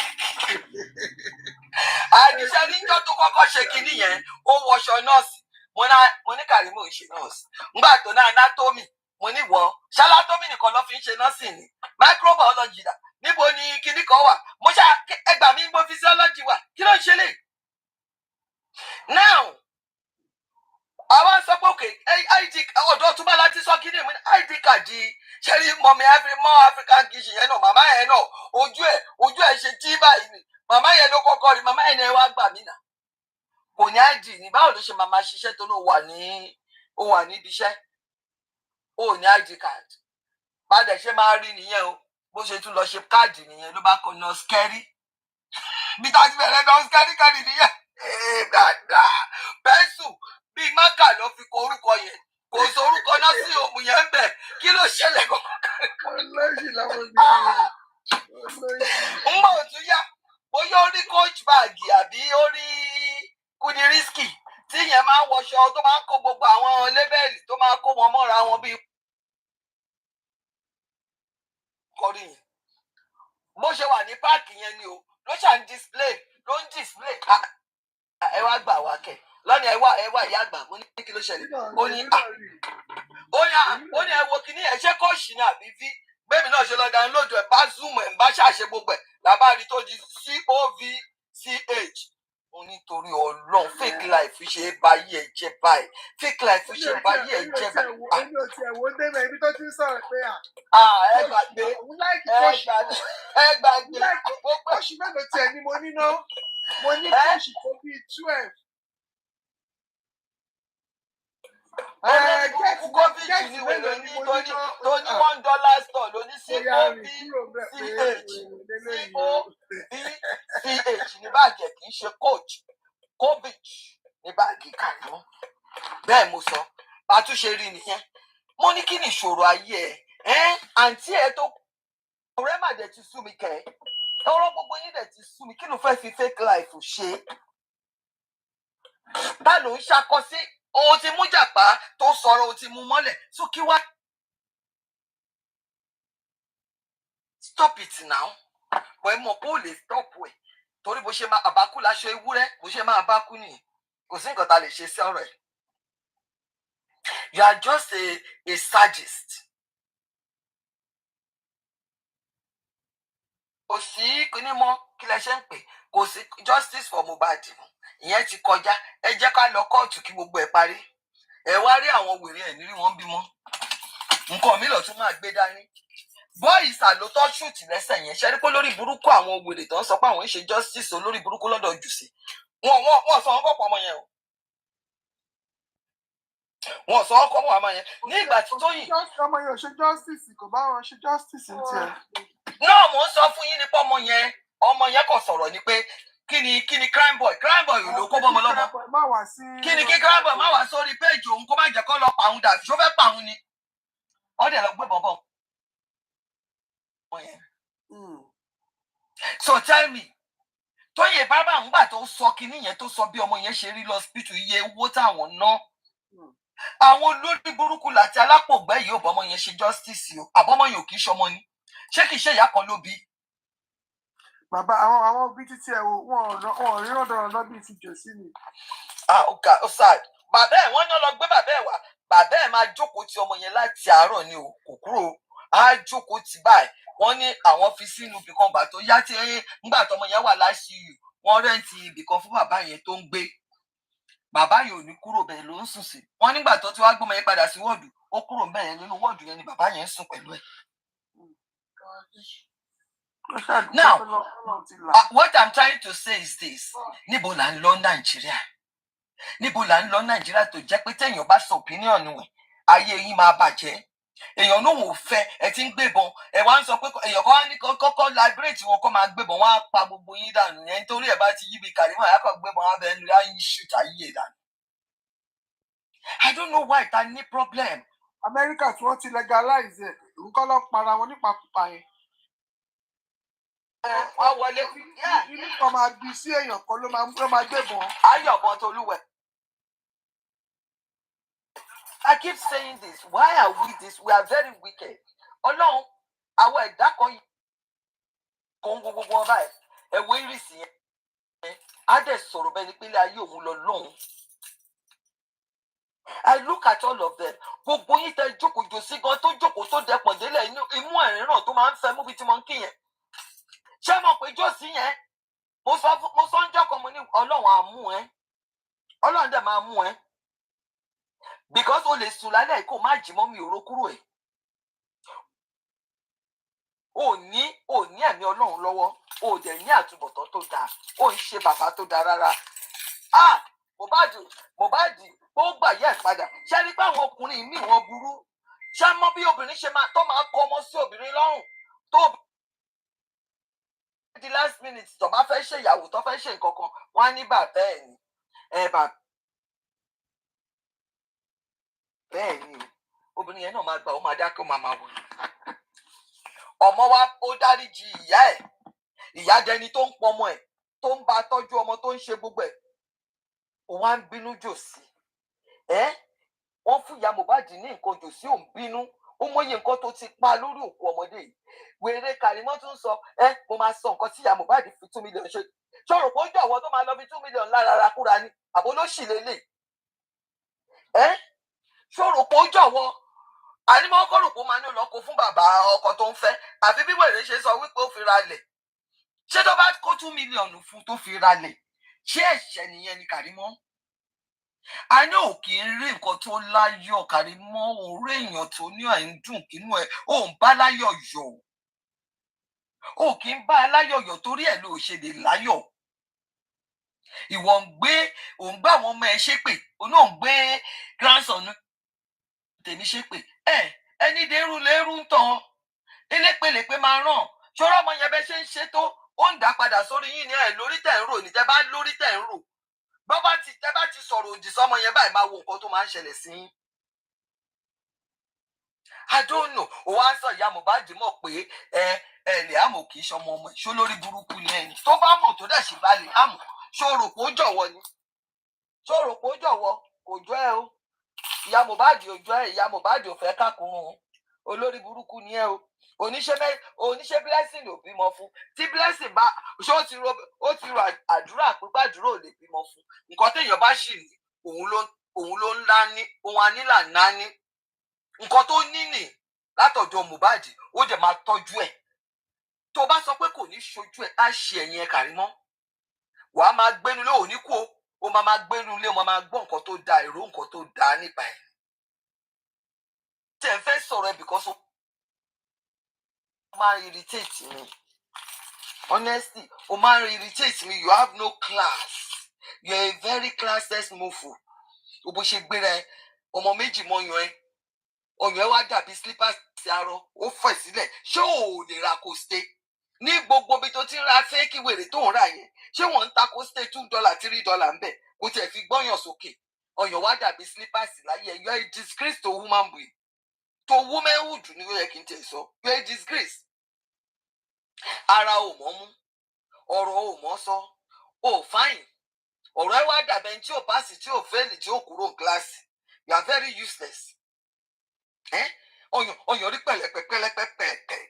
Èmi tí mo ti dàgbà gan ọyàn mi ti bá jáde bá kókó stacy báyìí àwa sá lọ.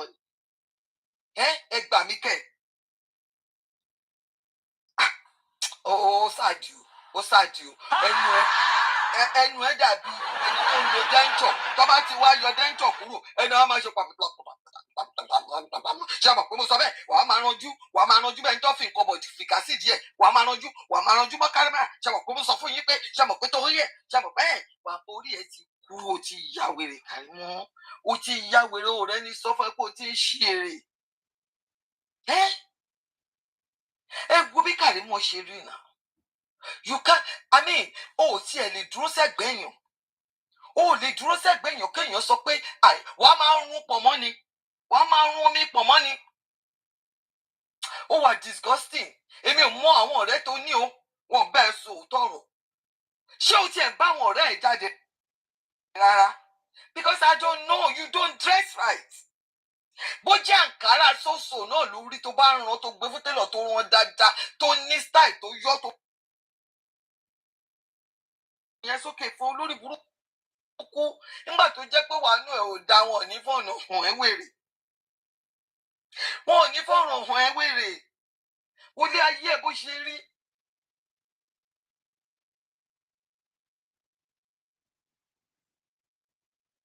Bàbá o, ayé ẹ̀ ti làbá o, I cannot ẹ ṣe ìyá mi kọ́sẹ̀tì òun náà mo ń sọ. Wọ́n bẹ fà á sí wàá mú dúró. Ó pín ìwé ti lọlẹ̀ ó ti di sípàsì àrọ̀ bọ́ bá fà á sókè ká dẹnu kọlẹ̀ ní kọ́. Ọmọ máa jábọ́ nínú kọ́sẹ̀tì yẹn wá ti fi síbẹ̀ bọ́ ọmọ máa yọ ni. Ayé ẹ̀ ti bàjẹ́. Ìwọ ni wọ́n wà mílítírì ikùn ẹ̀dà bẹ́ẹ̀ bí ikùn kan fí bẹ́ẹ̀ tó mú mi ẹran yó. Ayé ẹ̀ ti bàjẹ́ rọ́ ti pọ̀ jù. Èyí kò afraid of side support tó bá present gbogbo nǹkan tọmọbìnrin yìí ṣe child support kan kò lè jáde wọ́n máa gba custody ọmọ lọ́wọ́ ẹ̀ ni. Ẹ gbàgbé ẹ̀ tó bá gbé gbogbo ìwà tí Karimot ń ṣe lórí social media jáde fún kínní wọ́n máa gba gbogbo ọmọ lọ́wọ́ ẹ̀ ni mẹ́ẹ́ kí ló ń ṣe yín. Amẹ́ríkà òrùn ẹ̀ ń gọ́gọ́ ló máa lọ sọ owó ṣọ́nà ìyá wèrè ni. Ẹ wọ ẹ fi yẹn lẹ̀ olórí burúkú ni kọ́sẹ́ẹ̀tì gan ò ní gbé ọyàn ẹ̀ dúró nítorí láti rọ̀rọ̀ ó ti flat mọ́lẹ̀ akọ̀jábọ̀ ni nígbà tí kọ́sẹ́ẹ̀tì bá gbégbé tí ò dúró ẹ wọ́pọ̀ ẹ̀ náà olóòwà military do you even go out do you go and work out ìwọ wèrè wà military ẹ wọ́pọ̀ ẹ wọ̀nyàn ẹ ò wà fit rárá apá ẹ dàbí apá àwọn tó rí ẹ tí wọ́n ń tọrọ kínní gbogbo tán ẹ ló dúdú olóṣì ọ̀bùn ní ẹ̀mẹ́ bùn ní ẹ. Karimot ti dé o pẹ̀lú pátálẹ̀ gígan orí òpè.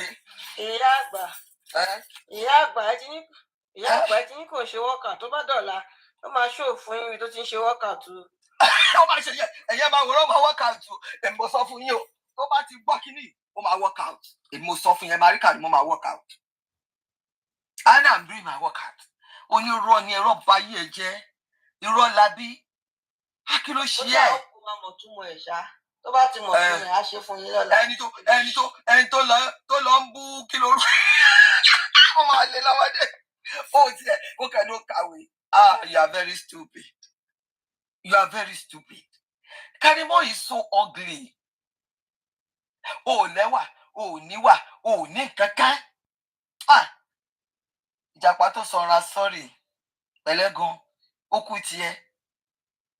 Ṣé mọ̀ pé àwọn ọ̀bẹ́jì ìjàpá tó sanra tí wọ́n bá gbé ọmọ yẹn wá bá Karimot máa poison wọn ní olórí burúkú ní gẹ́ẹ̀.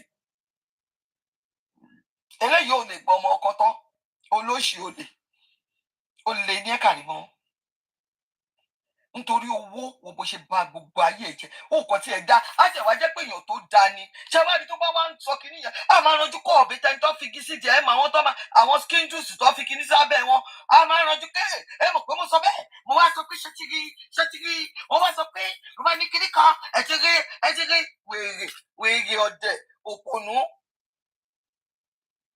mà ṣe o Karimot No, you are a disgrace. You are a disgrace. Mo bó ṣe ẹ bó ṣe jókòó ní ìwọ jókòó sí inú live video ó wá fẹ́ fùrọ̀ lẹ̀ ó wá mú napkin ó fi bò díẹ̀ olórí burúkú mà ní ẹ̀kẹ́. Olórí burúkú ni ẹ̀ náà. Ó fáìn rárá àbúrò pọ́ fáìn ni gbogbo ìdí tó ṣẹlẹ̀ yẹn ó rùn bí wèrè ni. Òórùn yẹn máa gba inú screen báyìí wá bá wá ń ta ni God damn it. Oh shit. Èmi ò mọ̀ èmi kò mọ̀ pé Mukaila ò tọ́ ẹ dáadáa. Ìyá àgbà yín gan ò ṣe ìyá àgbà tó dáa. Mi kàn lè bá àgbàlagbà ni. Because ọmọ àlè ni ẹ tó ń yọ pọ́npọ́ báyẹ̀ ẹ̀. Kí ló dé tó le tó yìí? Ọ̀rọ̀ wọn ti sọ pé ó máa ń kéku ni wọ́n ní ó máa kékékékékékékéké ìyá yẹn bá ti fi ẹlẹ̀ kó kéku. Ṣùgbọ́n ìyọ́ ní yóò ń ṣọ̀dájú. Ìwọ ni ó wà mílítírì ìwọ tó ń ṣe mílítírì ìwọ náà ló ń ṣe nọ́ọ̀sì ìwọ náà ló ń tapọ̀ mọ́ ìwọ náà ló ń tẹyin gbogbo ọjà. Ẹyin yẹn ó máa rùn nù ilé yẹn because òwò lọ́rẹ̀ẹ́ tó máa bẹ́ẹ̀ rà. ó lóore tó máa bẹ́ẹ̀ rà á. Karimot, ayé ẹ ti bàjẹ́ o, àní rí ẹ mọ́ bó ṣe wà yẹn o. Kọ́ ṣàbá wa gba péèjì ẹ ká sinmi bá ṣe sinmi lọ́wọ́ lìṣoṣo. Ṣọ́rọ̀ ti yẹ ẹ ká sinmi o. Àbí ti sọ fún gbogbo yẹn ní bá bìlíìfù Karimot. Ọ̀rọ̀ yín máa dàbẹ́ ẹni tó bìlíìfù ọ̀lọ́ lizard ni o. Bẹ́ẹ̀ mo sọ fún yín, báwo lèèyàn ṣe ti ń jókòó pàápàá nígbà tó ò níṣẹ́. Ó níṣẹ́ tó bá yẹ pé ó níṣẹ́ tó ti lọ látàárọ̀ tó ń dé. Ṣé wọ́n máa ráyè tẹ́nibọ̀dì ni? Ọlọ́run má jà lọ́tà nínú ilé. Eléyìí ò ń ṣọmọ. Tó bá ní ọmọ lásán ọmọ ṣá. Kò ní online family gan, àwọn yẹn kàn ń ṣèyẹn fún ni kó lè máa gbọ́ tẹnu ẹ̀ ni. Ẹ gbàgbé ẹ̀ kò ní family. Ẹ máa rí ìgbà tó bá yá Karimot máa wà lonely editor, lonely. Wo ó máa tó kú. Ó máa tó kú o. Jòsí wo láti wò. Gbogbo àwọn tẹ́ ń sọ ẹ wo Jòsí ń sìn. Èmi sọ fún yín pé Jòsí enjoy gbogbo nǹkan tó ń ṣẹlẹ̀ láàrin àwọn people yẹn. Ṣé rò pé mò ń parọ́? Ẹ wo bó ṣe wọ́ kan fí. Jòsí ò bọ́ta. Èèyàn kan ní Jòsí ò bọ́ta, wọ́n bú èèyàn kan. Jòsí ò ní jáde because he's enjoying it. Èmi sọ fún yín pé Bukky Jesse ló ní kí Jòsí rìkọ́ọ̀dù Wùmí nígbà tí Wùmí bínú tó ní nǹkan kò gbọ́dọ̀ ṣọmọ òun o. Tó wá sẹ̀dí ẹ̀ sí. Ṣé àmọ̀ pé Jòsí gangan òun ni bàbá tó dá gbogbo orí burúkú yìí lẹ̀. Joseph Alọ́ba olè ní. Ó ti rò pé bí kíní ìṣe máa lọ ni kò mọ̀ pé àwọn areas máa yà. Kò mọ̀ pé àwọn tó kù náà máa yà sẹ́gbẹ̀ẹ́. Ṣọ́rọ̀ mi ti yé yín. Ó ti rò pé bá ṣe máa continue ni. Ẹ̀dẹ̀ wá béèrè lọ́wọ́ Jòsí ẹjọ́. Toxicology yín bo ló wà. Tẹ́ lọ ṣe ní Bàràpá mẹ́tẹ̀ẹ̀ta ń bólẹ̀ fi sí náà. Stupid man. Joseph bọ́ sí bíbá. Níbo ni toxicology òṣì tí gbogbo yín lọ ṣe níbo ló wà? Ẹ wá ń dá àárín ara yín rú, ẹ ń sọ àṣànà, ẹ ń ṣe lẹ̀pọ̀n, ẹ ń yọ̀dí skíndù, ẹ ń ṣe oríṣiríṣi. Nítorí ká má bàa béèrè, ayé yín ti bàjẹ́. Jòsí lọ mú toxicology result wá. Lọ mú rìpọ́ọ̀tì wá gúrẹ́ ẹ sí olórí ibú. Ẹja kó tẹ́tọ́ pásípọ̀tù tó tún lajú. Gúrẹ́ sí lọ mú toxicology report wá mí ìwà eléyìn oró. Èjì ń jo ráìsì wèrè. Ẹ lọ mú toxicology report wá ẹ̀yìn wèrè yìí. Ó progress ayé ẹ máa bàjẹ́. Ayé ẹ máa bàjẹ́ ni. Ṣáà mú Jòsí sí yàrá kẹ lọ máa lá píopíó kó fi wálẹ̀ lọ́rùn lórí ìkànnì. I don't get you guys. Pastor Trisom Mayana fúnra rẹ̀ ẹni tó gbépo lọ́dọ̀ òjàlè Jòsí ń gbowó lọ́wọ́. Ìka ní Jòsí náà. Ẹ wo gbogbo problem tó kó lórí ọmọ Mohbad yẹn. Jòsí, you are a wicked person. Èmi kàn mọ̀ pé ṣó ti rí wàá tó rí rẹ tó. Àṣírí ẹ ti ń tú díẹ̀díẹ̀ àbí ò ti ń tú díẹ̀díẹ̀? Àṣírí ẹ ti ń tú náà. Àṣírí ẹ ti ń tú. Ńgbà ọba dé kóòtù tẹ ẹgbẹ́jọ́ débẹ̀ tó convict àwọn tó máa convict àwọn òbí tó máa gbà. Òun gba sálárì lórí òkú Mohbad. Ìwọ ń gba sálárì lórí òkú ọmọ. Wọ́n wá fún ìyá Mohbad ní ordinary car. Olórí burúkú ara ẹ. O tún ń bínú. Ó jáde o. Nígbà tó lọ sí ọ̀rọ̀ DNA o. Onítọ́ fún ìyá Mohbad ń ká. Ó wá sáré jáde òun kọrin orin tí ó tà. Jòsí. Fọ́tò àgbálẹ̀ ẹ̀yìn ti fọ́ kò ságbà nínú ilé fámílì Alọ́ba mọ́. Dẹ́pọ̀ délé pàápàá. Olóríbú olóṣì máa ṣàǹfààní. Ìwọ àti Bukky Jesse tó rọ ọmọ tán. Olórí burúkú lẹ́yìn pípù yìí. Èmi ò ní fi ẹ́ lọ́rùn lẹ̀ nǹkan kan tí mo mọ̀ ni. Mi ò ní fi ẹ́ lọ́rùn lẹ̀ bọ̀ nǹkan kan tí mo mọ̀ ni pé Wùmí ti lọ. Ọmọ mi ṣe gàṣọ. Ẹ̀dẹ̀ máa kú ni. Ẹni tí ò bá ti tẹ́ lọ́rùn like Aries, like Kudi. Àǹtí tó lóhùn kàwé tí ò mọ bó ṣe ń pronounce anything. Like eléyìí òfò. Tó lọ fowó Mohbad rẹ̀ yín. Láti wọ́n ní mọ̀mọ́ máa ṣèèbù ni torí pé kọ́ má bàa rí sí ẹ kọ́ńfì wọn nítorí ẹ̀ náà ni wo ṣe ń ṣerun tó ń wọ bọ́ọ̀sì kiri bọ́ọ̀sì yẹn ló máa pa gbogbo yín láti alápògbẹ bọ̀dọ̀ òfò bọ̀dọ̀ àgbàyà aláìmọ̀ tó kàn wọ́n ní ẹ̀mọ́ ọmọ máa ṣe é fún ni wọ́n ti sọ̀rọ̀ yín fún wa ti mọ bó ṣe ń lọ ẹ̀yin wèrè òṣì èmi ti sọ nǹkan tó ń rí ìdí ẹ̀ ní gbogbo wọn ò ṣe fẹ́ lọ nǹkan tó ń rí ìdí ẹ̀ jẹkújẹ òṣì àdádáradá oúnjẹ tẹ̀ ń jẹ oúnjẹ tó máa pa yín. You people are fucked up, man. Wo ẹ̀yin Karimot ṣáà lọ wá kó stay kó fi slippers àrọ́lẹ̀ ṣó ti yé ẹ fi slippers àrọ́lẹ̀ o. Ọ̀gá o ẹ wo èmi ń lọ gbọ́gà ni mi ò lè handle ṣàmọ̀ when I hear her tó bá gbá mi inú mi á dùn when I hear her ṣàmọ̀ mo máa wò pé ìwọ lọ ṣọmọ lélẹ́yìí àbísùn ó ná ṣọmọ lélẹ́yìí àbísùn ó ná èmi mọ̀ pọ́n pààrọ̀ ọmọ yìí inú wọ́ọ̀dù ni o àṣìgbé ọmọ wọ́ọ̀dù òun lẹ rí yẹn o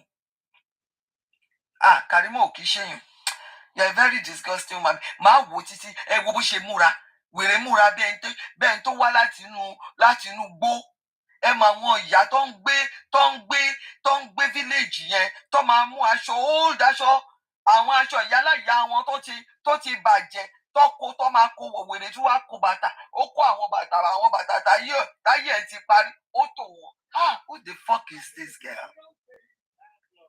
ṣé kò sí hallway nínú ilé tó ń gbé tó jẹ́ all white kó tilẹ̀kùn ó wá ya fọ́tò kó gbogbo ẹ̀ ó kẹ́yìn sẹ́yìn ò ní kankan you are an ugly bitch bó ṣe rí nínú ilé ẹ̀ ṣe rí bókun ẹ̀ ṣe rí àdúgbò ẹ̀ ṣe rí bí ìwọ ẹ̀ ṣe rí ni surrounding ẹ̀ ṣe rí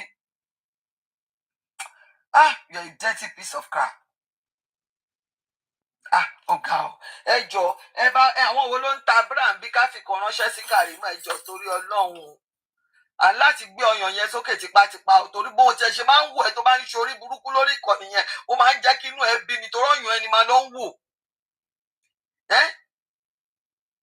ọyàn ẹ di sírípàsì ọmọ méjì péré ló mu yàn ọmọ ẹ dẹ̀ wá di ọyàn yẹn dẹ̀ wá plọ́sì lẹ́sílẹ̀ bẹ́ẹ̀ kí ló ṣẹlẹ̀ ọmọ kí ló ṣẹlẹ̀ padà tó bá tíjàpá bá fi ẹlẹ ò ní rẹ ní pè ẹ mi ló sọ bẹ́ẹ̀ ó máa ronú kú nítorí wọ́n yí àmọ́ no bóyá ni Karimot máa ṣèbọ̀ àbíyá the way I see it oh Lord that day you are so ugly o ugly níta o ugly nínú o mara mú o mọ oúnjẹ ẹsẹ o mọ kankan bóyá ló tún máa mọ kóódó náà kò sẹ́yìn tó mọ̀ ṣe o sóúnjẹ tì kò dáa o ṣe kínní kò dáa o kógo onímọ̀ ọdọ́ o múra o mú dáadáa ẹ gbà wá even gan ẹ̀yìn kí ló ṣe ń pe kínní adédògo ò lè wọ́ọ̀kì fún ẹ tó dẹ̀ ló ṣe ti kábọ̀tì ayé ẹ̀ máa ti bàjẹ́ kẹ́ ẹ. èmi ti sọ mo náà sọ pé jẹ́pà tó sọ̀rọ̀ ó jáde ilé fún afún bí ọ̀sẹ̀ kan òun fíìlì pé kò sí gímbẹ̀ ó wá lọ kí kábọ̀dì òun fi ń ga ara ẹni kò sí èyí tó kọrọ àwọn àbá ẹ̀. Defender no come home at the right time. Karimot I don't know wọ́n ní kò yọ style ṣọmọ nǹkan tó ń pè rose jẹ́ kẹ́mi lọ sọ fún ẹ kó lo rose o mọ rose yẹn tó bá fi sí báyìí tó bá tiẹ̀ ti sí kinní lè wá kó máa dá orí ẹ̀ kó máa dàrú ni orí ẹ̀ máa dàrú fúnra rẹ̀ nítorí ó máa rùn síjàpá tó sanra so okó ò ní lè láàsì dáadáa because I don't know báwọn ọkùnrin ṣe ń bá ẹ sùn. Oh my gosh rádaràda ìyá arúgbó gan kó lọ máa fi ṣe pleasure fúnra rẹ̀ ṣó ti yẹ nítorí mo mọ̀ pé ó mọ̀nà àbá ń fún ẹ láìpẹ́ ó dà pé ó ní sexual tension lórí ẹ ṣe ń ya wèrè níta yẹn ló ṣe ń ṣe wèrè níta yẹn ṣó ti gbọ́ ó ní sexual tension lọ ra rose ó wà lámẹ́sìn ó lọ ra lẹ́niwẹ̀ $40 ni o lè ro ní $60 gan kí bátìrì ẹ lè láti torí tó bá lọ fi síbẹ̀ tí bátìrì ẹ bá kú lòbó ẹ bá paná òbó máa laná ni o á kọ̀ há síbẹ̀ ni lórí ẹ bá finish òpònú olódo ọ̀jẹ̀ kí ló ṣẹlẹ̀ sí ẹ̀ náà rádaràda ò tiẹ̀ mọ kòkó tí kòkó tó mọ̀ ṣe ò já rárá ìwé ò dá ara ẹ ò dá o ò fáyìn o ò ṣe kọ́ tiẹ̀ mékọ̀pù yẹn ó ṣe bá dè wá tiẹ̀ kọ́la páúdà kọ́la gbogbo pankéèkì kọ́la lórí wèrè kò sí ètò lè ṣe òun ọgbẹ ẹjọ ẹ fi mílẹ̀ mọ́ ń lọ gbọ́ ọmọ ẹ ṣe.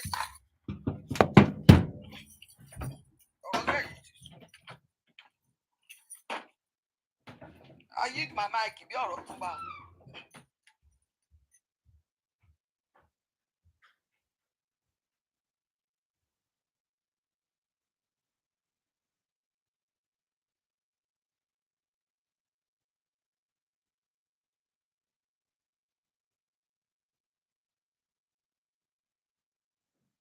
ìyá àgbà ẹ ṣe ẹkọ àtótónu Karimot ò nídìí róòsì o tó bá ń gbé fúkẹsẹ tó fi tọwọ́ bọ̀ díẹ̀ kó bàbá ní kìsì ìyá ẹ̀pù ẹ̀ díẹ̀ ó ló fò. àbò ní kí o lè ṣiṣẹ́ fún Karimot tẹ́ńṣọ̀n yẹn ti pọ̀ jù. níjọ́ tó bá lo róòsì báyìí kò ní lè wá ta fúnjọ́ mẹ́ta àá sinmi.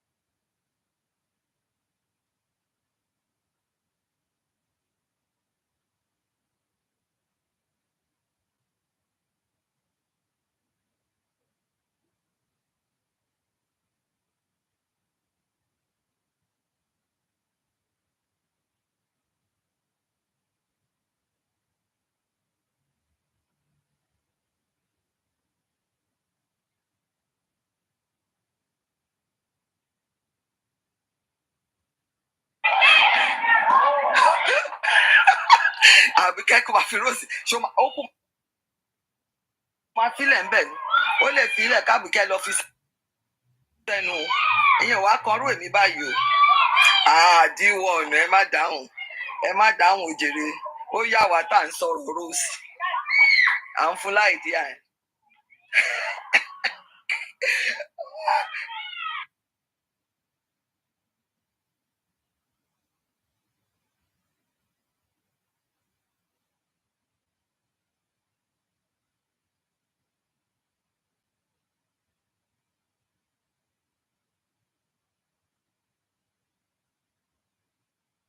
You everybody come on out.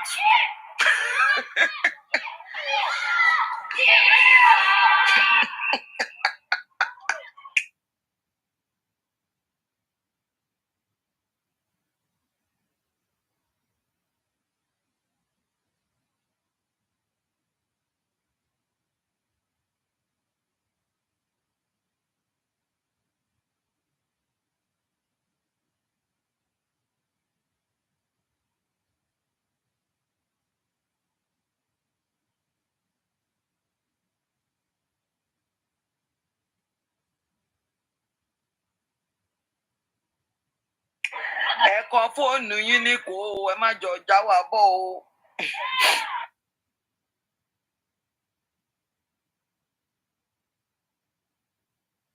mọ̀mí yẹbí ṣìtù ṣáìsì ń bẹ̀ ni.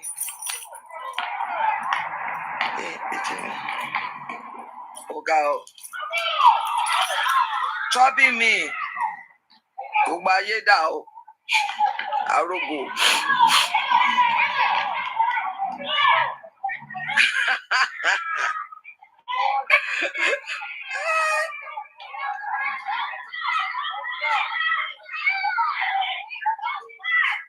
ẹ jẹ́ ń lọ wá ìjì oṣó ti jáde ni.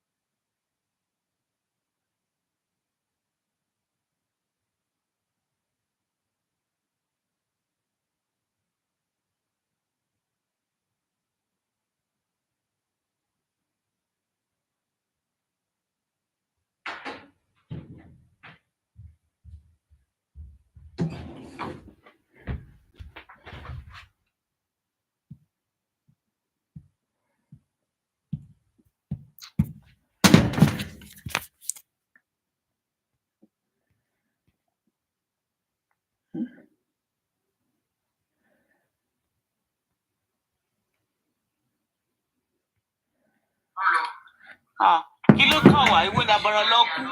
Ó bá fa lọ́ba sórúkọ ẹ̀. Aláàyè ẹ̀. Ṣé yẹ kí yẹn bí wa nínú ni kò yé mi o. Onílé alọ́ba náà ló ní. Ó lóun ṣẹ̀rí lórí Instagram ní sim. Méjì wo náà fọ́nà dá padà fa. Méjì wo náà fọ́nà dá padà fa. Abẹ́fẹ́ ṣé Facebook ó ti. Ó lọ ti dá Facebook òun padà fún. Ó ti lọ ó máa ìbò níbo náà ti. Bàbá gan fọ́lọ̀ èmi gan láàárọ̀ yìí. Mo ní bàbá kí ló ṣẹlẹ̀? Ṣọ́ọ̀tì gbé fídíò wa. Nípa sọ pé Liam is Mohbad's son. Bó ṣe sọ ara ẹ̀ ṣe bákan kò ṣe bí ẹni pé ó gbọ́ tààrà kan ó bá sọ pé wọ́n máa sáré kú ni. Nígbà téèyàn ò kì í ṣe ológun láyé ẹ̀ àbúrò ẹ̀ ó ní fake result. O tó dẹ̀ mọ̀ tó mọ̀ pé Mohbad ló bí ọmọ ẹ̀ ó mọ̀ fún ara ẹ̀ ó mọ̀ fún ara ẹ̀ ó dẹ̀ ń ṣòṣì bí ẹran aṣẹ́wó. Ojúbọ̀ ọ̀pọ̀lọpọ̀ fi ṣe DNA. Ẹ wo bá ṣe wo Karimot gan ó máa fún èèyàn ní nǹkan míì ní brain èèyàn ni ó ṣì lọ mi ìfẹ́ gbóhùn ẹ̀ mọ́ ló ṣe ọmọ. Mẹ́mi ò ríro eléyìí rí láyé mi o ó ṣáà ti pọ́jọ́ mẹ́ta kan táà náà ti da èmi ìrírò eléyìí rí. Wọ́n ní Facebook is back. Who first ló sọ bẹ́ẹ̀? Ó sọ bẹ́ẹ̀ ó ní Facebook òun ti padà. Ó ní bá ṣe ń gbà lọ́ndà padà fóun bọ́ yẹn ń gbà lọ́ndà padà fóun. Àbúrò ẹ̀ tó dẹ̀ mọ̀ àkúrọ́ mọ́ ni tako ni ó mọ̀ pé Mohbad ló ní ọmọ yẹn ó dẹ̀ bọ́ síta ó ní no kóun kọ́. Karimot ó yẹ kán yìnbọn pẹ́ kọ́kàn yẹn ságbá ni. Bẹ́ẹ̀ ló ń jẹ nǹkan lára ẹ̀ ò balẹ̀ bẹ́ẹ̀ ló ń dìde ló ń jókòó ló ń mi chíà yẹn. Ó yẹ kó lọ fún àwọn tó máa ń ṣe therapy kíní tó máa ń fún wọn yẹn kán mú fún ẹ kó máa fi ṣeré bí ara ẹ̀ á balẹ̀.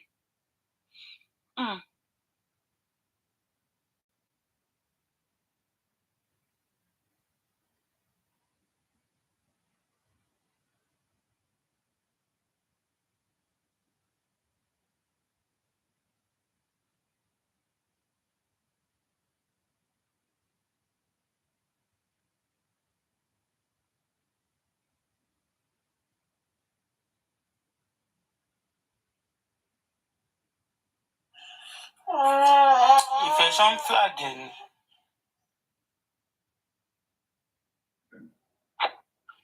Flag ni o. Okay.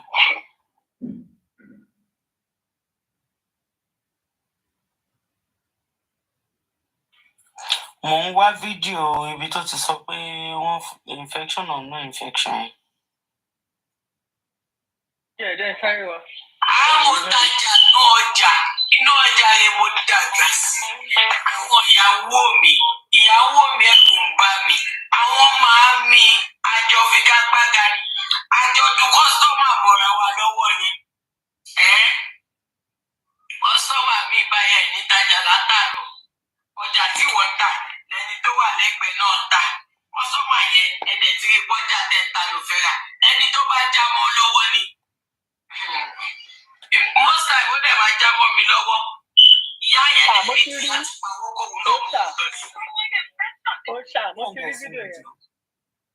Ọmọ infection. Hey. A few moments later.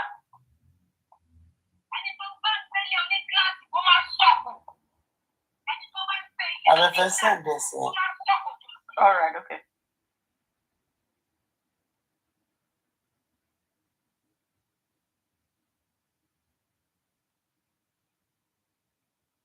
Ìyá lòun bá fi gagbága nù ọjà ibẹ̀ ló ti gbàjẹ́ lọ́mọ burúkú yìí. Ọlọ́run bá mi gbógun nẹ́tíwọ̀kì rẹ ló.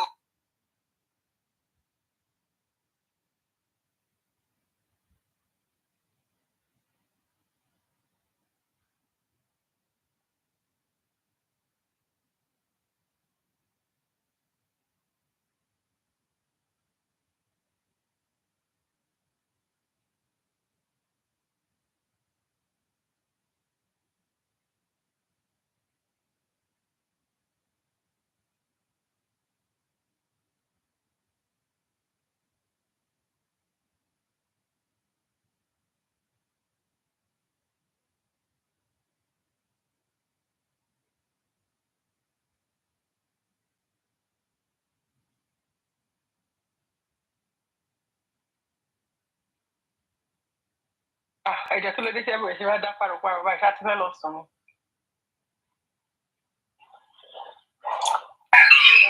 Goodness.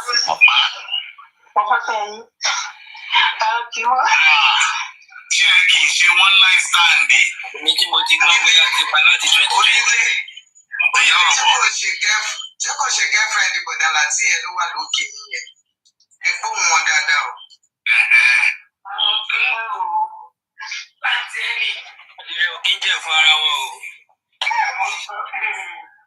N kò kẹ̀lẹ̀ gbọ́ yín dáadáa o, ẹ kẹ̀lẹ̀ sọ̀rọ̀ sọ. Ẹni ẹ jẹ́ ọ̀rọ̀ ọlọ́dọ̀ ìyá Wùmí o.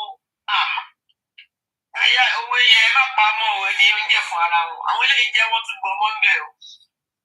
Ọlọ́run ló ní káwa máa wà láti bẹ̀ àdẹ̀ ní kórìbọ̀ bẹ̀ lágbọ́dọ̀ lọ́wọ́.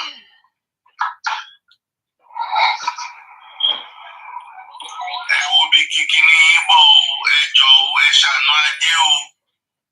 Ẹ wo bí kíkiní yín bọ̀, ẹ má kìbọ̀ bí tí ò dáa. I'm going downstairs in case you want me to mute. Please just mute me because I'm not here. Ẹ má fi okùn abẹ́ yín tọ́nà ogun wọlé. Ẹ bá tọ́nà ogun wọlé, ó lè má kú bọ̀rọ̀. Ó má lọ sí bọ́ọ̀lù tó ti pín yèké. Gẹ́tì brọ́dà mi owó ní kókó. Ẹ bá mi ṣàlàyé fún ọ. Ajẹ́ sọ́ra kì í ló ra ṣe. Ẹ má lọ sí bọ́ọ̀lù tó ti pín yèké o. I'm always on Facebook. Always.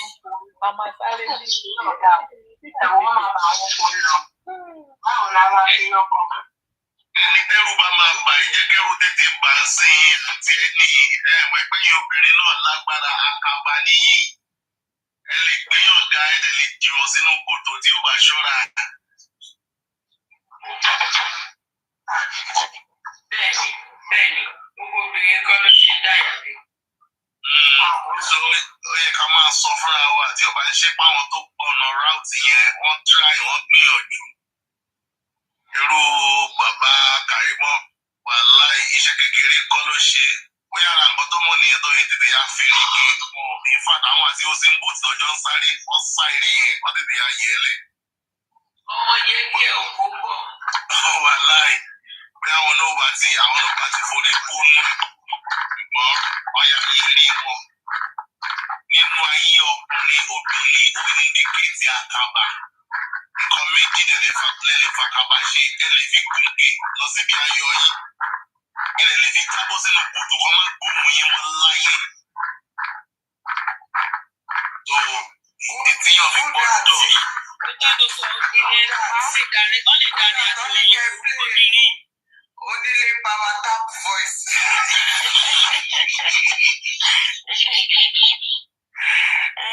Àwọn lọ ẹ má play o, àìrú máa bá àwọn èèyàn o. Àwọn èèyàn tún máa bẹ̀rẹ̀ sí ní sáré power tap sí èèyàn torí wọn kò fẹ́ gbàlejò tí ó yẹ kó gbà o. In fact, ó lágbára. Ẹ wo nǹkan táwọn ọmọ wa ń go through lórí pé alọ bẹ́ni tí ó yẹ ká bá sùn alọ bá sùn. Ẹ wo nǹkan táwọn ọmọ ń go through. Ṣé ti tẹ̀gbọ́n àtàbúrò tó ń fúnra wọn jẹ? Tẹ̀gbọ́n àtàbúrò tó ń fúnra wọn jẹ tán padà.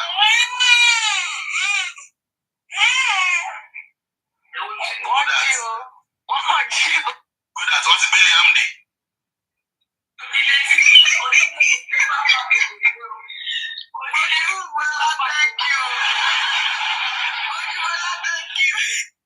Liam ti dàgbàgé lẹ́yìn lọ bẹ́bí lélẹ̀ tó gbé. Ọmọ tuntun jòjò ló lélẹ́yìí. Ẹ wo nǹkan tó wá padà lọ bí lórí àìlè kọ̀ǹtró ọ̀pá àtòkùn pupa tọ́jọ́ kó sábẹ́. Ẹ̀gbọ́n wa lọ gùn láàbúrò ó padà bí pírọ́blẹ́mù sílẹ̀. Ẹ̀yin ọmọ Yorùbá ẹ yé ṣe erékeré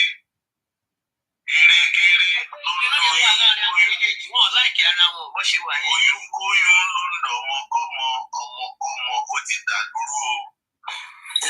Ìtọ́nà bá tẹ̀tí ní kéèyàn máa ṣe ọlọ́run kéèyàn máa ṣe. Wọ́n máa sọ pé ó dàdúró náà ó da orílẹ̀-èdè rú àmì ìkìlọ̀ fún kó ti kìlọ̀ fún wa. Ó dàgbáyé rú àgbáyé ló dàrú àgbáyé. Onílẹ̀kẹ̀ máa fẹ́ kọ́ da ilé ayé ó rí o. Orúkọ ọmọ Tógò ni èmi o. Àti ẹ̀ ń sọ yìí. Ọmọ Tógò, má bínú sí mi. Mi ò mọ̀ pé ó padà bà ilé ayé jẹ́ tó tó bẹ́ẹ̀ débi tó dé tó. Ọmọ Tógò kọ́ nílé jẹ́ o. Ọmọ Tógò kọ́ nílé jẹ́. Ó padà da ilé ayé rú dé Tógò. Tógò náà wá wà lórí social media ní àsìkò yìí kò lè sùn nítorí pé ó da ilé ayé rú. Àwọn èèyàn lè sùn, àwọn lè sùn ó gba ẹ̀ńbẹ̀lẹ̀ńbẹ̀ yẹn káwọn èèyàn máa pè láti China. Bí ẹgbẹ́rẹ́ mi bá béèrè tó ń bọ́lẹ̀ tí ń pè á lóun pè láti China, màá ní China kì í. Ìwọ nígbà ìwé lọ́wọ́ àgbẹ̀ á sọ á lọ́sàn-án. Táwọn ẹ̀yìn dẹ̀ wà láàárọ̀, àwa ń bíbá ya wà lóru. Ó dá ilé ayé rú. Ó ga o. Everywhere ni mo mi o. In fact, what a life. Wàhálà ẹ̀kúrò bá a sì ṣàjọra. Ọjọ́ kan ọ̀gá mi máa ń lọ من الظالمين ولا تقربا الزنا إنه كان فاحشة وساء سبيلا. Gbogbo tó wá ti kọ́ tí kò sí àdéhùn ni wọ́n dán lóko àdáni táwọn àgbàlagbà sọ ni. Ṣé ẹ̀rọ àwọn àfáà Kìlọ̀ fún gbogbo yín ẹ̀yọ́ ọkùnrin. ìṣòro àfáà àwọn olórí burúkú ọmọ tó sọ Kòránì kan fẹ́ wọ́n tàn kó wà lọ sá. Àwọn olórí burúkú èèyàn kò sòótọ́ fún Karimot. Ilé inú apèrè lápèrè akánà òun fẹ́ wò. Ọ̀gá mi bá lọ sórí ìgbà náà máa fọwọ́ pàdé mi pátápátá. Ọlọ́run kù sùúrù Ọlọ́run. Ọ̀bẹ̀lẹ̀ ni mo jẹ́ kí ló dé tèmi gbé ìgbàpọ̀ Nàìjíríà àti Tógò síbẹ̀ ni mo lè ọ̀rọ̀ yẹn ò lè yí ẹ. Ọ̀rọ̀ yẹn ò lè yí ẹ. Wọ́n sọ pé ṣebí Nàìjíríà yẹn tó Dangote wà lóun ní ẹ̀yìn bẹ́ẹ̀ ni àti ọkùnrin tó pa wọn ní àṣẹjọ́ ẹ ti dé báyìí. Ọwọ́ lọ yẹn kan fún mi orí èyí tó kọ káyìn ẹ̀yìn Ronaldo yẹn wọ́n lù ú yẹn náà ga. Kò ṣe. Ọmọ Ẹniọlá, màmá Tógò, ẹ̀yin ò gbọ́ nígbà tí Mohbad tó kọ orin ó la ẹnu orin wá jábọ́ lẹ́nu ẹ̀. Ó sọ fún gbogbo èèyàn nínú orin wípé màláìkà ni òun. Ó tún padà sọ wípé èèyàn mẹ́rin ni òun. Àwọn ọmọ adáríhun wọ́n wá pa ẹyọ kan nínú èèyàn mẹ́rin. Ẹ wá ní kí mẹ́ta tó kù kó má jà. Jẹ́rí pípé mẹ́ta tó kù òun ló bẹ̀rẹ̀ sí ní lagi mọ́ gbogbo àwọn ẹni ibi lórí ló bẹ̀rẹ̀ sí ní gba ọ̀rọ̀ jáde lẹ́nu wọn. Àtìlẹ́yìn iṣẹ́ rí bẹ́ẹ̀. Olórí onílé ẹ̀sọ́ Yorùbá dáadáa bí ló dé ẹ̀ kò ní ṣe yẹ̀yẹ́ ni. Mi ò láìkẹ́ ẹ̀. Mi ò ní ṣe yẹ̀yẹ́ mi. Onílé ò sí yẹ̀yẹ́, onílé báyìí tági ni wọ́n báyìí tàn fi ṣe yẹ̀ o. Onílé kan máa sọ Yorùbá dáadáa. Ó ń ṣe yẹ̀yẹ́ ni.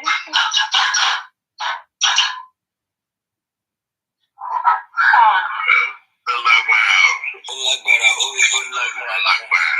Ilé bá wọn ní Nàìjíríà wọ́n ti kú o. Torí Karimot 1 point something àbí kí ni mò ń wò yìí, àwọn èèyàn ti jí nìyẹn o. Wọ́n ló ṣáà stream yín. Ṣé ká tún ṣáná sí loud ni? Bíkì, advice gidi mo fún ẹ lẹ́ẹ̀kan o, lọ́rẹ́ ti lé kó fún ẹ níṣẹ́ kó lọ yẹ ẹ síbẹ̀ fọjọ́ mẹ́ta.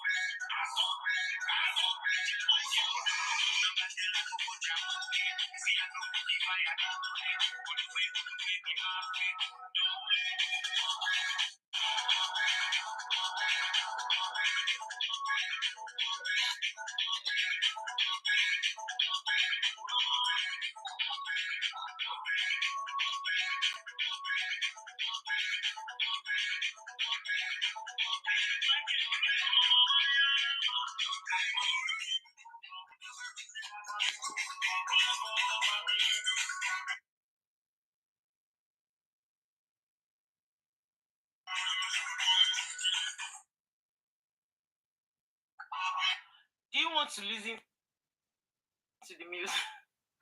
I don't know why she's playing music.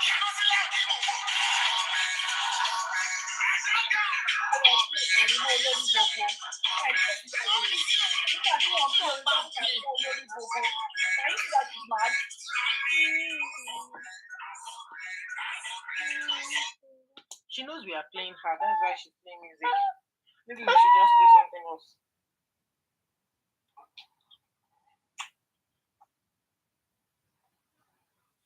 Let's talk about the show she did tonight.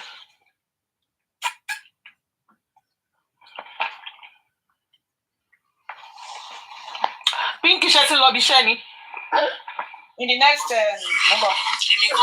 In the next year.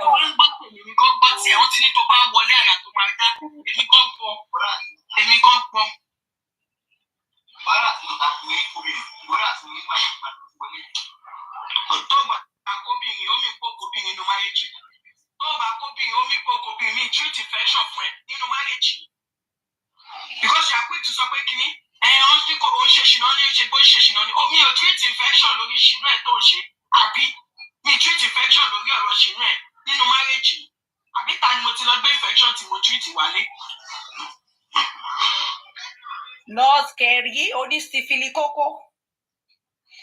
North Kerry onístífìlì kókó. Sórí pé nǹkan tó ń ṣe ẹ́ òun ló project sórí ọmọ ọlọ́mọ tí ò tán mọ́ ẹ. Mọ́ra rí olọ́kọ ẹ̀ ló fún ní infection. But meanwhile ìwọ gangan ló fi lọ́ fún ní infection. Ìwọ gangan làkíìmù fún ní stífìlì kókó. Ìlérí burúkú ọmọ.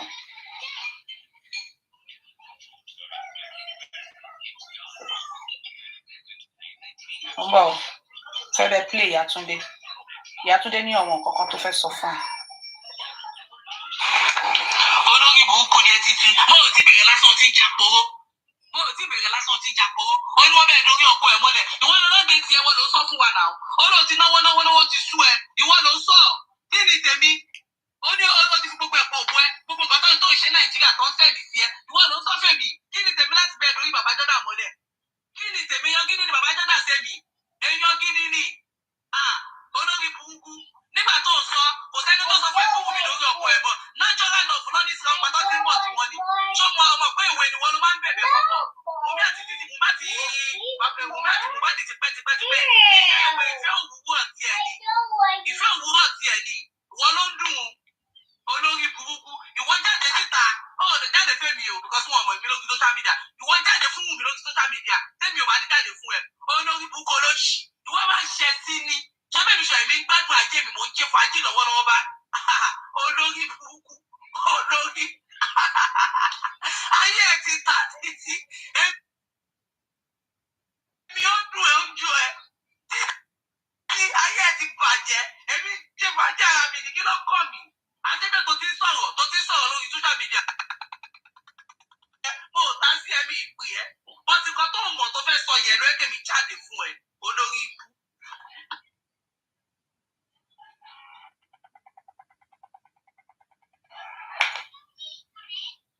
Ló sọ ẹ̀.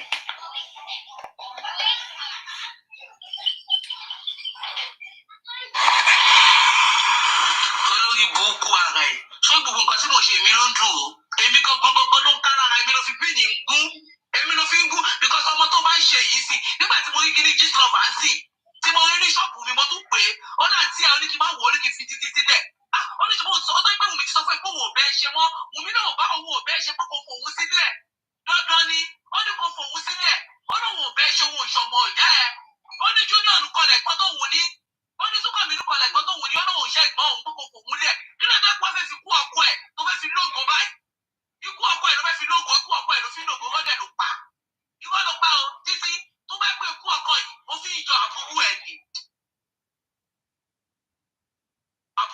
ní tó bá gbé September 12 ní ìlérí ọmọ Abọ́sẹ̀dé ọmọ alọ́ba ló kú títí tó bá fi kú ọkọ ìjọ Mohbad tó fi kú ọyọ ìjọ mọ́wù títí kó tó pé September 12 yẹn ọ̀run á fi ẹ́ ṣẹ̀ sí. Wọ́n fi ṣe Yàtúndé ìpín yẹn mú wọ́n fi ṣe. Wọ́n fi ṣe. Wùmí sọ fún mi pé òun ti fi ẹ́ sílẹ̀. Wọ́n fi ṣẹ̀sín. Ẹ̀sìn yẹn pọ̀. Òun ti wú ẹ̀. Pé kò fòun lẹ̀ lọ́rùn. Fòun lẹ̀ lọ́rùn. Tí bá gbé Wùmí tí bá bá sọ̀rọ̀ ẹ̀ gan. Ó máa láti ibi kì í fòun lẹ̀, òun máa búlọ́ọ̀kù mi o. Tí bá ti sọ̀rọ̀ Kàrímọ́ fóun. Ó ní kì í fi òun lẹ̀, òun ti fi Wùmí sílẹ̀, òun ti fi Kàrímọ́ sílẹ̀. Kàrímọ́ ti di búkèjì tó lórí búkú ẹ̀. Tó bá ṣẹ́ fílẹ̀tì ló fẹ́ ba yí àárẹ̀ ẹ̀ jẹ́. Wàá wá sí Nàìjíríà, àwọn máa fọ́ fà wá. Olórí búkú. Bẹ́ẹ̀ ló máa ẹ̀yẹ́ kí n wo owó tó ti wọlé tó máa wò tẹ́mi náà máa gbé fún ẹ̀ tó máa wò. Ó ṣe pé Liam ti gòkè. Owó Liam ti lówó. Olórí búkú ẹ̀, òun ló ṣe é. Ó fẹ́ fún okú ọmọ lọ́mọ, okú ẹ̀ fẹ́ fi lóògùn ni. Aláyé bàjẹ́. Bẹ́ẹ̀ náà ló ń gara. Mò ń sá pé kó gbé fóònù fún bàbá Mohbad. Àbúrò ìbúkú ni. Mohbad mú ẹ̀kọ́ tó kú. Olórí burúkú ni. Mohbad mú ẹ̀ lára. Olórí burúkú ni. Bó ṣe máa ń ṣe nìyẹn. Orí ẹni wọ̀n mú ẹ. Wọ́n mọ̀ o. Ọmọ olórí burúkú. Ọmọ pé torí ẹ̀kọ́ wọn náà mọ̀ mí, ó mọ̀ pé ó ń gbá lórí tèmi gan. Bó ṣe ń gbá lórí tiẹ̀, ó ń gbá lórí tèmi náà. Ó ń gbá gan, mo á tẹ̀, mo ń ní sùúrù fún ẹ nítorí àǹtí mi ni mi ṣe fẹ́ bá ìjà. Because ó ti wá ṣe tẹ́sì. Títí o ti tẹ́ o, ó ti tẹ́ gbàgbé bó ṣe ṣẹlẹ̀. Wọ́n ọmọ mi lórí social media wọ́n Kàrímọ́ nípò mọ́. Ìwọ ló ń wo olórí burúkú. Gbogbo owó ẹ̀ jó bí ẹ tó. Kò tiẹ̀ tapọ̀ mọ́ bó ṣe wà yẹn. Èmi tí mo wà Nàìjíríà gan, mo ìlú máa lówó tó ẹ. Wọ́n tó máa ń pè mí bá àǹtí ẹ̀ kí Kò lówó lọ́wọ́. Ọ́díò mọ́nì ló wà lọ́wọ́ ẹ̀, kò lówó lọ́wọ́. Olórí burúkú ẹ̀ ọ̀gá lórí fún mi pé ọ̀rọ̀ àti ti máa fẹ́ sanwó sùkúlù tó dé. Jẹ́jẹ́ mi ni mo jókòó, wọ́n lọ sọ fún àgbẹ̀ ẹ̀ kó fẹ́ ẹ̀kú mi. Mo dẹ̀ fi lọ́wọ́ ní ìgbà yìí pé mo gbọ́ ni tí Wùmí lẹ́nu mi nìkan. Wùmí ní kí n má gba ẹ̀kú ẹ̀. Wùmí sọ fún mi pé kí n má gba ẹ̀kú ẹ̀. Èmi ni mo gbọ́, wọ́n ti mo wò pé everything tó bá yẹ ká ti di kínú ẹ̀ máa dùn ni mo máa ṣe. Ó ní kó má gba ẹ̀kú, ó tún fẹ́ dàrí èmi àtẹ̀gbọ́n mi rú. Nígbà tó ọmọ mi fẹ́ sanwó wáyẹ́ẹ̀kì, ó sọ fún nígbà tó dé pọ́lọ́pàá lórí pé kó má sanwó wáyẹ́ẹ̀kì. Ó fẹ́ dà wọn àrẹwà àtẹ̀gbọ́n mi. Ọlọ́run ti dójú tì ẹ́. Títí Ọlọ́run ti dójú tì ẹ́. Ọlọ́run ti dójú tì ẹ́. Gbogbo àkámọ́ tó fún wa, ojú wa ti já. Ẹ ti gbọ́. Olórí burúkú olóṣì ọmọ àlè. Tó bá yẹ pé owó tó fi travel wà ní, ọ̀tá àbúrò ẹ̀ sọ fún mi lẹ́yìn tí mo gbòdì mo tún sọ yìí. Tó bá yẹ pé owó tó fi travel wà pẹ̀lú àwọn ọmọ ẹ̀ ló fẹ́. Send account number ẹ sí Wùmí. Tó bá send account number ẹ sí èmi, ọkọ̀ send sórí nọ́mbà tí mo fi bá ẹ sọ̀rọ̀ yìí. Wà á gbowó ẹ̀ padà. Olórí burúkú oṣì ọmọ àlè. Ọmọ òfò. Ó gbé Wùmí máa tọrọ jẹ lọ́wọ́ ẹ̀ ni. O lè tọrọ jẹ lọ́wọ́ ẹ̀ lájẹ́. Torí èyí tọ́lọ́run bá ti dá, ògo tọ́lọ́run bá ti dá. Kò sí ọmọ náà tó túbọ̀ níjà. Ẹni tó lùwà bá ti dá kò ṣeé farawé. Kò sọ́mọ náà tó túbọ̀ ní challenges lélẹ̀. Ó ti wá ọ̀rẹ́ ti lọ. Ó ti wọ́n ti lọ Wùmí ti dìde. Ó ti dìde. Olórí púpọ̀ náà wà l'Amẹ́ríkà. Ó ní wà ámì useless. Àmì oṣù wọ́n tó lọ sáàmì tó fi ń fọ́. Ọ̀rẹ́ ni mo ṣe òkú ẹ̀pá ní ẹ̀fàkì hospital ìjọ yẹn. Mo òkú ẹ̀pá. Wọ́n lọ sọ pé bí wọ́n mi ti lè ṣe é ṣe sí ẹ̀ lókè òdà. Mo òkú ẹ̀pá ni because fífọ́ ẹ̀ ti pọ̀ jù. Ẹnu ẹ̀ ti pọ̀ jù. Mo òkú ẹ̀pá mo òkú ẹ̀pẹ̀ wò. Má tún jẹ́ ìsọ̀rọ̀ mi ìfẹ́ jẹ́ o. Lábẹ́òkúta náà 8 flat ló kọ́ tó sọ ní online. Ọlọ́run ìbùkún ní ọ̀ títí. Àwọn ọmọ ẹgbẹ́ máa sọ pé tíṣù ẹni máta yọ̀ máa ń fọwọ́ bò ni. Ìwọ yóò fọwọ́ bò. Olórí ìbùkún ti ṣẹ̀ sí. Tí ìyàbá wá jẹ́ o, anígbèyàn kan ló ń ṣe ẹ́. Ìwọ kan ló ń ṣe rẹ̀. Ó ti kó dọ́sí gbogbo blọ́gà àgbáyé pátá. Gbogbo bó ṣe tọ̀, gbogbo bó ṣe ṣú, gbogbo ẹ̀ ó ti kó fún blọ́gà ayé. Àwọn sọ wàá máa pé àbúrò ẹ̀ ló ń fún wọn ní information ẹ̀. Information lórí burúkú wo ni? Information lórí burúkú wo ni Wùmí fún wọn? Because wọ́n fà ẹ́ ti rojọ́, ó fẹ́ kí Wùmí wà lọ́ndà ẹ̀. Ó wà lọ́ndà ẹ̀ kó máa sọ pé Wùmí báyìí ni kò ṣe. Pátá ni kò wọlé ni. Má wọ̀ pátá, irọ́ ló pa, ògùn ẹ̀ ti bàjẹ́. Ògùn ẹ̀ tó ṣe ti bàjẹ́. Olórí burúkú ò ní respect, ò ní kọ̀kọ́. Ilé ọkọ ẹ̀ náà wọn ò mú ẹ rí. Wà á dé ilé ọkọ wa máa gara. Kò sẹ́ni tó mú ẹ rí ilé ọkọ. Gbàgbé àwọn méjì náà yà Akíìmù ló ní Akíìmù. Sitin ajé Akíìmù ló náà ọmọ yẹn. Ajé ń gbọ́. Tó bá fẹ́ ṣòfò. Ṣé pé mo ìtún nífẹ̀ẹ́ mo ìtún wú ẹ̀jẹ̀ tẹ́gbọ́n mi fi bí ẹ 9 months. Gbogbo sọ́mánẹ́sì ní látọwọ́ mo ṣe ń rò. Ìwọ ni mò ń sọ fún direct. Torí tó ibùkún wá fẹ́ ṣe tó wá fẹ́ ṣẹ̀ sí títí tó wá fẹ́ ṣẹ̀ sí tí bá nà sọ́dọ̀ Akíìmù ti lọ. Ayé ẹ̀ ti bàjẹ́ wọ́n lórí burúkú tó wò ó lú. Ọlọ́fọlọ́pàá mú ọkọ ẹ̀ olóṣì. Ayé ẹ̀ ti bàjẹ́. Ṣé ọmọ bá kí mo dẹ́ ẹ ni? Títí ọmọ tó ṣí ẹ̀ sí. Ṣé bọ́ lọ́wọ́? Ó dà kí mo dún ẹ̀dùn bí dùn yà. Ó dún ẹ̀dùn ẹ̀sìn. Ó dún ẹbí aláṣẹ́wó sábọ̀. Ó sápadà bá wà. Olórí burúkú èèyàn sá lọ bá sí. Ó síyàn tó lọ sábà. Olórí burúkú pẹ̀lú gbogbo ẹ̀ láwò. Tó bóòsì táwa ẹ̀gbọ́n ẹ̀mí ìtẹ̀mọ́ bí yẹn ṣe ń mú ẹ̀ṣẹ̀ lórí. Pé yẹn náà kọlà. Tí Bukky Jesse tó bóòsì ọmọ lọ́mọ. Ìwọ náà ló jẹ́ ká rí gbogbo ẹ̀. Gbogbo ẹ̀ náà ni Bukky Jesse sọ pé wọ́n ló mú báàsì táà wálẹ̀ àkú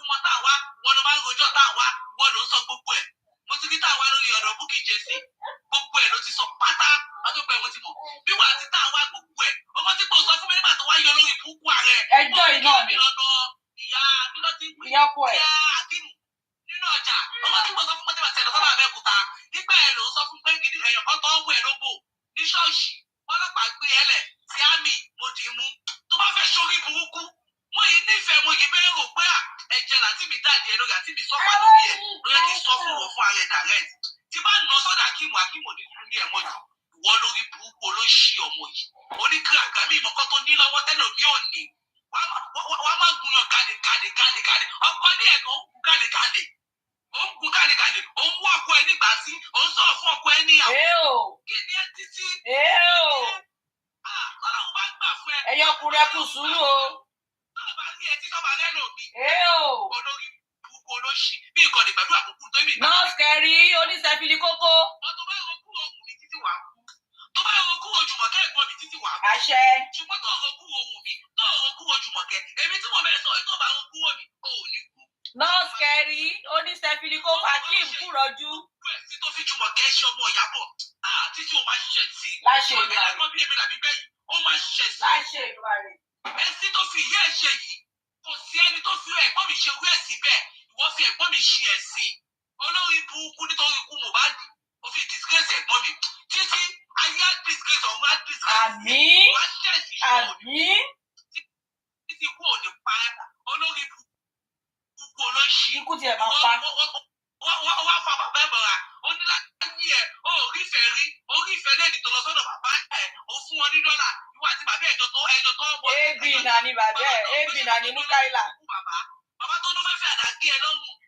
Ó láwọn àbúrò ẹ̀ ló ń pọ́n ẹlé ló ń pọ́n ẹlé. Àwọn àbúrò tó ní wọ́n rí tiẹ̀ wọ́n rí ẹ̀rù. Olórí burúkú ẹlẹ́sìn. Olóṣì. Ẹlẹ́sìn múrí kan tẹ́ ń kọ̀ wọ̀. Olórí burúkú. Ọmọ àlè wọ̀ náà dànù. Láṣẹ Èdùmàrè. Àwọn ọmọ ẹ̀ méjèèjì máa ń lé ẹ̀ dànù. Láṣẹ Èdùmàrè. Nọ́ọ̀sì kẹrí oníṣẹ́fìlì kókó. Nọ́ọ̀sì kẹrí tó ní infection tó wá ń parọ́ pé Mohbad fún mi ní infection. Olórí burúkú ọmọ. Yẹn tún bẹ play ẹni sùúrù. Ẹ wá gbọ́ nọ́ọ̀sì kẹrí. Nọ́ọ̀sì kẹrí kẹ́ńkẹ́. Bàbá nọ́ọ̀sì kẹrí ó dìnnà ẹ̀ lálẹ́ àná. Bàbá ẹ̀ lòun ò mọ̀ rí. Bàbá ẹ̀ lòun ò mọ̀ rí pé kò ń ṣe ọmọ òun. Ẹ gbọ́.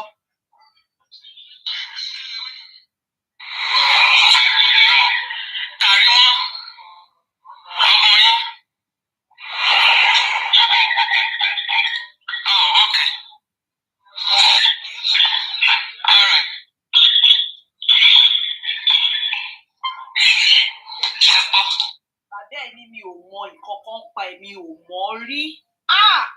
Olúwa o. Ẹ̀ṣẹ̀ tí máa ṣe àwọn òbí tó bí mi. Tọ́ máa fi náà ò mọ̀ mí rí. Ọ̀wọ́n kọ̀ mí lọ́mọ. Olúwa má jẹ́ ń ṣe. Ẹ̀ṣẹ̀ táwọn ọmọ mi máa ṣẹ̀ mí. Tí máa ní mi ò mọ̀ wọ́n rí. Tí máa dìnnà àwọn ọmọ mi. Olúwa má gbé kò mí. Má gbé kan ọmọ mi. Olúwa o. Ẹ̀mí ìrẹ̀lẹ̀. Ẹ̀mí tútù. Ẹ̀mí ọmọ dáadáa. Bá mi jogún ẹ̀ sí láyé àwọn ọmọ mi. Bó ṣe jogún ẹ̀ sí láyé mi. Tí mi ò rí bàbá mi fín. Tí mi ò rí ìyá mi fín kó tó kú. Tí mi ò disgrace wọn. Tí mi ò bọ́ sórí social media. Tí mo pè yá mi láṣánà. Tí mo pè bàbá mi lólóṣó. Olúwa o. Bá mi ṣọ́ ọmọ mi lọ́mọ dáadáa. Ó ti ṣe wọ́n náà. Kò jẹ́ rí wọn tọ́kalẹ̀. Kí rí wọn kọ́ má di ọmọ ìyá Hausa. Eléri burúkú ọmọ òfò.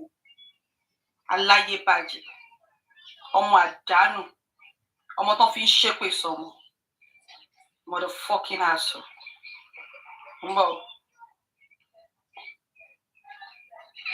Ó ní kankan. Wàá fẹ́ kú. Wàá fẹ́ ṣe kí ni? Èmi àfẹ́ bọ́. Ẹ̀rẹ̀ wá bí tó ti ń sunkún. Tó ti ń ké profusely. Bí tó ti ń sunkún tó ní ó máa lọ síta. Wùmí disgrace ni. Yẹ̀bẹ̀ wá síta.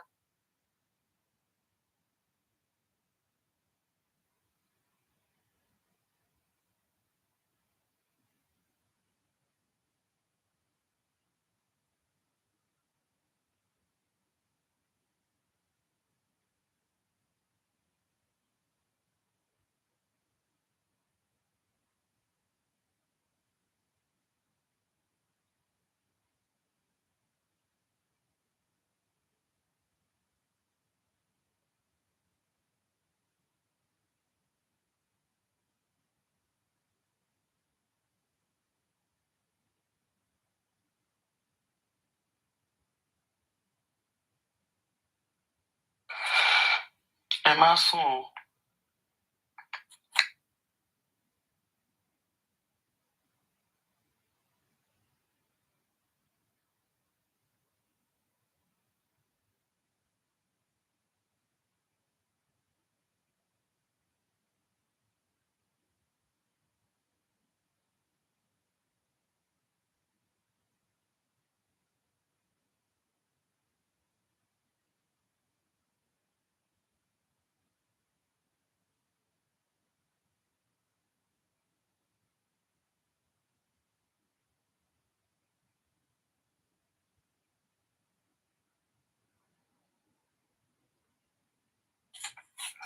ṣé gbogbo yín ti sùn ni?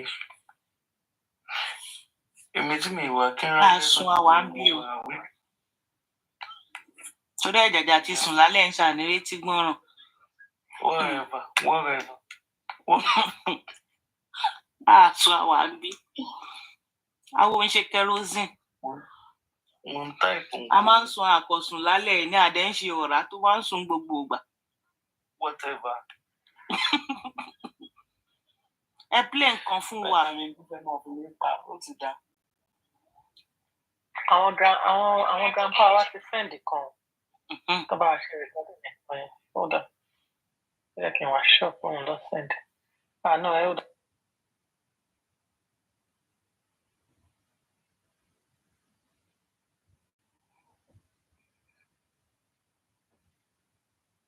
Okay, wọ́n ló ti fẹ́ rẹ́dì lọ sọ. Ó ti fẹ́ rẹ́dì o. Kò sọ oorun kẹ̀, a máa fà á kóṣù. Karimot náà máa fà á mọ́jú. Àwa máa fà á for 3 days. 3 days. tó wà nínú sùn lálẹ́ báyìí. Tó ń bá kò yẹn rán ṣàjókòó síbi kẹwàá kẹsùn. tó bá lọ dà wá nù tá a bá lọ já sílé ọ̀tá nǹkan. Òòṣà máa jì. Tá a bá lè hold there for the next 2 to 3 hours. òòṣà tó ti dọ̀rá báyìí. ọ̀rá máa ń sùn. No, ó máa sùn náà, no doubt. But ó ti wà active for a few minutes. So bó ṣe wà yẹn. Tá a bá lè hold there for another 2-3 hours. Òòṣà á ti jí á ti di àárọ̀ lọ́dọ̀ òòṣà. So I can continue ẹ̀. Then I want to use mi ò trust òòṣà o wàláì. Ó wà ní kò tí sùn. Ṣùgbọ́n òun ló ń bi wá pé ṣe ti sùn ní. níbo. Òun nífẹ̀ẹ́ òòṣà ṣe ní ìdí yẹn. tẹ bá ń gbọ́ wú lọ òun lọ ro òòṣà báyìí. Kò wú lọ fẹ́. ẹ jẹ́ fi yá kí mo rìn ẹ bá mi gbé mi sórí bí screen. a fẹ́ wò yá Akeem o. ẹ wá wo mọ sí Akeem. jíjí mi dà bẹ́ẹ̀ fi wò yá Akeem. ó ṣe eré gẹ́lẹ́ tó ju kẹ̀kẹ́ níbi tí ìyá ẹlẹ́yin ìjòkó. gentle girl ó ṣì wà lágbègbè yìí. Ó wà lágbègbè yìí ò dẹ̀ gòkè. Ìgbà tá a bá ń wo ègòkè. ojú ìyá Akeem kan o. máa wo mú wọn bí umbrella ọba. eléyìí gangan ló ń pè é kójú má rí bí. ìyẹn gbọ́dọ̀ wọlé èso wọn lára ìyá Akeem ṣe rí báyìí wọ irun jọ àbí ṣaṣọ ni. òtútù ló fẹ́ pàdé Akeem wọ́n wọ winter jacket ní Amẹ́ríkà ló wà. wọ́n sì wà ń bẹ̀ àbí wọ́n ti lọ lé wọn. wọ́n ti deport wọn wọ́n lè wọlé mọ́ àríwá kan dùn wọ́n jáde. tó yẹn ó gbọ́dún ó lù wọn àlùfẹ́ ẹ̀kú kó tó lé wọn padà sí. ojú wọn gan tó kóyìnbó dìpọ́ọ̀tì wọn ojú wọn náà tó bẹ̀ àkọ́lé ẹnu wọn ni ààrẹ ẹnu wọn àmọ́ bí ṣèpù ẹnu wọn ṣe rí. ìyá mi ò bú yín o torí mi lè bú ìyá tèmi náà bọ̀ ẹ má bú ìyá Akeem ẹ fi ìyá Akeem ilẹ̀ Karimot ló fà á ẹ jọ ẹ bá mi yá fún mẹ́sì ọ̀nì ìyá Akeem ẹ máa rí àwọn ìbejì Akeem sí yìí o ẹ máa rí àwọn ìbejì Akeem. yéèpà àtúníyẹn náà lọ́wọ́. mo láì pínkì jàre pínkì máa ń fún wa tán àbẹ̀fẹ́ ló máa ń yọ díẹ̀díẹ̀. ni mo máa ń yin jẹ. èmi ìfẹ́ wá sórí platform mi mọ̀dọ̀ pínkì ni màmá lọ ń sìn. èmi gan ò fẹ́ sí platform mi mọ̀dọ̀ pínkì mo fẹ́ lọ máa jókòó síbẹ̀ máa fi lé. Can you imagine? ká lọ sílé sọ́dọ̀ pínkì. Can you just imagine?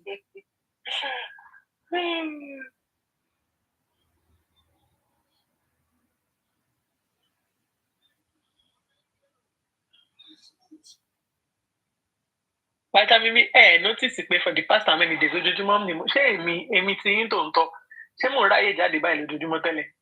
Ẹ mọ̀ pé leave mo wà leave báyìí ni Very simple. Ṣé mo tún ṣe mi ìṣèjọgbọ̀n mọ́ mo ti dàgbà. Wọ́n dẹ̀ jọ bọ̀bọ̀ yẹn o. Of course. Ọlọ́wọ́ èèyàn láàdá yín sí jàre yìí. Ọlọ́wọ́ èèyàn láàdá yín sí. Ọlọ́wọ́ èèyàn láàdá yín sí. Wọ́n jọ bàjẹ́ dàgbà. Ẹni l'Amẹ́ríkà, Canada lè máa lọ. Dalé onílé rú. Karimot ló lọ fi ògò ìtòkò, ògò tí wèrè ti dó ló lọ fi dálé bọ̀bọ̀ yìí. Tó fi lé ẹni tó ní ọkọ gangan tó lé kúrò ń bẹ̀ tó fi dọkọ. Very handsome boy. Ní Amẹ́ríkà, Canada lè máa lọ kí wọ́n bá pàdé Karimot, Canada lè máa lọ. Ó ti bí ọmọ tó dàgbà tó yóò lò ṣí ẹ́ tó yìí bí ọmọ ṣe wẹrẹ lọ́wọ́ ó lọ gbọ́kọ lọ́wọ́. Ṣe wẹrẹ náà. Àbí kẹ́ máa lọ sí Australia. Ó fi ọkọ lọ́kọ, ó wá dè kan náà mọ́, ó fi ògùn mọ́ lò dè kan náà mọ́. Ẹni tó rí nǹkan rí tó fẹ́ kú nítorí ẹ̀. Ó ti confirm ó làjẹ́ lòun, àbí? Ó làjẹ́ èèyàn ṣe gbọ́kọ́ lọ́kọ tí ò ní fàjẹ́. Karimot má bínú omi sọ́tẹ̀ o. Pa ọmọ ìbọn yẹn fine. Ọlọ́wọ́ èèyàn láàdá yín sí. Àdẹ́rì ṣìpà Germany báwo? Germany lọ́wọ́ kí lọ́bọ̀ àjẹ́ Germany. Àdẹ́rì ṣìpà tẹ ṣọ́ ara yín tó bá yá kẹ́ ní mọ̀ fàjẹ́ ọgbọ̀n. Mi ò níjọ̀gbọ̀n mo ti dọmọ Ọlọ́run mi ṣe wàhálà mọ́. Wọ́n ní kí ẹ bá wa sún kinní yẹn sókè. Rí píṣọ ọmọ yẹn dáadáa, a fẹ́ wojú wọn. Wọ́n fẹ́ screen grab, wọ́n fẹ́ screen shot, wọ́n fẹ́ screen munch, wọ́n fẹ́ screen mú. Ẹ bá wa sún sókè. Àwọn ọmọ Akeem, ọmọ Bèjì Akeem. Wọ́n ti dàgbà, ó dẹ̀ lè má jẹ́ picture. Karimot ló lọ gbọ́kọ́lọ́kọ́ dalé onílé ló fi ògbó tó kò dalé ro ilé ọkọ̀ olóṣè ní tẹ́ni rí nǹkan rẹ̀ tó mú ìkànnà tó dè mọ́ tó fògùn dè mọ́ lákọ̀ọ́. Àwọn ẹni tí ó ti sọnù ńkọ́.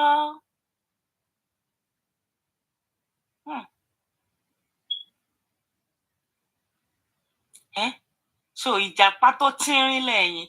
Ó wá ní kó má sí ìjàpá tó sanra, ìjàpá tó tínrín. Ẹni tó jẹ́ ọmọdé tó lé kúrò lé, ó rò bó máa fojú rẹ̀ wù ẹ́ olórí burúkú. Àwọn ọmọ ìjàpá tó tínrín làwọn ọmọ yìí o.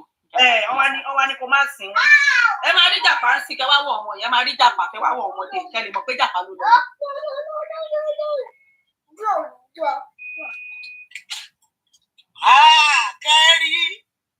Kẹ́rí olórí ibú olóṣì. Mo ti mọ̀ pé nǹkan tí bísẹ̀ sí wà àwọn ọmọ yẹn fún ìjà àwọn ọmọ ẹ lọ olóṣì yóò dá òun ló ṣe bí nǹkan tó fáìn ò dá rárá àwọn ọmọ bóyá fáìn. Ìjàpá tó tínrín làwọn ọmọ yìí. Olóṣì àwọn ìjẹ bàbá wọn kọnfàmù ni jọ apá àti ẹ̀gbọ́n jẹ bàbá wọn ìyá wọn sì gbé lọ́dọ̀ yọ ọkọ ẹ Karimot má wọrí ó sì máa fọkọ ẹ ojú wa ló máa ṣe orí ìkànnì ńlájọ máa. Ẹ ṣe bí àti Jùmọ̀kẹ́ sì ṣe ló ń jẹ pọ́nrán bàbá ẹ̀ náà nìyẹn bí ìyá yìí náà ṣe máa lọ máa jẹ pọ́nrán ọkọ ẹ̀ padà nìyẹn once débẹ̀ always débẹ̀ ni. Ẹ̀yin ìjàpá tó tínrín Ọlọ́run á wò yín o Ọlọ́run á dá yín sí. Very simple àásùn ibi la máa dàgbà sí. We pin here together. Ó ṣá báwa sún kínní sókè. Àṣà sísàlẹ̀ sísàlẹ̀ ni tó bá lọ sókè ó lè lọ borí àwọn ọmọ yẹn. Tó bá wà lókè òkè ó ṣá. Ó ṣá ń sùn. Ó ṣá ti sùn ó ti tún fẹ́ gbẹ. Àwọn ọmọ yìí fine o okay ó ti bẹ́tà. Kí Abẹ́jì náà bọ́ta kó wá ṣáná sí loud. Ìyẹn ò dẹ̀ ní fẹ́ ṣe bẹ́ẹ̀ torí kò ní fẹ́ kán dìpọ́tù ọkọ òun. Ọrùn lala ní Karimot máa rán lọ sọ́run bó ṣe pa Mohbad. Yéèpà.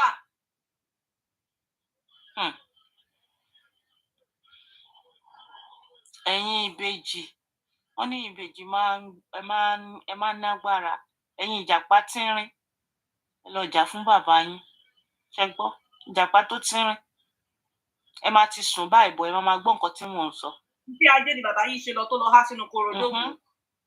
Iṣẹ́ ajé ni bàbá yín ṣe lọ. Wọ́n ní bí ọba ti kọjá Muritala Muhammed ó ti kọjá ayé bàbá yín ti kọjá ayé.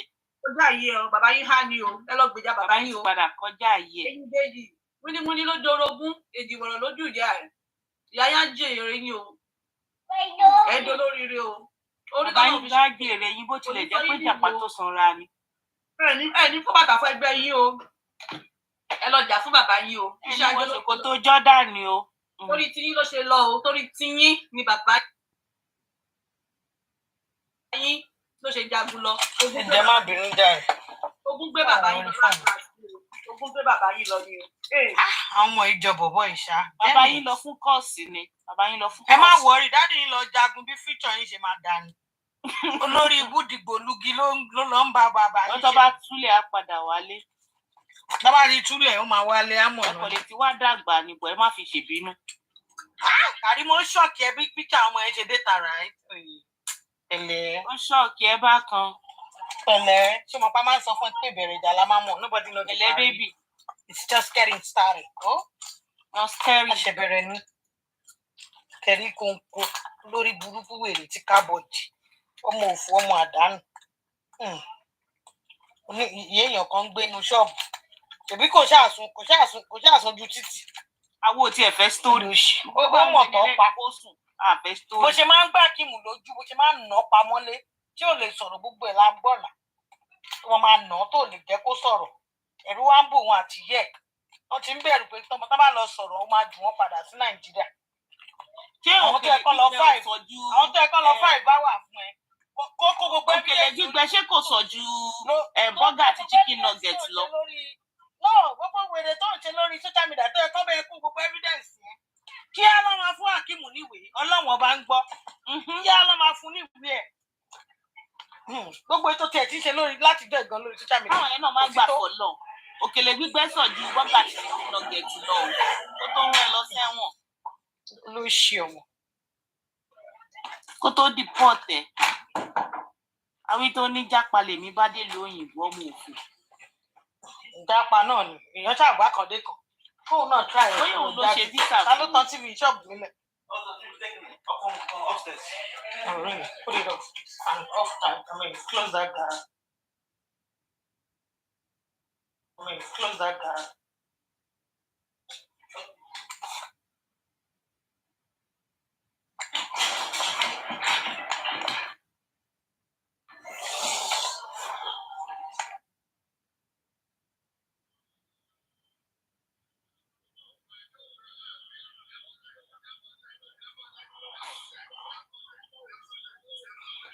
Ẹ gbọ́dọ̀ sun gbogbo yín. Ó yẹ ẹ on mute.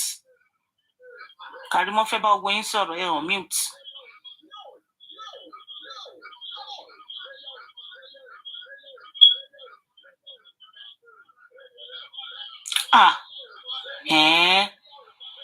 Ìgbà táwọn ìbejì kéré. Karimot. Àwọn ọmọ náà jọra wọn pàápàá. Orí ẹ̀ ò lè dá. Ó dẹ̀ dálé onílé rú. Ó sọ ọmọ di ẹni tí ò ní bàbá. Ìwọ wá fẹ́ ràgàbọ̀ nǹkan tí ò ṣe tiẹ̀. Ayé ẹ̀ máa dẹ̀ mọ̀ pé nìyẹn ti bímọ, ó ti níyàwó títí ẹ̀. Ọ̀gá o.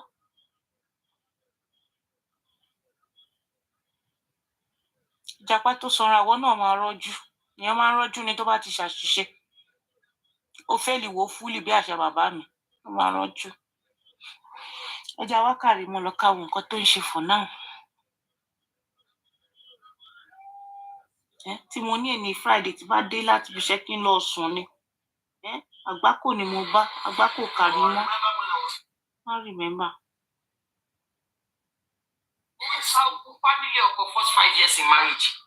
Bẹ́ẹ̀ ni mo dẹ̀ já tìyá tó bí mi náà. Torí kó sọ pé mi ò ní fẹ́ ọkọ mi, mo dẹ̀ fẹ́ ní tipátipá. Mo dẹ̀ jáwọ́ náà. Ó ṣàlè fún ìyàwó ti bàjẹ́. Ó láìkí ẹ, ó máa ń sọ̀rọ̀, ó máa ń contradict rẹ̀. Ó fẹ́ ọkọ tipátipá, ó gba ọkọ lọ́kọ tipátipá. Ayé ẹ ti bàjẹ́. Ayé ẹ ti bàjẹ́. Karimot, orí íńtánẹ́ẹ̀tì ni àwọn èèyàn jókòó sí tó ti ń sọ̀sọ̀ gbùsọ̀. Báwo tágẹ́tì wọn ni o? Àwọn tó ń sọ yẹn wọn ò sí ilé ọkọ. Àwọn tó wà ń tán sọ̀rọ̀. Ta ló sọ bẹ́ẹ̀ fún wèrè ẹ̀? Yétúndé ló ń sọ̀rọ̀ nísìn. Yétúndé tí Àbẹ̀fẹ́ gbé picture lánàá ẹ̀. Yétúndé Adams Ìṣọ̀lá. Òun ló máa wá. Kò dẹ̀ ṣẹjọ́ lọ́wọ́ wọn. Ìdúmọ̀tẹ́ ẹ̀yà yín tó jẹ́ baláyé bàjẹ́ obìnrin ni. Tó jẹ́ pé gbèsè ayé ò dá láti rẹ̀. Wọ́n bẹ́ẹ̀ bú ìyá ẹ̀. I don't understand. Tó tún wá ń wíṣọ àwọn ọmọ tó tara ẹ̀ jáde. Wípé irúgbìn ayé tó ń gbé láti lẹ̀. Òun náà ló tún ń wíṣí káwọn ọmọ tó tara ẹ̀ jáde. Kó tún wá máa gbé irúgbìn ayé yẹn. Nǹkan tẹ̀mí mọ̀ nílẹ̀ Yorùbá ni pé bó ṣe ń ṣe bí ẹni tó ń bá yàn jà ló mi ọyàn ló mi gbogbo ẹsẹ̀. Karimot is in severe pain.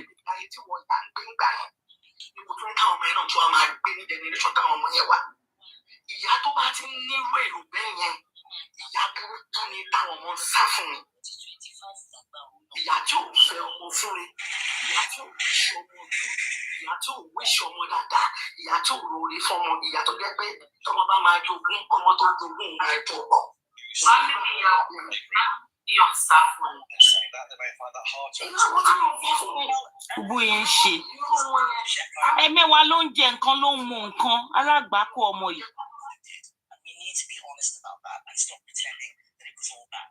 Mr. Karimot.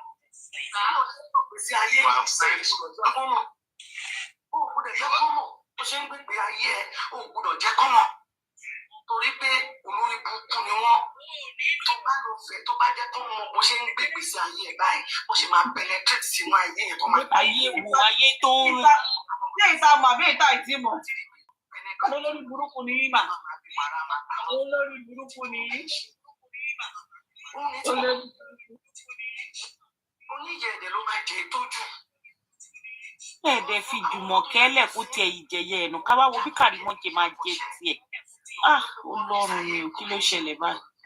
Bóyá gbọ́dọ̀ létí ẹ̀ kí ní ṣe wọ́n lórí ààrẹ ìlú ẹ̀ tí. Kárí kọ́ńkọ́. Ààrẹ ìlú ẹ̀ tí. Ẹ̀jẹ̀ bá ń yọ píkṣọ àwọn ọmọ yìí kúrò ńbẹ̀. Kí máa gba àkókò tó náà. Kí ni ká ṣe? Orí máìnà ni wọ́n. Oh, okay. À ń ṣe prayer fún wọn ni o. Sọ̀rọ̀ burúkú fún wọn rárá. Ìjàpá tó sanra náà jọmọ́ mi ẹ̀ o.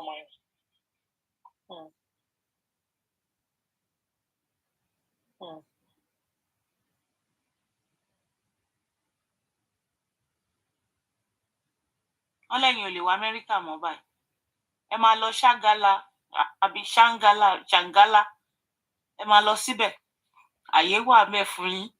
Ẹ lọ máa fọ́ ara ògiri bóyá orí tí náà máa straight. Àbúrò jàtijàti wọn ò ní dádìlé yín lórúkọ Jésù. Gbogbo ẹnikẹ́ni tó bá gbé ọwọ́ kọ́wọ́ sẹ́yìn dàdíjé àti àtàwọn ọmọ yín wọ́n máa gbé ẹni ọwọ́ kọ́wọ́ ọwọ́ tọ́gẹ̀dẹ̀ bá gbé àfihàn ara ẹni wọ́n máa fi mú ara wọn ni agbára Ọlọ́run. Ẹ kọ́ntínú tó máa. Ààrẹ ò balẹ̀ bẹ́ẹ̀ ló ń tẹ ọwọ́ ẹ̀ lẹ́ẹ̀mẹwàá bẹ́ẹ̀ ló ń mirí. Ojú ẹ̀jọ́ kó fẹ́ ké kúkú ké náà. Ìjàpá rèé o. Ẹsẹ̀ ìjàpá bó ṣe yà lọ́tọ̀ọ̀tọ̀.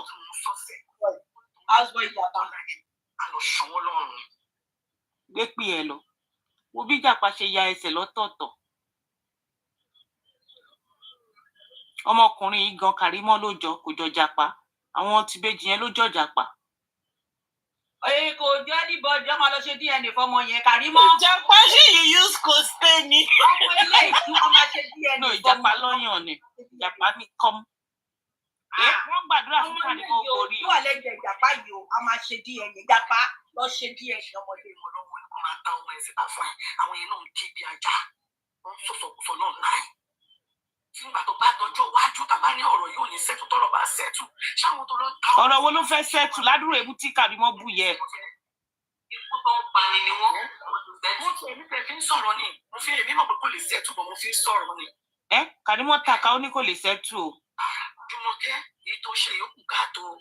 And the more táwọn tó lọ kó síta the more tó bá ń come for Karimot the more ni Karimot máa expose ẹ̀ mọ́. Kò tí orí ẹ̀ ò pélé lórí nìyẹn. Wọ́n sọ pé orí ìyẹ́ ò pé Karimot. Ní Karimot máa expose ẹ̀ mọ́. Mi ìfẹ́ gbọ́rọ̀ tí wèrè yẹn sọ. Ẹ má bínú o, mi ìfẹ́ gbọ́ ọ̀rọ̀ tí wèrè yẹn sọ ó ń jẹ́ kára já mi jẹ.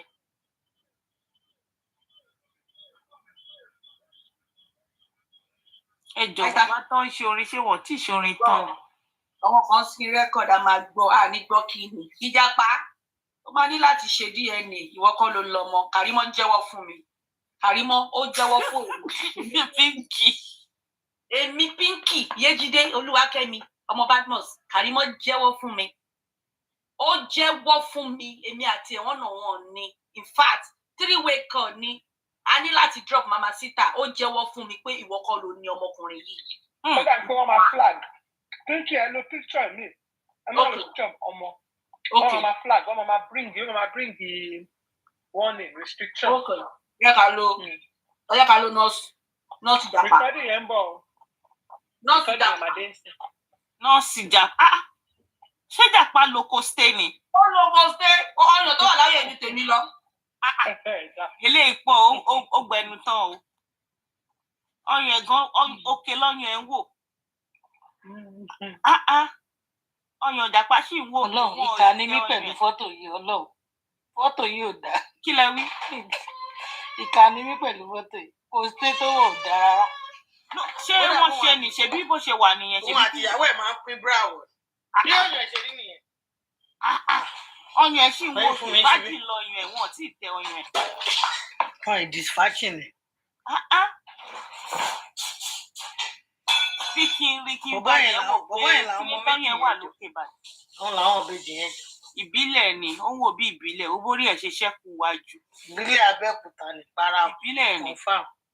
Orí ẹ̀ ṣẹ́kù wájú. Ìyá yẹn fẹ́ kíkà ni wọ́n gbéwèé fọ́mọ wèrè ó náà kò wọ́n fún citizen kò tí ì fẹ́ gbà. Ìwọ ti gbẹ́ tán náà fẹ́ fún citizen tí ò tí ì fẹ́ gbà rí. Ó ti díù. Kò fíríkẹ̀ ni kò fíríkẹ̀. Kò fíríkì tán. Japa. Ní Roche parọ́. Kí ló wá lọ sí lóyìnbó? Kí ló wá lọ? Wá ka bíríìjì. Kò yàn kán wá ní káàkiri. Àwa ní kò fi ó wá jókòó jẹ́ ó wò mí. Èmi jọ tó ẹ ti di fíìlì tọ̀dọ̀ mi gan, ó ń ro mí lójú ló sì ń ṣe. Ó lọ sí. Ó ti mọ̀ pé tí Japa bá gbọ́ máa jápa ni. Kò yá fẹ́ múlé lọ́wọ́. Ó ní mo tún bá kówé bọ̀ láti fi iṣẹ́. Ìwé náà ló wà níbẹ̀ yẹn kò fìlè láti jẹ ìmọ̀ ní dey play. Ẹjọ́ tí wọ́n ní gbogbo fámìlì o. Ó láwọn ìyá àjẹ́ làwọn jọ ń tajà. Fún láti ó fẹ́ ká máa sá fún ẹni Karimot irọ́ ló pa láti tó bá dúró lọ́wọ́ àwa tó máa jẹ́ dára rẹ̀. Kí ló fi là? Jẹ́tùgẹ̀ ẹ̀kọ́ kan tó bá ń ju bọ́ǹbù ọ̀rọ̀ ẹ báyìí. Ìbílẹ̀ ni Japa tó sanra wo orí ẹ̀bù èyí ṣẹ́kùn wájú. Ibà Karimot nìyẹn o. Ibà Karimot àti tọ́jú ọ̀nà bẹ́ẹ̀. Ó jọ. Bẹ́ẹ̀. Ṣé kò rí ẹ̀gbọ́n Japa? Bọ́ọ̀gbọ̀n ìyàwó kejì yẹn nìyẹn. Bọ́ọ̀gbọ̀n òun lóbìnrin ìyá àbí. Ìyá bàbá ẹ̀gbọ́n wà ń bí Karimot. Ok, bàbá Karimot lélẹ̀. Bàbá ẹ̀ nìyẹn. Ẹni tó sọ pé ó gbé dání lélẹ̀, ẹni tó sọ pé ó lówó lélẹ̀. Ó parọ́ fáwọn àgbọn bí kìtẹ́ mọ́ bẹ́ẹ̀. Bàbá Karimot tó lówó rẹ̀ tó lóṣì lọ́wọ́ ẹ̀. Bàbá ẹ̀ tó ló ṣe kọ́ńtráàtì fáwọn kìnnìkan. Bàbá ẹ̀ wòlíì. Arébi fákábọ̀n. Ọkùnrin kan tó torí alọ́màdé bàbá ẹ̀ ní sẹ́lá pálọ́ lọ́jọ́ ìwòlíì. Ọ̀lẹ ló ń ṣe wòlíì, ọ̀lẹ ló ń jókòó lé. Wòlíì máa ń níṣẹ́, wòlíì gidi wọn máa ń níṣẹ́. Ọ̀lẹ ni bàbá ṣe. Àpò ẹ̀ ló pè. Ní bàbá ẹ̀ lọ ṣe wòlíì. Àpò ẹ̀ ló pè, àpò bàbá ẹ̀ ló pè. Karimot ṣó ti rí mọ́mísì mi nìyẹn nínú ṣọ́ọ̀bù tó kú sí nìyẹn. Ṣó ti rí? That's my mother. Spider-Man, I'm coming. That's my mother. Inú ṣọ́ọ̀bù tí màmá mi kú sí, òun ló ń wò yẹn. Bínkì, ẹ ṣọ́ pé mọ́mí yín lélẹ̀. Mọ́mí sọ náà, bó ti ẹ lọ yáyà ni. Báwo ni dúdú ṣe máa ń pọ òyìnbó sẹ́yìn? Mo bóra ní o, vitamin B, mo fara balẹ̀ kó mo lọ wẹ̀. Mo ní kó gbé mi sínú machine. I should not talk. Ilé ni màá sọ. Ilé ìwé kankan tiẹ̀. There's a Spider-Man in the way. I'm coming. Ìwọ́kùnrin inú ilé ni ẹ lọ pa Spider-Man. Ìwọ́kùnrin kan ni ẹ. I'm coming. Bẹ́ẹ̀ta mi níbẹ̀ ṣọmọ mi léyìn kó lọ pa Spider-Man. Ọkùnrin jẹ́ ọlé dá ni ẹ. Ṣọ́kùnrin tó wọ ní kàṣì ni ẹ lọ pa Spider-Man. Wọ́n ní kàpátá lọ́wọ́ mi wọ̀. Mommy, you come in the grandpa. Okay, I'm not grandpa.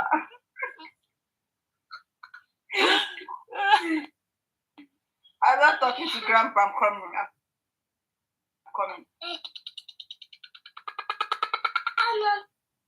Tó bá yà wá rí aṣọ Spiderman wá ní kọ̀ọ̀rà fún ẹ, ó wá rí inú ilé ò lè pa. Tẹ̀lifí tí nọ́ọ̀sì kẹ̀rí wọ́n ń gbé.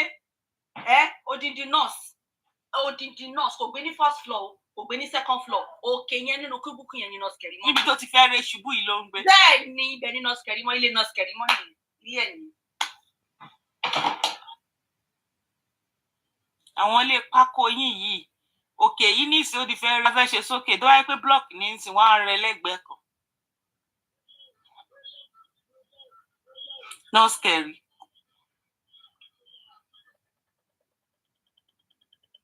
Mo rò pé odindi ilé ló ń gbé ni.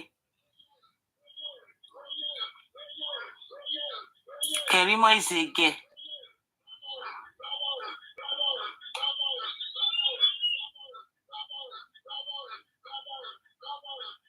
So inú ilé tó ti máa ń dára rè. N bá rí láńlọ́ọ̀dù ẹ̀.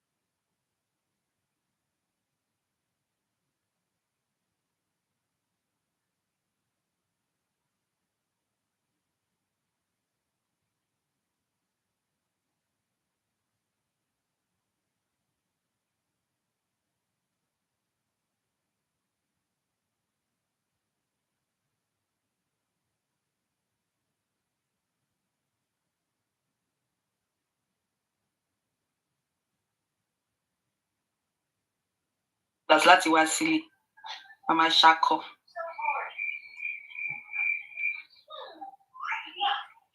Wọ́n ní àtò ẹ jẹ́ ká má ṣòkè ni, ká má ṣọ àwọn ọmọ yín náà. Bàbá kẹ̀rí nìyẹn, ṣé ti rí bàbá kẹ̀rí? Imú ẹ̀ rẹ́pọ̀ bíi ti bàbá ẹ̀ ni. Bàbá ẹ̀ ló jọ. Bàbá Kàrírè. No wonder tó lóun láìkì jò sírù ròǹborùn. Bàbá ẹ̀ nìyẹn. Bàbá ẹ̀ ló jọ.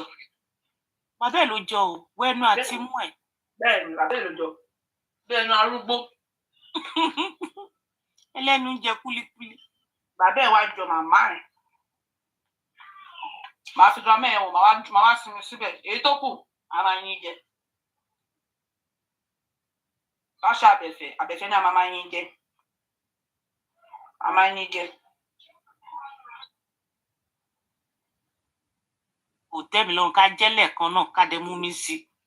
Kó wá máa wú níkùn wa, kó máa dàgbà sí yẹ lèmi fún. Mo láìkì jẹ wùrù. Mo láìkì jẹ wùrù. Mo láìkì jẹ wùrù. Èmi ò fẹ́ máa yín jẹ. Ọ̀dọ́ bá fẹ́ tún yín mi, màá ti wà ń bíṣẹ́. Rárá mi fẹ́ yẹn. A máa yín jẹ. Èébú tí Karimot ti bú mi lénìí yìí, ó dùn mí, ó dùn ẹlẹ́dàá mi. Báwo lè ṣe wá ta ló wà lọ pàṣẹ?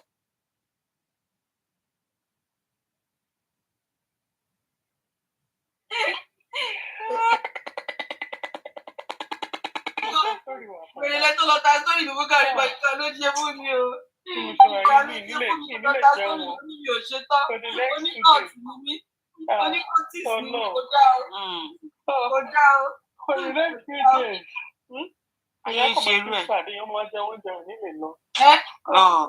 Ìgbà ìmọ̀ mi jẹ ní o, òun ni mo fi lọ join ní kóòtù o. Tó bá gbé mo mọ̀ ní mi ní ṣé o, mọ̀ mọ̀ o. Ó máa dùn mí o. Ìgbà ìmọ̀ náà lèmi náà kì í wẹ̀. Ó dùn mí ó dẹlẹ́dàá mi. Ó dùn mí.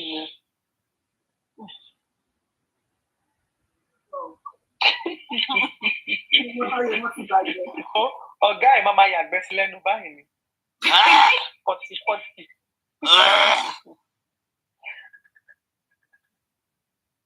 Pọ̀tàpọ̀tì.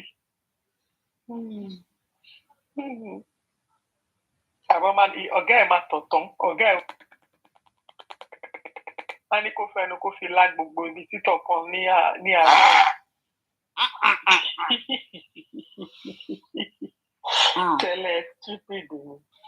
If you want to go low, we'll show you that we can go lower. Grandmother Karimot nìyẹn.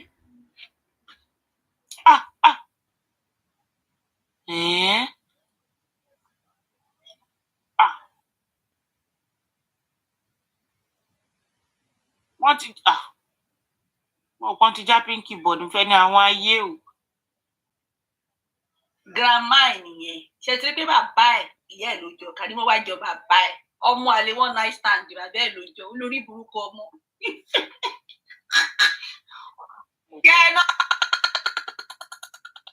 Kẹrí oníṣìfìlú kọ́kọ́ ọmọ one night stand.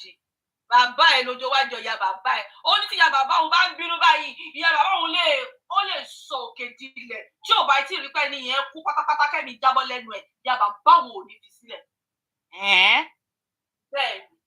Ó ní ìyá bàbá òun lòun, mo ní Karimot ìyá bàbá ẹ̀ ló jọ. Ó ní Pinky sísá Pinky òun tó lè sọ ìyá bàbá. Mo ní ó mú ìyá bàbá ẹ̀. Mo ní Karimot òde máa fi bú pé wọ́n lúwa mi o tó wà nínú ayé mi bá mi yọ kúrò. Because that your outfit on your birthday is same outfit for my ó ní tí ìyá bàbá òun báyìí. Mo ṣe mọ bí tí Karimot ti kọ́ ìró àti bùbá ẹ̀ ni. Ìyá bàbá ẹ̀. Kí ló dé? This man na Yamatanga.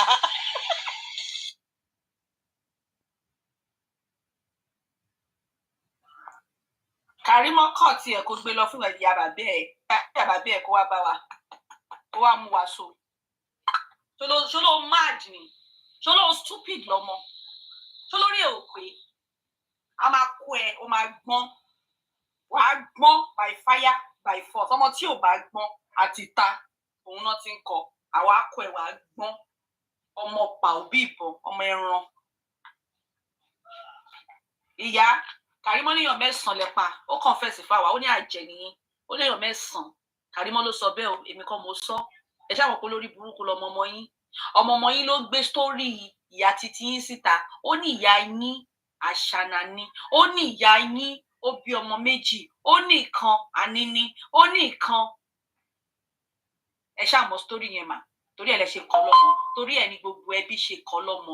Torí ẹ̀ lẹ ṣe lé dànù. Tẹ blọọkì ẹ̀. Tẹ ní kàkà kíkún má jẹ sèse. A máa fi ṣàwàdà ní. Àkókò ìbí ó sàn ṣẹ́ ràdàràdà. Òun lẹ ṣe kí n bá sọ̀rọ̀ dọ̀la. Ẹ ṣé mà. Èmi ò believe pé ìyá ń ṣe ìyá rere o, ìyá rere ni ó kàn ṣe pé Ọlọ́run fún yín lọ́mọ olórí burúkú ọmọ àdánwò.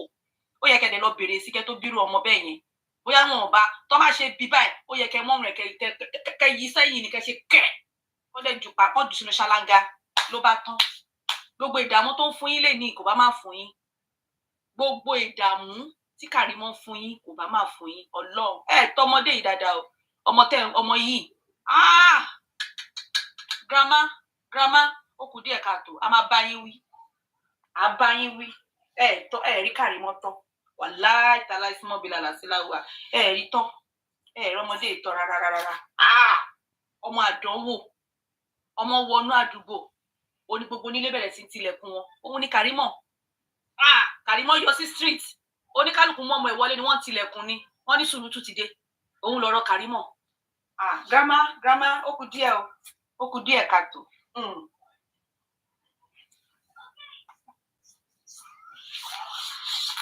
Ó ní wàyí lòun wọ̀nyí tèmi ń wò yìí mi ò rí pé níwà burúkú lọ́wọ́ ọmọ òfò tẹbí yẹn gbogbo ìwà tó wà láyé ó pààyàn òun ló pa Mohbad.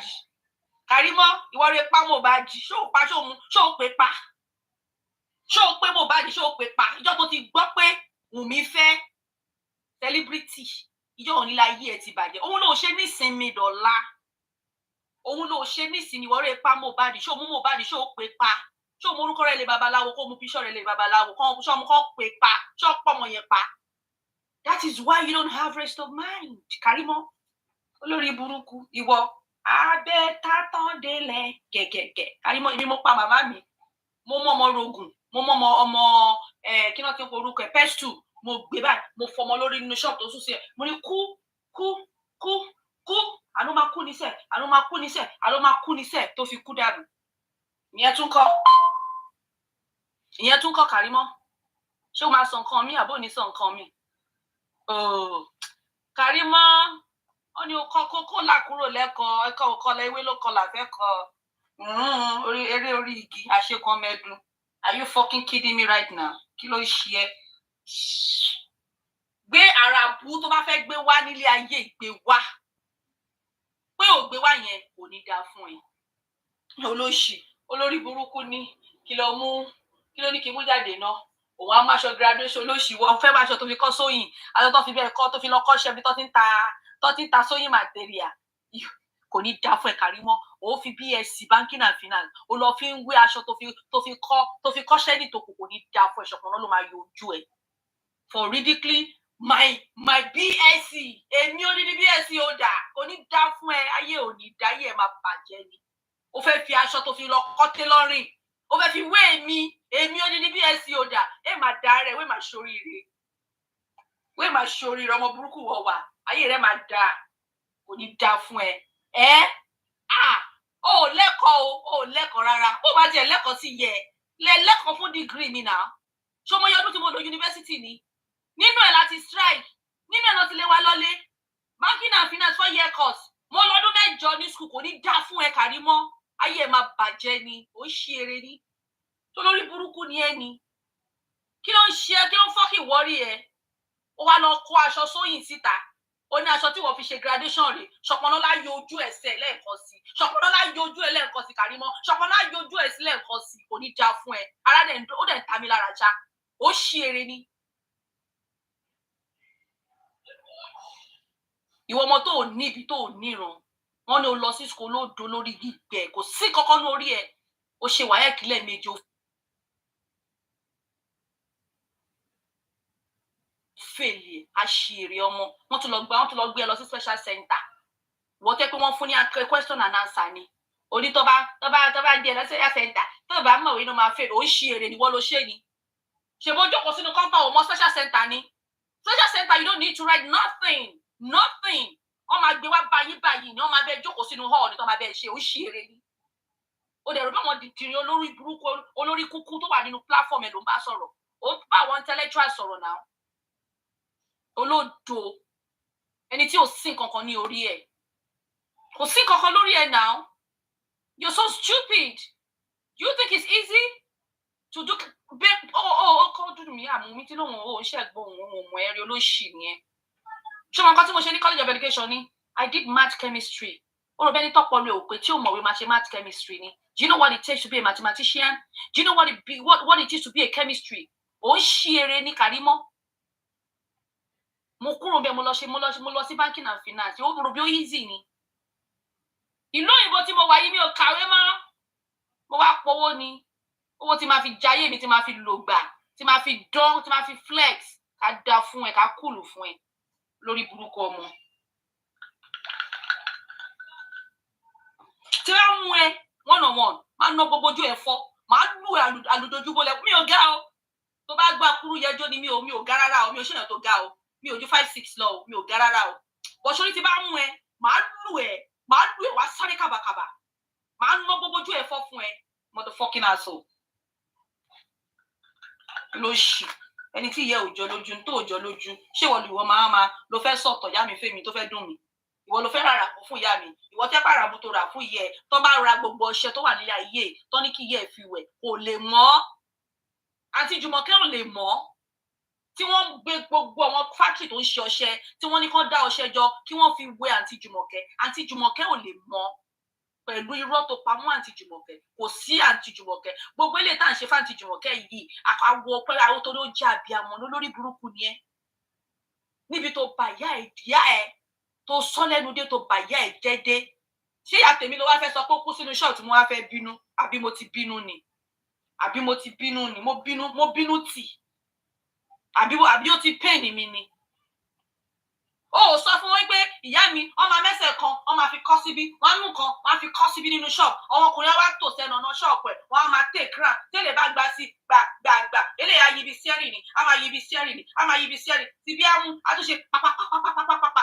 tìbí àtúbọ̀tà àtúnṣe tàtàtàtàtàtà ó sọ fún wọn ni bí ìyá mi ṣe ń ta pẹpẹ súùpù ẹ̀ yẹn ó mú ṣe aṣẹ́wó mọ̀ ó sọ fún wọn ni Karimot ẹni tó fún ẹ ní sórí yẹn kò ní dáa fún kò sọ sórí yẹn pé fún ẹ jẹ́ kó sọ sórí pé fún ẹ wọn ò fún ẹ sórí yẹn pé èmi á fún ẹ sórí yẹn sódà wàá lè fi sọ̀rọ̀ ló bá fẹ́ sọ̀rọ̀ lọ́jọ́ mi má máa ṣe àtàmọ̀ wá bá mi èmi ni mo ní ìyá mi ló ní mí ṣó ti yé ẹ ìyá mi ni èmi ni mo ní sórí ìyá mi Karimot come and meet your mama let me give you the story of my mother so that you can go out there and tell people just like the way you were telling my story my abuse story and I said Karimot mama ṣe báyìí èmi lè ní gbé story tèmi síta lórí internet èmi lè ní sọ fún pé ẹ lọ Google orúkọ mi èmi ò forúkọ tèmi bò èmi create awareness fún àwọn èèyàn ni ẹ má ṣe into an abusive relationship a woman should know her self-worth. Àwa kankan tá bá ti wọnú nǹkan bẹ́ẹ̀ yẹn tá bá ti jáde tọ́lọ́run ti kó wa yọ tá a kú sínú ẹ̀ a máa fi máa sọ story a máa create àwẹ̀ gbogbo nǹkan tí mo máa ń bẹ́ẹ̀ sọ lẹ́yìn rèé má jáde bá àbúrò ẹ̀ jà má máa sọ nǹkan tó jí òòrì ṣé mi ò béèrè lọ́wọ́ ẹ̀ Karimot ṣé à béèrè lọ́wọ́ ẹ̀.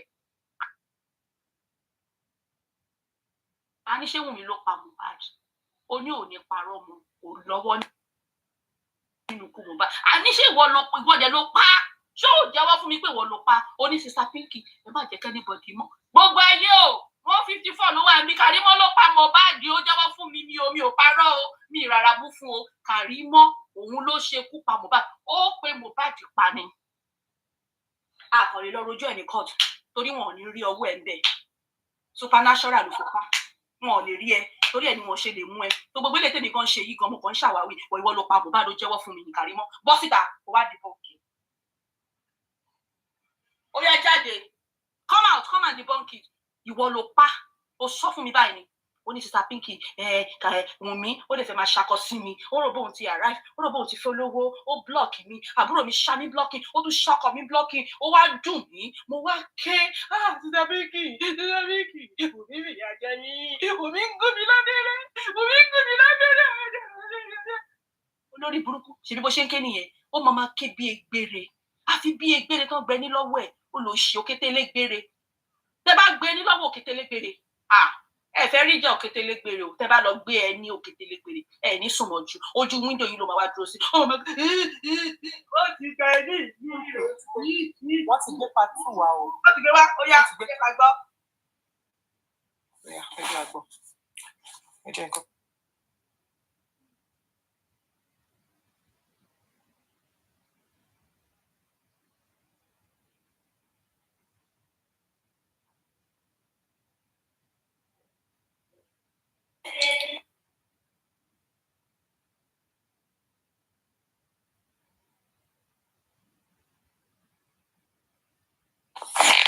Mo kí gbogbo aráalé ewì lẹ́kùnrẹ́rẹ́ láti iléeṣẹ́ rédíò Confrontation.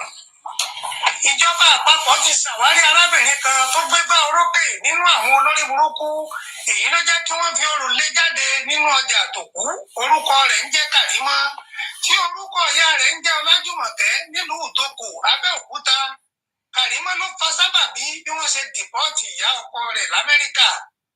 Ó tún wá ń ṣe bẹ́bẹ́, ó tún mú owó túlùtúlù, ó lọ fún àwọn sọ́jà kí wọ́n lè jẹ ìyá ọkọ rẹ̀ níyà. Kò tún wá tán síbẹ̀ o, ẹ̀yin ẹbí Àkíìmù, ọkọ Karimot nílùú Ìtòkò. Ṣé ẹ máa wòran ni? Karimot ti gbọ́jọ́ ajé lọ́wọ́ ọmọ yín, ó ti gbọ́jọ́ lúlé lọ́wọ́ tí sọjọ́ àlárúbà. Èyí ló fa sábàbí tí gbogbo ọ̀rọ̀ Àkíìmù fi wá ń polúkúrú muṣu. Karimot tún ti wá pinnu nínú ọkàn rẹ̀ pé Akeem ọmọ yín ó gbọ́dọ̀ padà sí Nàìjíríà. Ǹjẹ́ kí ló dé o? Òun ló ti kó àìsàn tí àwọn olóyìnbó ń pè ní infection. Ó ní ó di dandan kó padà sí Nàìjíríà. Kò wá tán síbẹ̀ o. Ẹ̀yin ẹbí Ògúnbáyọ̀ family nílùúkùn Asálú Abẹ́òkúta tẹ́ ẹ bí bàbá Kàrímọ́ tó bí Kàrímọ́ tó bí wèrè sínú ẹbí yín.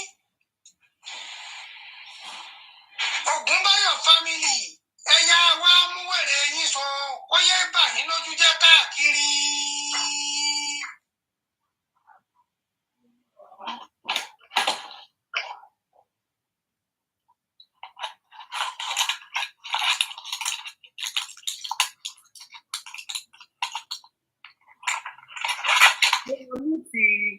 Dé bá bí o.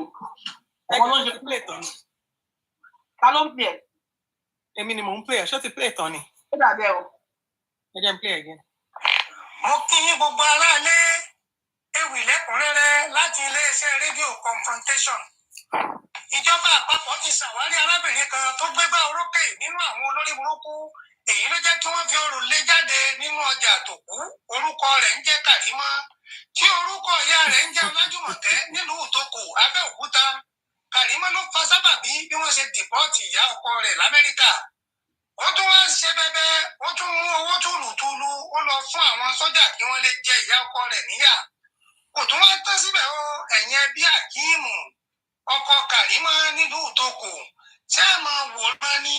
Kàrímọ́ ti gbọ́jọ́ ajé lọ́wọ́ ọmọ yín, ó ti gbọ́jọ́ rúlé lọ́wọ́ tí sọjọ́ àlárúbà. Èyí ló fa sábàbí tí gbogbo ọ̀rọ̀ Àkíìmù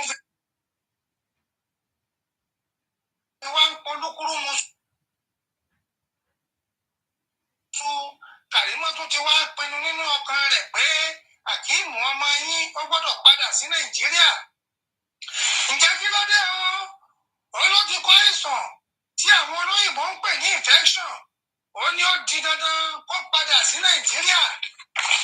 Kò wá tán síbẹ̀ o. Ẹ̀yin ẹbí Ògúnbáyọ̀ family nílùúkùn Asálú Abẹ́òkúta tẹ́ ẹ bí bàbá Kàrímọ́ tó bí wèrè sínú ẹbí yín. Ògúnbáyọ̀ family ẹ̀yà wa mú wèrè yín sọ kó yẹ bà yín lójú jẹ́ káàkiri. Wọ́n ní méjì ń bọ̀ lọ́la. Wọ́n ní 2 more to come. Ẹ má wòrán abáyín ṣe, a lọ fi ìlú sí.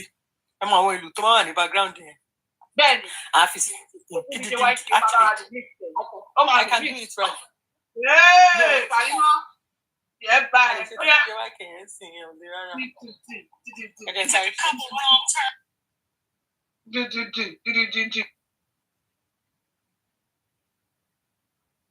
Ọmọ wọlé bàbá bú ẹkún.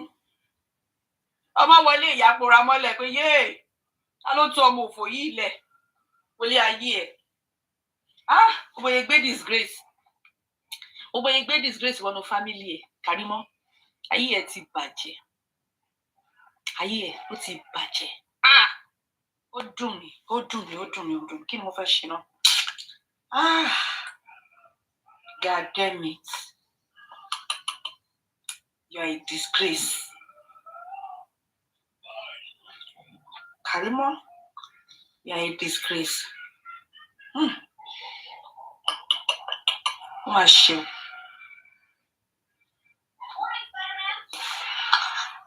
Ọlọ́màjà ṣàdánù. Àǹtí Jùmọ̀kẹ́. Àǹtí wa Jùmọ̀kẹ́. Ó mà ṣe o.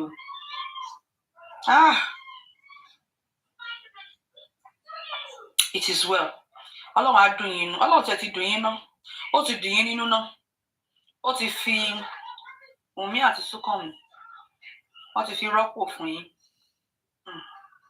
Ó kọ̀ pé kẹ́rin náà máa gbọ́ràn ni. Wọ́n bá ti sọ fún yín pé kíní yìí ẹ má jẹ́ wáyé. Ẹ tètè máa gbọ́.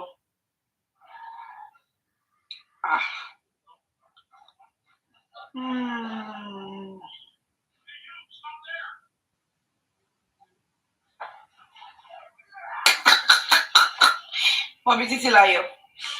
Karimot kẹ́múlẹ̀ yìí. Olórí burúkú ni girl. You can never get tired of talking about her. You can't. Tẹ́ bá ṣe mú lọ́wọ́ báyìí, ló máa burúkà. Tẹ́ bá ṣe mú báyìí, ló máa yọ bọ́rọ̀. Oríṣiríṣi ìwà ló wà lọ́wọ́ olórí burúkú ara ẹ̀. Ọmọ òfò yẹn. Oríṣiríṣi nǹkan ló wà lọ́wọ́ ẹ̀. Oríṣiríṣi àdánwò.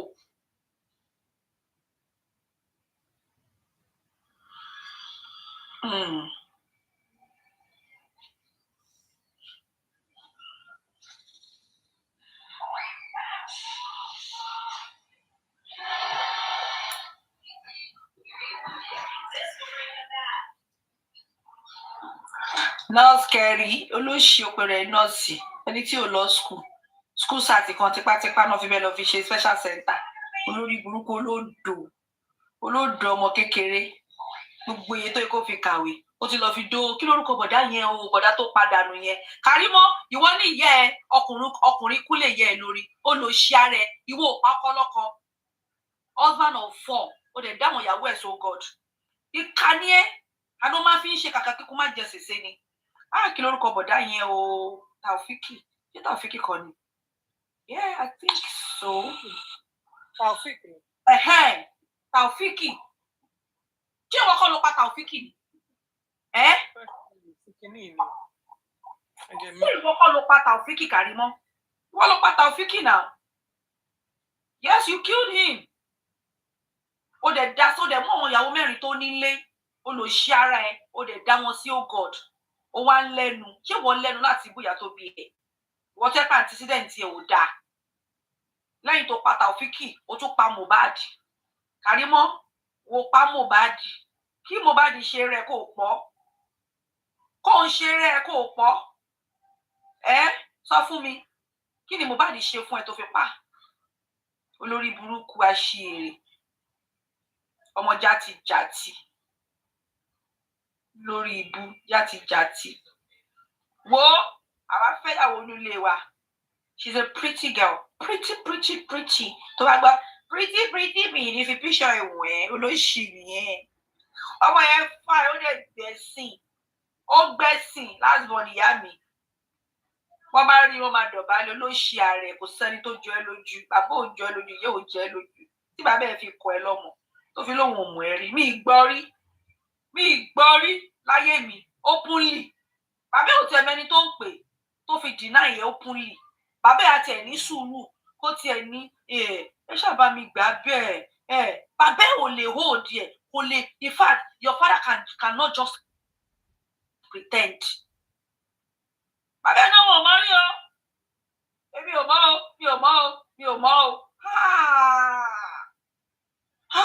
Karimot, your father denied you.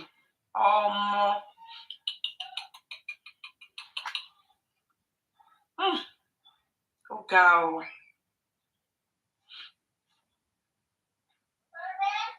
Bàbá rẹ̀ deny ẹ̀. Wọ́n ní ká tọ́jú àwọn òbí wa kí ọjọ́ alẹ́ wa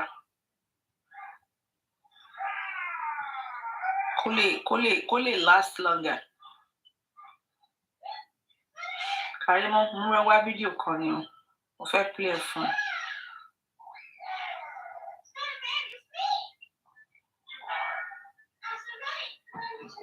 Mari, wàá gbọ́, mo fẹ́ play ẹ̀ fún ẹ. For you to know my father loves me so much. Popsi me, on my every year on my birthday, my father called a radio station. I think back radio station here. Maybe what video you see that? My father paid them to play me because he knows I love Apala music. I don't listen to any other music than Apala. My father paid them to call me on my birthday every year. Bàbá mi máa pè wọ́n máa sanwó fún wọn. Ó máa ní kán ṣàdúrà fún mi, kán dẹ̀ play orin fún mi. Bàbá mi tí mo ná nìyẹn o. Karimot, ó máa ju ẹ̀. A ní kó yẹ máa project nǹkan tó ń ṣe fún àwọn òbí ẹ̀ sórí ẹlòmíì. Stop it! Stop it right now. Almost now. Stop projecting what happens to you, what you do on other people. Ó jáde, ó ní Mohbad fún mi ní infection. Àṣé wọ́n ní ìjàpá fún ní infection. Ó jáde, ó sọ so many things. Ó ní ìyẹ́ àṣànà ni, ó ní ìyẹ́ ọkọ kú mọ́ lórí, ó ní ìyẹ́ ó ṣe one night stand. Àṣé wọ́n ló léyàn kúrò nílé ọkọ ẹ̀. Tó jókòó sí díẹ̀.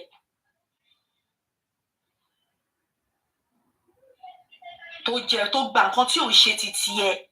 All because you want to be Mrs. somebody. Orí pa yẹ ti bàjẹ́. Orí pa yẹ ti làbàskẹ́ṣì. Ìwọ ló gba nǹkan ní nǹkan. Ìwọ ló gbọ́kọ́ lọ́kọ̀.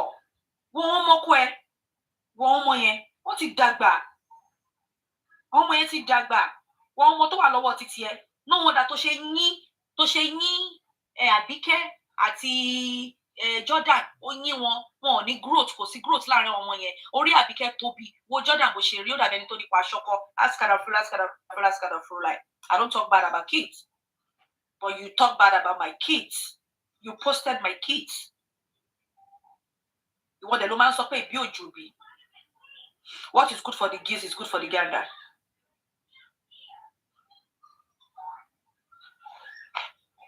Oh, feed àwọn ọmọ ẹ, oh, feed wọn dáadáa. Àwọn ọmọ ẹ, wọ́n lack ọkọ gbogbo vitamin tó wà ní ayé yìí. Karimot, ó ní òun fi òun mú ewédú àti àmàlà, òun ló ń fún ọmọ ẹ jẹ. Ó rí pé lórí burúkú ni ẹ. Jọ nítorí Ọlọ́run Karimot, èló ló fẹ́ fi ra oúnjẹ sínú ilé fún ọmọ tó máa jẹun.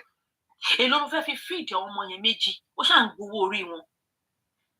Ṣé wọn ló fi kan fún lọ kó fi ń kó pàǹdọ̀rọ̀ tó lọ ra gold, ó lọ ṣe òwò gold náà. Àbúrò Lizzy Anjorin ó lọ ṣe òun. Ó wọ gold náà, ṣó wọ gold ni? No, ó wọ gold. Bó ló ti fẹ́ rí? Ó lọ ṣì. Gbogbo ẹ̀mọ́ máa dún pàpàpàpàpàpàpàpàpàpàpà agolo máa dún pàpàpàpà. Àwọn tó wọ gold Italian ló wọ, àwọn tó wọ English gold Italian gold. Ó lè rí wọn kó máa dún pàpàpàpàpàpàpàpà. Ó lọ ṣe máa wọ̀, ó máa ṣe pàpàpàpàpàpàpà àti wà tó lórí burúkú àlùsùpàyídà. Àṣírí ọmọ. Mo ń bọ̀ abẹ́, mo lọ wá rẹ́kọ́dì yẹn wá fún ẹ kó lè gbọ́. Kó lórí ibi tí bàbá mi ti ń ṣàdúrà fún mi. Ìwọ, bàbá ṣàdúrà fún ẹ. Ṣé ìyá ṣàdúrà fún ẹ? Nobody tó ṣàdúrà fún ẹ. Nobody. Oh, deserve well. Mo kàn fẹ́ kó mọ̀ wípé àwọn tó ń sọ story fún, they believe you and their own. No, they know no. Wọ́n mọ̀ kó tó bá ti ń ṣẹ̀sìn ẹ̀. Tó bá ti ń ṣẹ̀sìn tó ti ń ṣe òṣì tó ti ń ṣorí burúkú, wọ́n wá dúró síbẹ̀, wọ́n fẹ́ wù ẹ̀. Wọ́n ní wèrè dùn wò kò ṣe bí lọ́mọ. Olórí burúkú ni ẹ wèrè ní ẹ̀nà. Wọ́n ń wù ẹ̀, wọ́n fi ẹ́ ń ṣẹlẹ́yà. Àtàwọn olóṣì ìyá àgbà ẹ̀ wọn yóò ṣì. Tẹ́pọ̀ ọmọ wọn ò lè sọ fún wọn pé mọ́mí are you alright? Wọ́n máa dìfọ́tí fún ní pé sórí bàbá ẹ̀ burú ni, èmi ló sọ fún pé are you alright?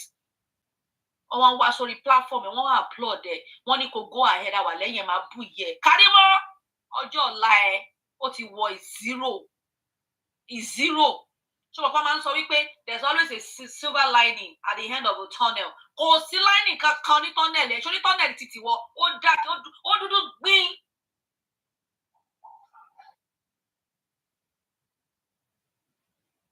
Tọ́nẹ̀lẹ̀ ó dúdú lọ ní jaburata, kò sí lightning kankan bẹ̀, kò sí kankan níbẹ̀.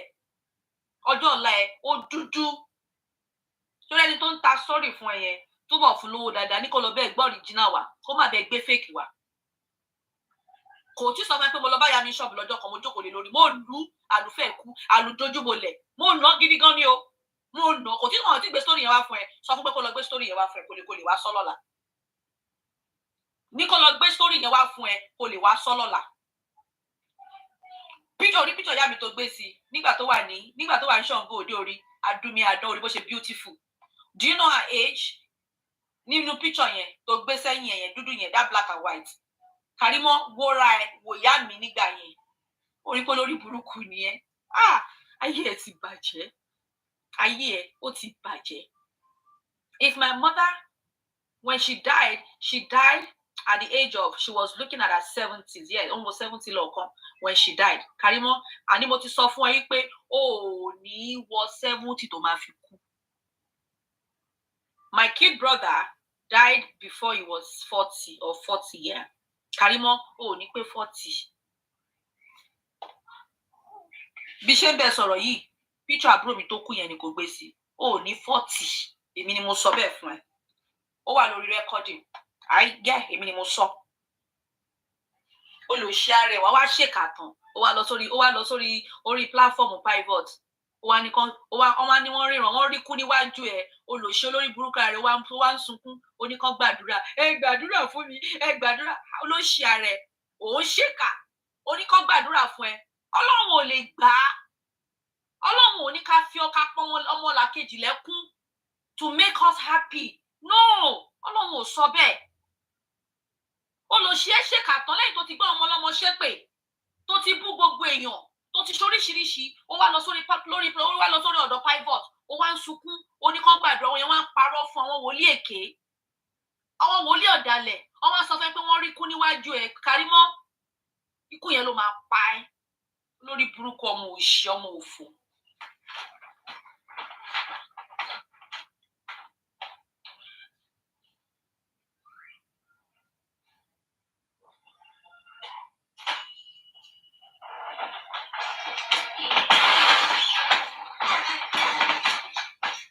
ìsinmi tí ò ní yìí náà òun ló gbé ẹ lọ sọ́dọ̀ platform another wòlíì kan tó pè é ní wòlíì K tó lọ ń ṣe bẹ́ẹ̀ ni pé wọ́n ló ra platform fún wọ́n ló bá ṣe wọ́n ló bá ra data tó ra fóònù fún tó lọ ń behave like a lunatic that you are.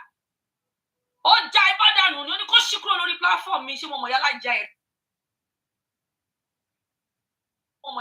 ẹ rí ló ń ṣe eré ní olùṣe wà lọ sọ ẹgbẹ́ mi jẹ́ lójú mi ó dùn mí gan ẹgbẹ́ mi jẹ́ lójú mi olóṣì olórí burúkú a máa behave bẹ́ẹ̀ ni pé òun ló kó gbogbo ayé jọ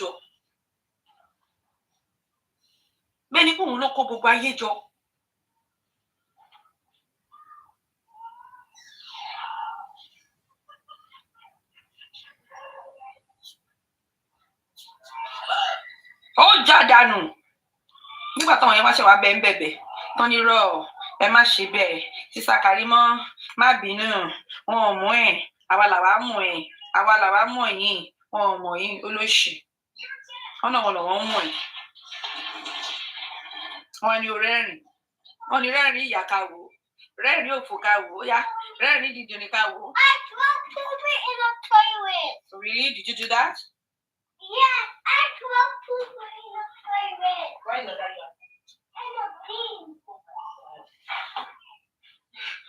It's poo-poo. I dropped poopy there.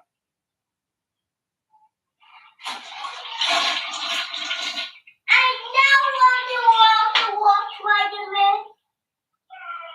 You have to wash your hands. Next time, don't touch your poo-poo, okay?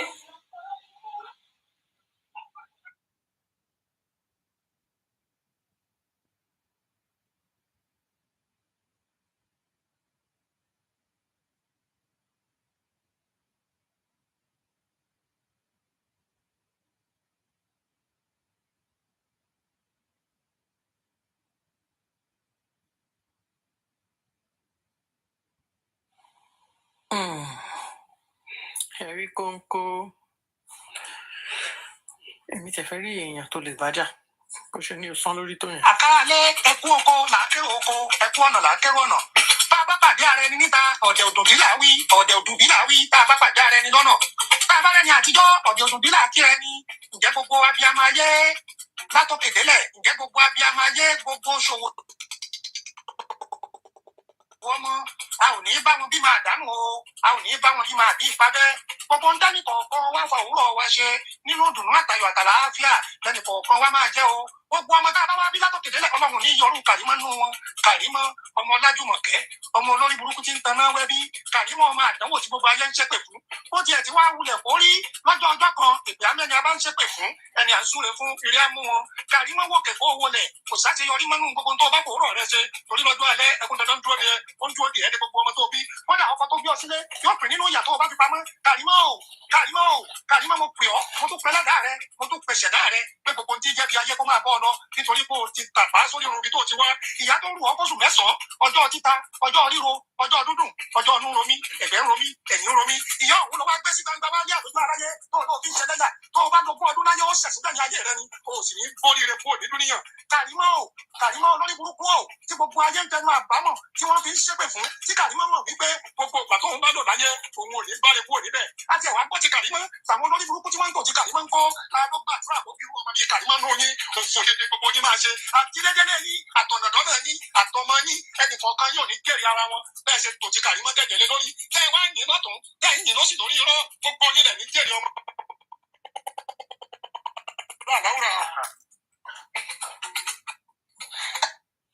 òun nìyẹn o.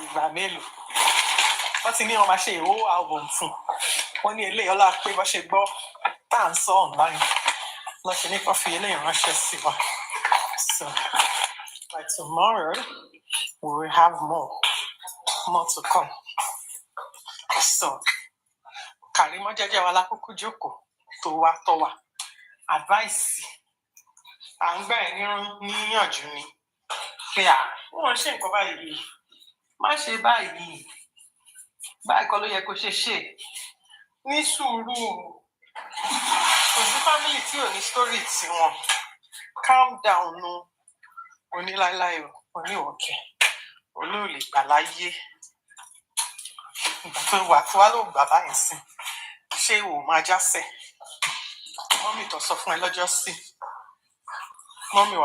mọ́mì wà mọ́ African tó sọ fún ẹ bí pé ọ̀sẹ̀ kan ló kù tó bá jáwọ́ wàá jásẹ̀ ṣé kò wá tán báyìí ṣó rí bẹ́ẹ̀ àbí kò rí bẹ́ẹ̀ ṣé kò tí máa jọ gàtẹ́ kó máa jọ gàtẹ́ báyìí àní o máa fi ọmọ mi Liam àti mọ́mì ẹ̀ wá fi wọ́n sílẹ̀ ọ̀rọ̀ family yìí yẹn ò wá lọ sọ ní family meeting nílé yín òtún ṣe orí social media rí òtún ṣe lórí social media torí social media kọ́ níbi tó ti ń parí ìjà ẹbí social media kọ́ ló ti ń parí ìjà ẹbí àti bẹ́ẹ̀ fi Yorùbá sọ àti bẹ́ẹ̀ fòyìnbó sọ àti fi ẹnu ìwà àti fi ìrẹ̀lẹ̀ bẹ́ẹ̀ sọ abẹ́fẹ́ na yúgò pàkẹ́rì àti bẹ́ẹ̀ fi ẹnu tó kàmù sọ oní ìwọ pẹ́pẹ́ sí ìwọ gbá kan odidi ìṣeṣò nígbà òní oní abẹ́fẹ́ òṣà pínkì gbogbo yín ajájókòó tádé ẹ fẹ́ kú lọ́wọ́ mi ṣé o mọ̀ pé gbogbo àwa tó dárúkọ yẹn bá ṣe máa ń react nǹkan tọ̀tọ̀ ni ó mọ̀ àti ìgbà tó ti ń bú ẹ̀mí in particular tí mo sọ fáwọn èèyàn pé ọmọ yìí ẹ̀ fílẹ̀ weapon of destruction ní Kàrímọ́ tẹ́ bá wo ìwà Kàrímọ́ ẹ ṣì wà wò ẹ go out of line láti deal pẹ̀lú ẹ fílẹ̀ má jẹ́ kí ọmọ yìí kátà rẹ̀ ṣe Ọlọ́run but one thing tí mo notice ni pé bá ṣe wá ní kọfíẹ́lẹ̀ yẹn kò yí ẹ ó gẹ́tì ẹ̀ pé a kò fẹ́ fún ẹ ní room kó fi resolve issue ẹ pẹ̀lú family yín a fẹ́ fún ẹ ní room kó fi resolve issues ẹ.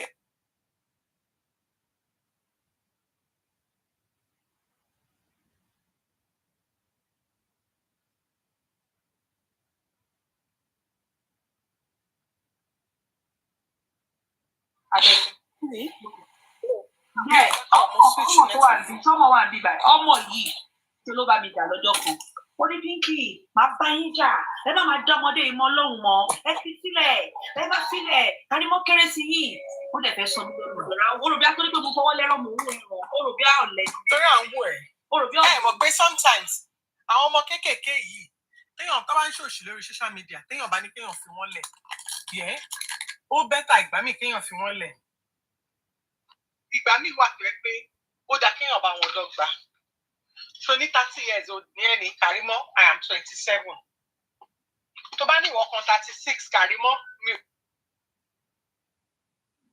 ò tí 36 I am 28 èmi àti ẹ àjọmọdé age mate one thing we have established and one of the reasons we are not going to stop nobody can tell us to stop with Kàrímọ́ kò tí sí bàbá ńlá kó bàbá anybody nínú yín tó lè ní ká dáwọ́ dúró ìdí tí ẹ ṣe lè ever ní ká dáwọ́ dúró òun nítorí pé a fún Kàrímọ́ láàyè for a very long time ní Karimot fi ń bú wa tá a dákẹ́ tá a sọ nǹkan kan a dá lóhùn literally lẹ́yìn ká máa fi ṣe ẹ̀fẹ̀ ká máa fi ṣe comedy nobody sat down and stayed shows talking about Karimot but Karimot wants to continue to come online to abuse people ìwọ fẹ́ fi ọwọ́ kékeré gbá ńlá but o fẹ́ kọ́ gbá ẹ ìwọ wá ń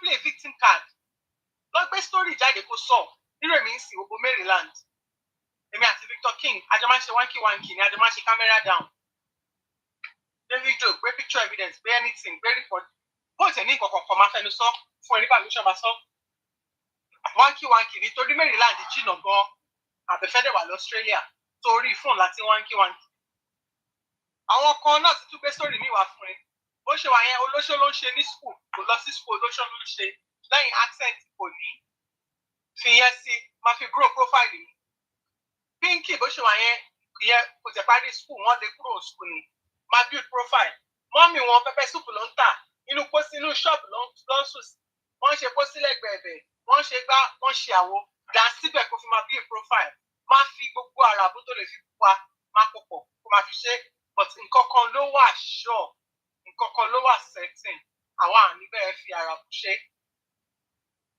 àní bẹ́ẹ̀ parọ́ àní fi àrà ṣe àràbù gbogbo èyí tó ń ṣe tó máa ká ẹ lára tó máa ṣe pè yẹn Karimot who are you láti ṣe pè fún ta ni tó bá yẹ pé bẹ́ẹ̀ pè ṣe ń ṣiṣẹ́ nìyẹn gbogbo àwọn tó ń rí lórí social media yẹn wọ́n èpè á ti pa wọ́n náà èpè á ti pa wọ́n so èpè kí ló ń ṣe òun waste energy òun waste time òun waste time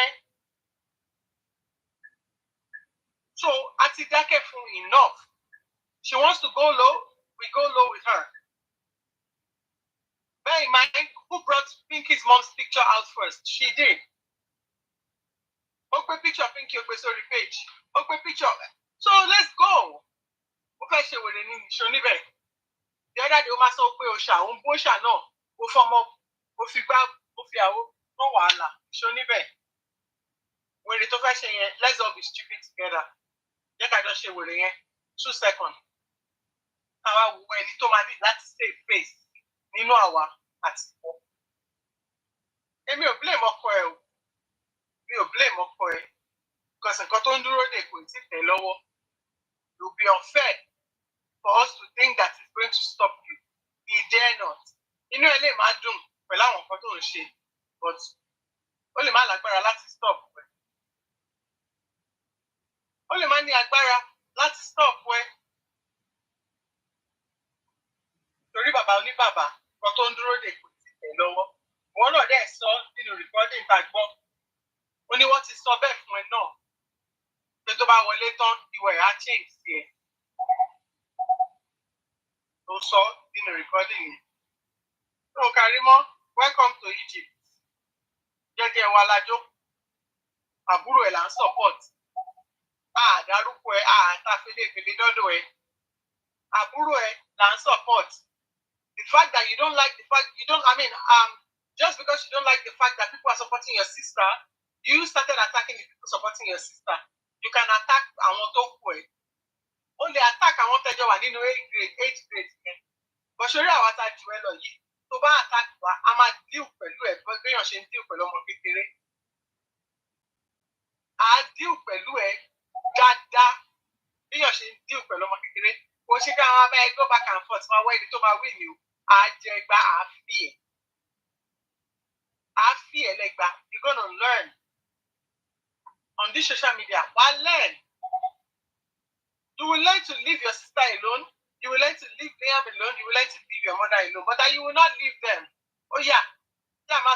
the story of your life Karimot ìtàn ayé ẹ máa sọ lórí social media ìgbọ́dọ̀ kúkú pé wá ó ní mọ́mí ẹ̀ bá àwọn bloggers sọ̀rọ̀ ó ń ṣí eré ní ṣéwọ̀ òrojọ́ mọ́mí ẹ̀ fáwọn bloggers Tolúwa ní Debbie lórí Facebook òrojọ́ ẹ̀ fún òrojọ́ ìyá ẹ̀ fún òòṣà òrojọ́ ìyá ẹ̀ fún ṣàní gbogbo àwọn tó ti bá sọ̀rọ̀ ájà ìjókòtadé ṣé òrojọ́ ìyá ẹ̀ fún jókòtadé ni kò sí ẹni tó ti bá sọ̀rọ̀ lórí social media yìí tó ti rọjọ́ ìyá ẹ̀ why are you telling bloggers about your mother if it's not for them to come and help you drag her? Kí ni reason tó ṣe ń rojọ́ ìyá ẹ̀ fún àwọn bloggers lórí social media ṣé kò ṣe kọ́ lè wà bẹ́ẹ̀ drag ìyá ẹ̀ so victim card òṣìwò ló ń pè are you mad ṣó ṣí èrè ni wọ́n gbọ́ngàn ló pé story ìyá ẹ̀ wà náà adẹ̀gbọ́ títí ẹ̀ adẹ̀gbọ́ sáìdì ìyá ẹ̀ adẹ̀wé ẹ̀ tìkẹ́dà wípé ọmọ òṣì lọ́mọ yìí irọ́ ló ń pa within 24 hours you went from one abandon it to ìwọ ń lọlé wọn lọ fún holiday you went from yẹ ò ṣe kọ́kọ́ fún ẹ rí to àwọn ọlọ́gbé ẹ lọ ṣe wáyé ní special center gbogbo discrepancies gbogbo ọ̀rọ̀ tó ń sọ àwọn ọ̀rẹ́ ọ̀ wá correlate àwọn ọ̀rẹ́ ọ̀ wá align ọ̀ wá jọra wọn bọ́tà ló page tó ti ṣí yẹn kó lọ́ọ́ máa fi takọ̀ mọ́ ẹ and tell your ọmọ peacefully ọ̀tọ̀ bá ní rárá ò ní gbọ́ àwọn agbọ́n á sọ fún ẹ pé àwọn gbà á sọ fún ẹ pé àwọn agbọ́n a ò ní gbà àwọ ẹni tó máa wà the losing end tó bá yá àwọ ẹni tí kìíní yìí máa affect the most bóyá ọmọ mi ni o bóyá ìwọ ni o bóyá ìyá ẹ ni o àárí jókòó síbẹ̀ kó máa ṣe show kó máa defend character àwọn èèyàn kó máa parọ́ kó máa ṣe àràbù ìwọ kan wàá gbádùn ayé ẹ̀ wàá gbádùn ara ẹ̀ wàá lóò béèrè tó yẹn in your words wàá lóò béèrè tó yẹn ìsinmi tó jìnnà sí ẹ̀yẹn wàá rí ìwọ fún ara ẹ ló máa wá sí nìyẹn fúnra ẹ dádì ẹ pọpsí ẹ sọ pé àwọn ò mọ nǹkan kan pa ẹ bàbá ẹ wọn làwọn ò mọ anything nípa ẹ I don't know anything pé ọmọ nǹkan kan nípa ọmọ àlè ọmọ òṣì yẹn ẹ má pẹ̀lúkọ mi kẹ́kọ̀ọ́ orúkọ ẹ má affiliate mi mọ́ mi ì mọ rí mi ì dẹ̀ fẹ́ mọ nǹkan kan pa ẹ mi ì dẹ̀ fẹ́ ní nǹkan kan ṣe pẹ̀lú ẹ ìyá ẹ̀ ò dà bọ̀ tó gbé ìyá ẹ̀ lọ sí Amẹ́ríkà o ì tí forgive ìyá ẹ̀ dé inú ẹ yet ó gbé lọ sí Amẹ́ríkà kó wá bẹ́ẹ̀ baby sit wá ní ìyá ẹ̀ wá lè bẹ́ẹ̀ wọ ọmọ ìyá oníyà láti wò pé eléyìí ọmọ eléyìí ló máa ba yé ọ̀tá mi jẹ́ mi ò gbọ́dọ̀ jókòó kí máa ní mò ń bẹ́ eléyìí tọmọ eléyìí ò láàánú mi eléyìí ò láàánú èèyàn kankan ọ̀dájú ọmọ kiri yóò lé léyìí tí ìyá ẹ̀ fi ajá pa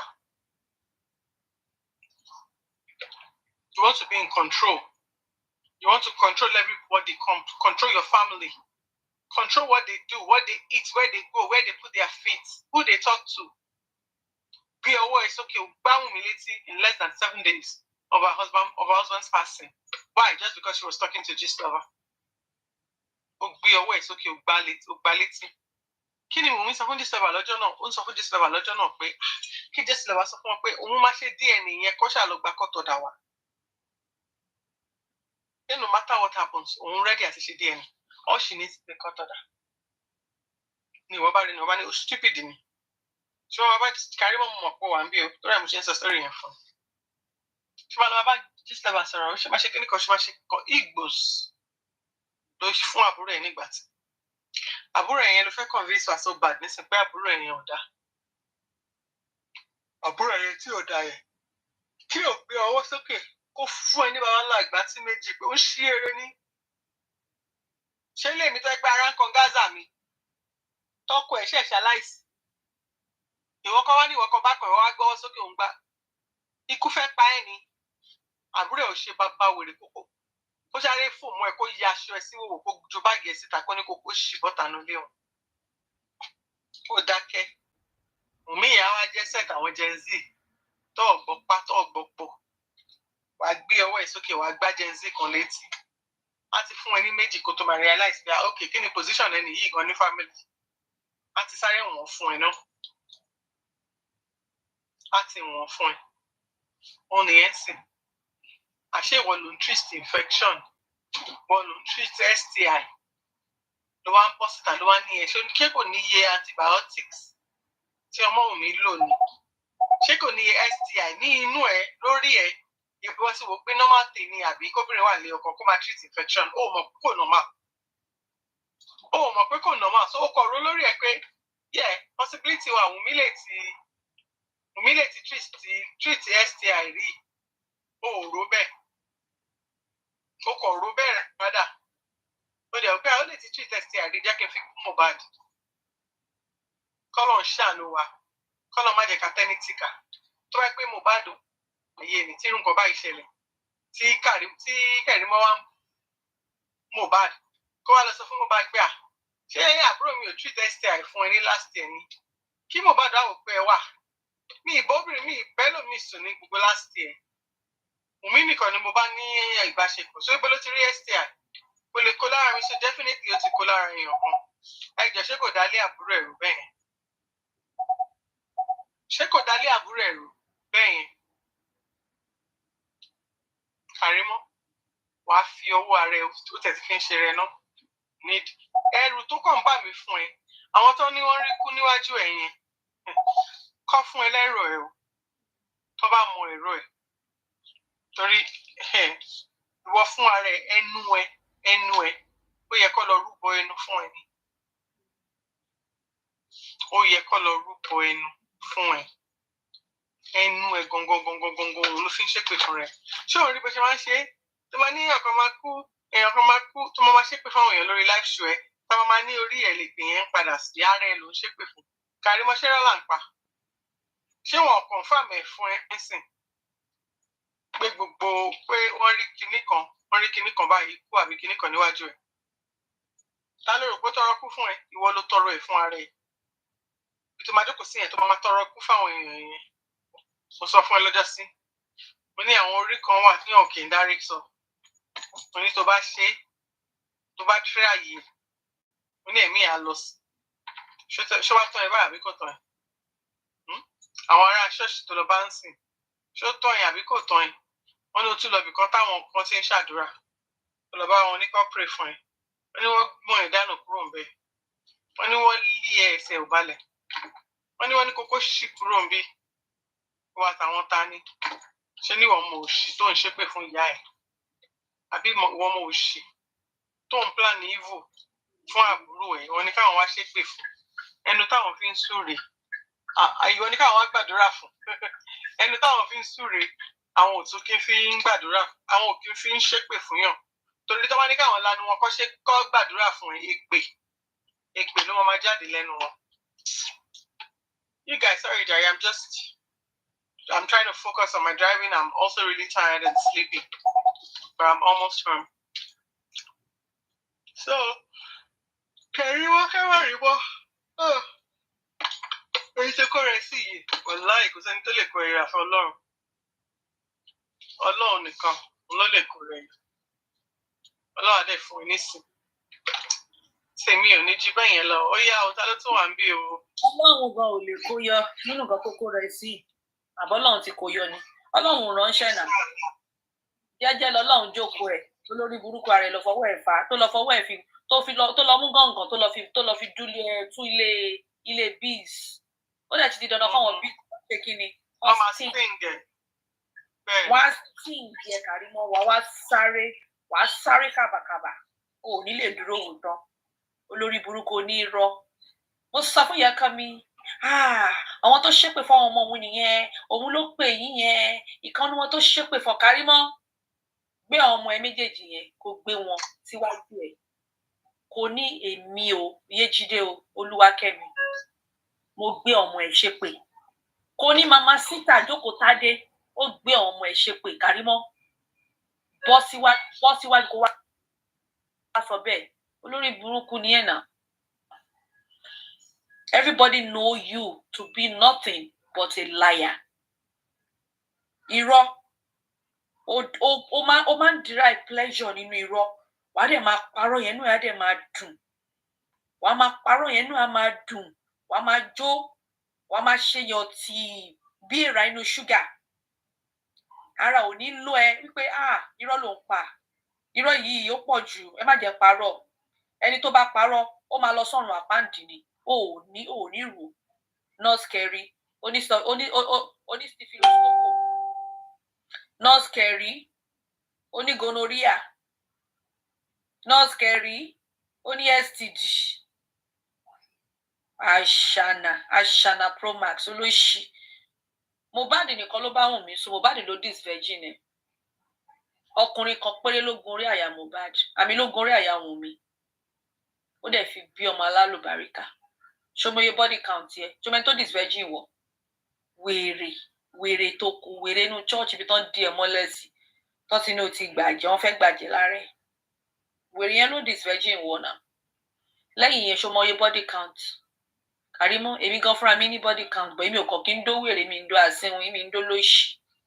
Àwọn olórúkọ, àwọn tí mo lè benefit, tán lè tún lé ayé tèmi ṣe. Èmi ò just go for anything, I don't go for anything. But ìwọ ò ní taste ò ní nǹkan kan. Ìjàpá gan ìwọ ló ń náwó lórí ìjàpá. Ìwọ ló ń bọ́ jàpá. Bó bá fowó sábẹ́ pílò fún jàpá, ìjàpá ò ní ṣe nǹkan tó fẹ́. Ìwọ ló fowó rokodo. Èmi láyé mi, èmi ọmọ tí ìyá bí tó fọjá ràn pọ̀n. Èmi Yéjídé. Èmi á fowó rokodo. Ọlọ́run má jẹ́. Wọ́n máa fowó rokodo fún mi ni. Wọ́n máa wò ó ṣọmọríkì mi. Àkànkẹ́. Wọ́n máa kàn. Wọ́n á tún wá kẹ́. Olórí burúkú ọmọ òfò. Ìwọ ló ń fowó rokodo. Ó lọ fẹ́ ọkùnrin láti Nàìjíríà wá sí Amẹ́ríkà. Karimot. Ìwọ lọ fẹ́ ọkùnrin ni, ó fi owó ẹ̀ lọ fẹ́ Hakeem wọlé. Torí ẹ̀ ní ìyá Hakeem ṣe ní, ìyá mi ìmọ̀ yín Ọlọ́run mọ̀ yín. Karimot lọ́kọ. Ọmọ òun ò lẹ́nu bẹ́ẹ̀. Wọn ò bí ọmọ òun dá, wọn ò bí babaláku bàbá ọmọ òun dá. Ọmọ òun fọhùn, wọn kò tí tó bẹ́ẹ̀. Òun gan mọ̀ wípé ọmọ òun ò tó bẹ́ẹ̀. Ẹ má sọ nǹkan tójú yín ò rí. Ẹ tọrọ ìdáríjì lọ́wọ́ Ọlọ́run. Mi mọ̀ yín o, ṣùgbọ́n Ọlọ́run mọ̀ yín. Ẹ má la Hakeem mọ̀ sí o. Ọmọ òun ò ní choice ni o. The mother said it yesterday. Ìyá yẹn dẹ̀ gba gbogbo agbára lára mi. Ó dẹ̀ gba gbogbo ẹ̀ lọ́wọ́ mi lánàá yẹn. Torí nǹkan tí mo fẹ́ ṣe fún ẹ lánàá. Ìyá yẹn dẹ̀ gba lára mi. Ó dẹ̀ gba lọ́wọ́ mi. Ara mi dẹ̀ rọ̀.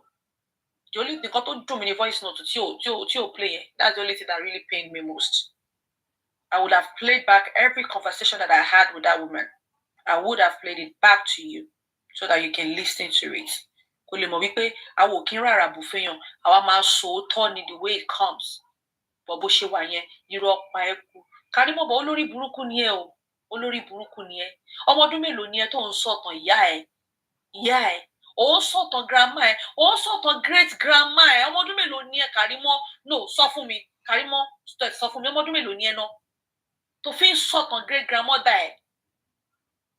Olórí burúkú ni ẹ o. Èmi go mọ̀ tán grandfather mi mọ̀ tán great grandfather mi. Because I'm not bothered. It's none of my business. Wọ́n ti ṣe ayé tí wọ́n ti lọ, ayé tèmi lèmi ń ṣe. Olóṣì ni ọmọdé yìí o. Ó dẹ̀ sọ ìtàn, ó sọ̀tàn títí gbogbo ẹnu ẹ̀ dẹ̀ gbẹ, gbogbo ẹ̀ dẹ̀ ń ṣí. Karimot, ó dẹ̀ gbẹ títí gbogbo ojú ẹ̀ kó wọnú báyìí. Ó dàbí olórí burúkú. Ó dẹ̀ ń sọ̀tàn ìtàn tí ò dé bá, ìtàn tí wọ́n bí ẹ bá. Ó ń sọ̀tàn tó ò ṣe ojú ẹ. Olórí burúkú ni ẹ. Ó sọ̀tàn wípé ọmọ ọdún mẹ́ta nìyẹ́ ẹ ti gbélé tó ti bojú wẹ̀yìn. Karimot ọmọ ọdún mẹ́ta mọ̀ nǹkan tó ṣẹlẹ̀. Àbọ̀mọ oṣù mẹ́ta ló sọ dẹ̀ ni. Ṣé ọmọ oṣù mẹ́ta mọ̀ nǹkan tó ṣẹlẹ̀? Olórí burúkú lọmọdé yìí o. Olórí burúkú lọmọdé yìí o. Ó ń sọ ìtàn wípé àti 3 months ni màmá ẹ ti gbélé tó bojú wẹ̀yìn. Ó wá sunkún. Karimot ta ló sọ̀tàn fún ẹ? Ta lẹni tó sọ̀tàn fún ẹ? Lẹ́yìn tó pa gbogbo irọ́ tó ti parọ́, ó ti ń parọ́ ẹ̀ bọ̀ láti last year ló ti ń parọ́ ẹ̀. Ìyá ẹ gbélé at 3 months. Ìyá yẹn ló wá ní olólì ẹ̀. Aṣọ ọlọ́pàá ẹ̀ ó bá fọ́ túrútúrú, ó fọ́ bàjì mọ́, ó fọ́ okùn tó fi sápá ẹ̀ ó fọ́ mọ́, tí wò dẹ̀ mọ̀ pé wọn kì í fọ́, ó tún kó ti grandpa ẹ̀ ó tún fọ́ mọ́. Ìyá tó gbélé tí ò bojú wẹ̀yìn. Òun ló lọ ṣọlidé. Ló ní nice time pẹ̀lú ẹ̀ tó dípò ní bá ń fọṣọ. Karimot, tó bá ti ń parọ́ máa bojú wẹ̀yìn. Karimot, tó bá ti ń parọ́ máa bojú wẹ̀yìn, máa wò wípé ṣé mo ti parọ́ ìrí. Ó mọ nǹkan tó máa ṣe jẹ́ nǹkan ẹnìkan tó máa ṣe Karimot. Sórí tó bá ti fẹ́ máa ṣó àwọn show ẹ̀ tó máa ń ṣe yìí ṣé mo kó máa ń ní clips Karimot tó bá ti ṣe tán lọ mú show yẹn kó save ẹ̀ kó cut ẹ̀ clips by clips because oye máa túrọ̀ yẹn pa kó wá máa gbọ́ everyday tí ó. Yes, darling. Wait, where does turtle boo boo? Sorry. Sorry, boo boo. Don't disturb my son. Oh yeah, bye. No, it's a boo boo towel there. Go and bring a boniki. Okay. Yes, a bonki. Go and bring bonki. Let me rub it for you. Tell Tinu to put Vaseline.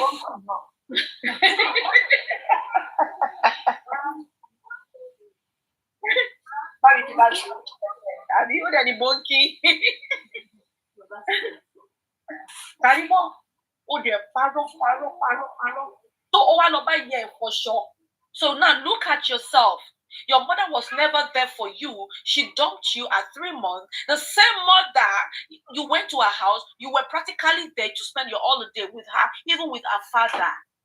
Karimot, make it make sense now. Ọwọ́n àrìndì kọ́ ló ń bá sọ̀rọ̀. Ọmọ èèyàn ló ń bá sọ̀rọ̀ now. Mama gbé wa lọ sí school. Sórí wa ta wọ Puma ta wá gbé knapsack sẹ́yìn ni. Karimot kí ló ń ṣe ẹ́? The same mother yìí ló wá mú ẹ. O dẹ̀ rírí. O mọ bó ṣe rí. Ìgbà tó máa fi mọ̀ yẹ́ ẹ̀ báyìí. O kàn ṣe visa fún un dẹ̀ gbé lọ sí Amẹ́ríkà. Karimot. O sọ fún àwọn èèyàn wípé ìyá mi o, ó máa ń ṣe off and on ni o. Olóṣì ni ẹ́. Karimot, ọmọ máa ń ṣe fún ẹ ní ìlọ́po 1 million times. O ò lè bọ́ ń bẹ̀. Ọlọ́run bá ń gbọ́. A ṣépè fún ẹ.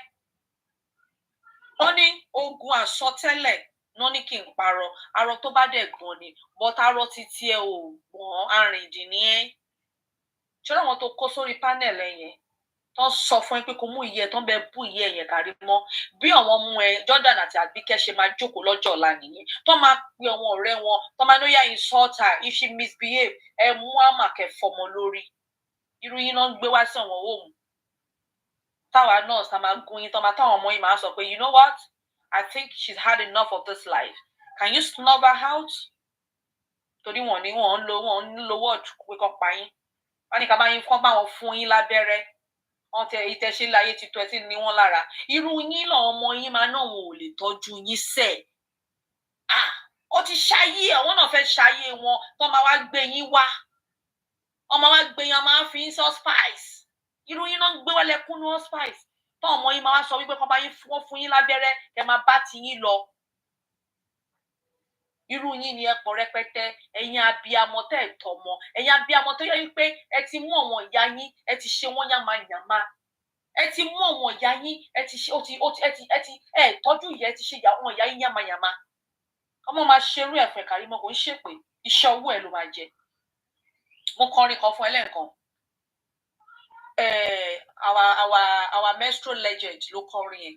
King Sunny Adé. Ó ní mo ṣàmì àdúrà mo gbé tọ́ àdúrà mi Karimot ṣàmì àdúrà ó ní gbogbo ọmọ máa ṣerú ẹ̀ fún ẹ Karimot gbogbo nǹkan tèmi Yéjídé tí mo ṣe fún ìyá mi àwọn ọmọ mi máa ṣe fún mi gbogbo nǹkan tí mo ṣe fún bàbá mi àwọn ọmọ mi máa ṣe fún mi ní àṣẹ Èdùmàrè wọ́n á ṣe jù bẹ́ẹ̀ lọ. Karimot tó bá lè ṣe àdúrà yẹn màá send $1,000 fún ẹ. If you are bold enough to say that prayer, whether you say it or not, ó máa manifest ṣáni. Ó rògùn ẹ̀ ṣe. It's going to manifest. It's going to come to pass. It's right there in the Bible. It's right there in the Quran. Wọ́n ní kó gbọ́ràn sí bàbá àti ìyá ẹ lẹ́nu kí ọjọ́ ọ̀la ẹ kó lè pẹ́. Wọ́n ní tó bá ń kírun tí ìyá ẹ bá pè ẹ́ fi irun yẹn sílẹ̀ kó dá ìyá ẹ lóhùn. Tí ìyá ẹ bá pè ẹ́ lẹ́ẹ̀kan dá ìyá ẹ lóhùn 1 million times. Tí bàbá ẹ bá pè ẹ́ tí ìyá ẹ bá pè ẹ́ dá ìyá ẹ lóhùn kó tó dá bàbá ẹ lóhùn. Tí bàbá ẹ bá pè ẹ́ tí ìyá ẹ pè ẹ́ dá ìyá ẹ lóhùn kó tó tún lọ dá bàbá ẹ lóhùn. Dá ìyá ẹ lóhùn 1 million times kó tó rántí ti bàbá ẹ.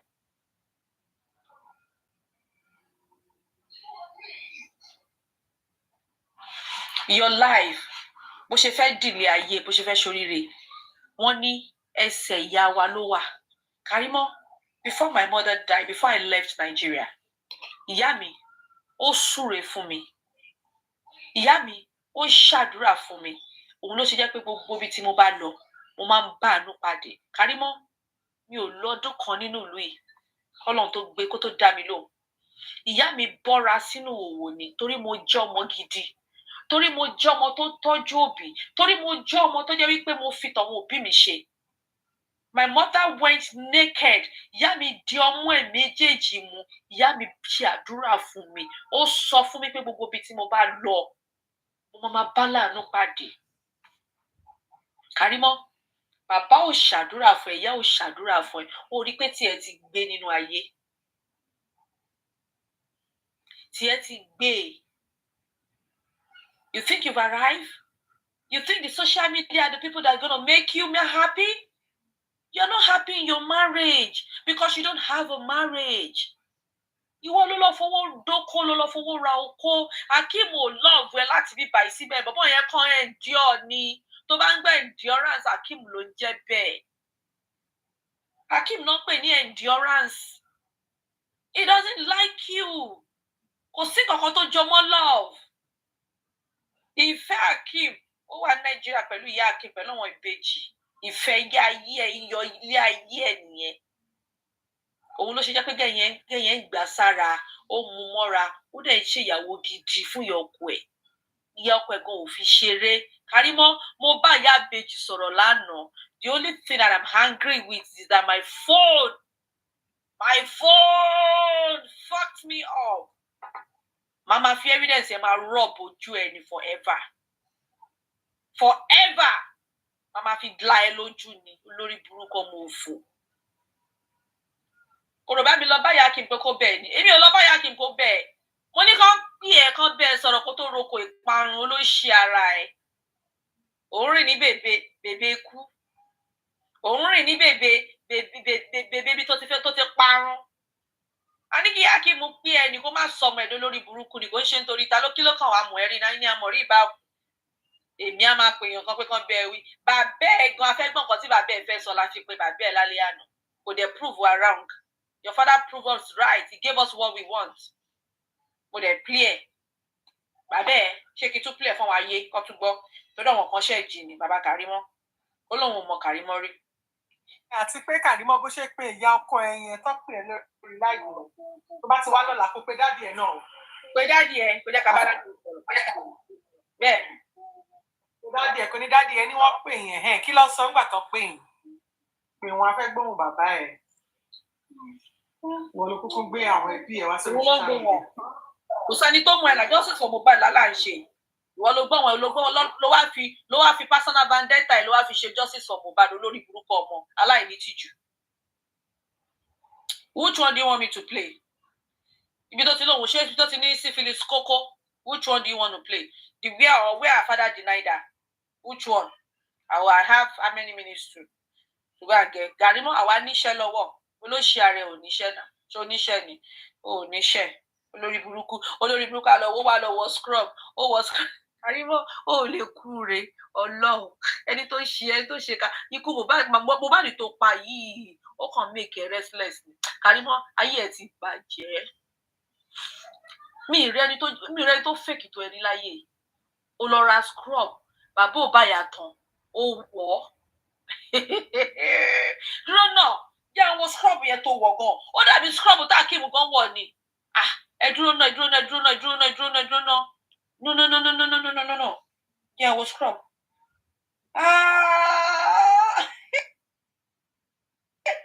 Karimot ti gbé wa landicap. Olórí burúkú ni jẹ́ èyí ṣá. God damn it. Ó ṣe ọkọ̀ sí mi ní o. Oh my God. Karimot scrub Akeem ló wọ̀. Bí Akeem ṣe wọ̀ gẹ́gẹ́gẹ́gẹ́gẹ́gẹ́gẹ́gẹ́ náà ló ṣe wọ̀.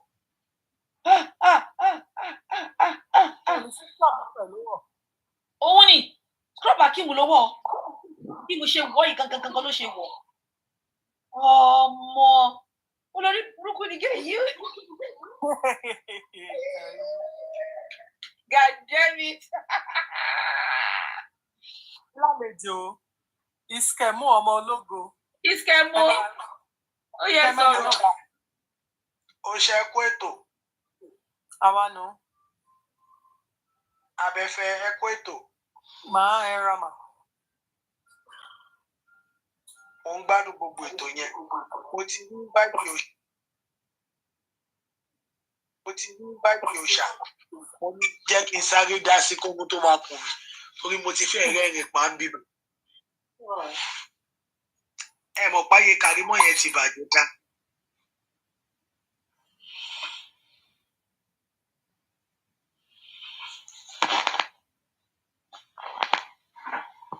À ń gbọ́ yín Skemo.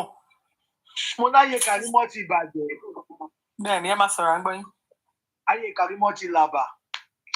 Bó ṣe wà yẹn gan ọkọ ẹ̀ tó ń do gan Ọlọ́run ló mọ iye infection tó ti máa kó lára Karimot.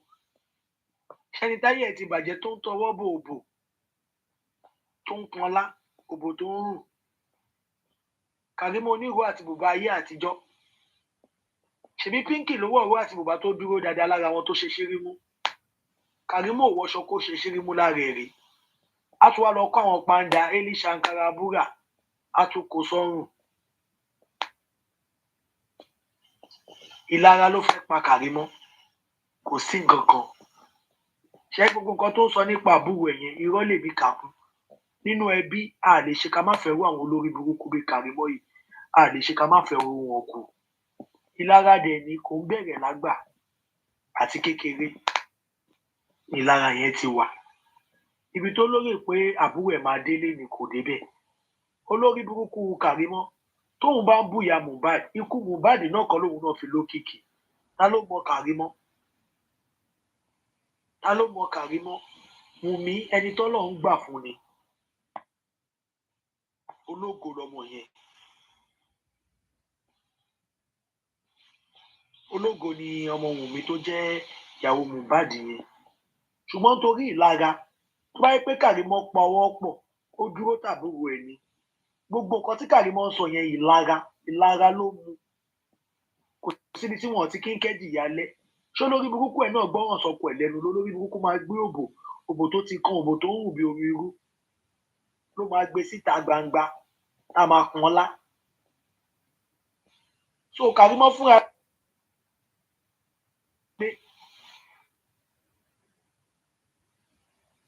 òun àti àwọn kan tá a mọ̀ tá a gbọ́dọ̀ dárúkọ wọn. Ọkọ ẹ̀ náà èèyàn bíi ọkọ ẹ̀ súnmọ́ bọ̀dà láti orí ẹja. Èèyàn bọ̀dà láti orí ẹja òun ni ọkọ Karimot. Ọkọ Karimot bó ṣe wà yẹn ti gba Saturday lọ́wọ́ ẹ̀ wọ́n ti gbé Tuesday lé lọ́wọ́. Tí Karimot bá mọ̀ wípé ògo ìdílé àwọn ni Wùmí kò ní máa sọ pé Wùmí wù wọ́n. Ẹ wo gbogbo bóyá tánìṣì image àbúrò ẹ̀. Ẹ wo gbogbo bóyá tánìṣì image àbúrò ẹ̀. Ọlọ́run ló ní kọ́mọ Wùmí yẹn náà ní ọpọlọ. Tó bá tiẹ̀ wá jẹ́ pé Wùmí ló pa Mohbad tòótọ́ Ọlọ́run ló ní kó má tiẹ̀ tí lọ jábọ́ sí olórí burúkú Karimot yìí lọ́wọ́ wípé àǹtí òun nǹkan báyìí máa lọ ṣẹlẹ̀ láàrin òun àtọkọ òun la rí ẹ̀ mọ́gìrì Wùmí ó máa ti rán àbúrò ó máa ti rán lẹ́wọ̀n. Irú àwọn Wùmí olórí burúkú yìí náà wà nínú ẹbí tó yẹ pé onílara ni wọ́n. Karimot Skemo àwọn Karimot olórí burúkú ọmọ dáadáa ni Wùmí. Irú àwọn Karimot olórí burúkú yìí náà wà nínú ẹbí. Irú àwọn olórí burúkú bíi Karimot yìí wọ́n wà nínú ẹbí tó yẹ pé eégún kò paṣọ ìṣídà ni wọ́n. Ọmọ ọdún mélòó ni Karimot olórí burúkú tó ń wọlé sí ayé àtijọ́? Ọmọ ọdún mélòó ni tí bá ń wo àwọn live show ẹ̀ nígbà míì báyìí mo kàn máa ń gbé kú because ojú máa ń gbà mí tì fún. Pé kí ni nǹkan tí àbúrò ò bá ṣe fún ẹ tó máa wà rántí irú nǹkan báyìí. Ológo dẹ̀ ni Wùmí. Ọmọ Wùmí yẹn ọmọ ológo ni. Ọmọ ológo specially ni because àwọn ọmọ ológo wọ́n máa ń ní challenges lórí ọ̀rọ̀ ọlọ́kan wọ́n máa ń ní challenges ní gbogbo ọ̀nà. Ilé tọ́lọ̀ ń kọ́ ni Wùmí tó yẹ pé mẹ́tàlá bàbá ńlá kú Karimot ò lè wo. Àti kékeré ni Karimot ti ń ṣe lára Wùmí tówó mọ̀ pé ògo ìdílé kan ni. Tí Mohbad ò bá kú tó jẹ́ ọkọ Wùmí ta ló máa mọ olórí burúkú Karimot? Karimot is nothing but she's just an attention seeker. Ó kàn fẹ́ di celebrity ọ̀sán gangan ni. Látara ikú àbúrò ẹ̀. Ṣé bóun ló kọ́ bọ́ta ló kọ́ ṣe iye òun o, ọ́n gbógun ti o, ọ́n gbógun tàbúrò òun o, kíní kan ló kọ́ ṣe bí wípé òun fight fún Wumi. Kí ni Wumi náà ti wá dùn gbà yẹn? Àwọn nǹkan tí ò yẹ kó sọ fún Karimot kó wá lọ sọ fún. By now, ọlọ́run má jẹ́ kọ́ta Wumi ti lọ bá rẹ̀ níbi tí ò yẹ kó ti lọ bá rẹ̀. Ẹ ti mọ tipẹ́tipẹ́ ọmọ yẹn ṣá blọọkì ní ìgbà tó ọmọ yẹn bímọ lóṣù sílẹ̀ ọmọ yẹn ṣe mọ orí èèyàn tó jẹ́ tó mọ̀ pé lórí burúkú ọmọ ni ó mọ̀. Ẹ wo bí Karimot ṣe gbó bí ilẹ̀ Gálílì tí Karimot gbó tútútútú ọmọ ọdún mélòó ni Karimot? Karimot ti ṣògùn kọjá kádàrá. Ẹ wo bẹ́ẹ̀ ni Karimot ṣe dúdú. Ọmọ 34 ọmọ 34 ìṣẹ̀mó 34 mo gba 14 years lọ́wọ́ lórí burúkú òṣì 34 14 solid years mo gbà lọ́wọ́ ẹ̀ ọmọ òṣì yìí. Ọmọ olórí burúkú yìí ọmọ òfò àwa tá a já ti ẹ̀gàn àṣà mayamaya. Ṣẹ́rí Karimot ìyá ayé ẹ̀ ti bàjẹ́ kó dẹ̀ bẹ̀rù àtúbọ̀tán. Àtúbọ̀tán dẹ̀ ló jájù láyé. Torí tí Karimot bá tẹ ẹ̀bà fún gbogbo ẹbí ẹ̀ ó ṣeé ṣe kó jẹ o. Gbogbo ẹbí ló tẹ̀bà fún Karimot yìí. Iye 20 ọdún ni tó máa gbóná fáwọn ọmọdọ́mọ ẹ̀. Because kò sí nǹkan àwọn olórí burúkú kan náà táyé wọn ti bàjẹ́ àwọn náà wá olórí burúkú ẹ̀ ẹni tọ́lọ́run ò fún lókìkí tó ń fún rẹ̀ lókìkí tó ń pè rẹ̀ ní ẹlẹ́mọ méje olórí burúkú ta ló fún lẹ́lẹ̀ níbo ló ti lẹ̀.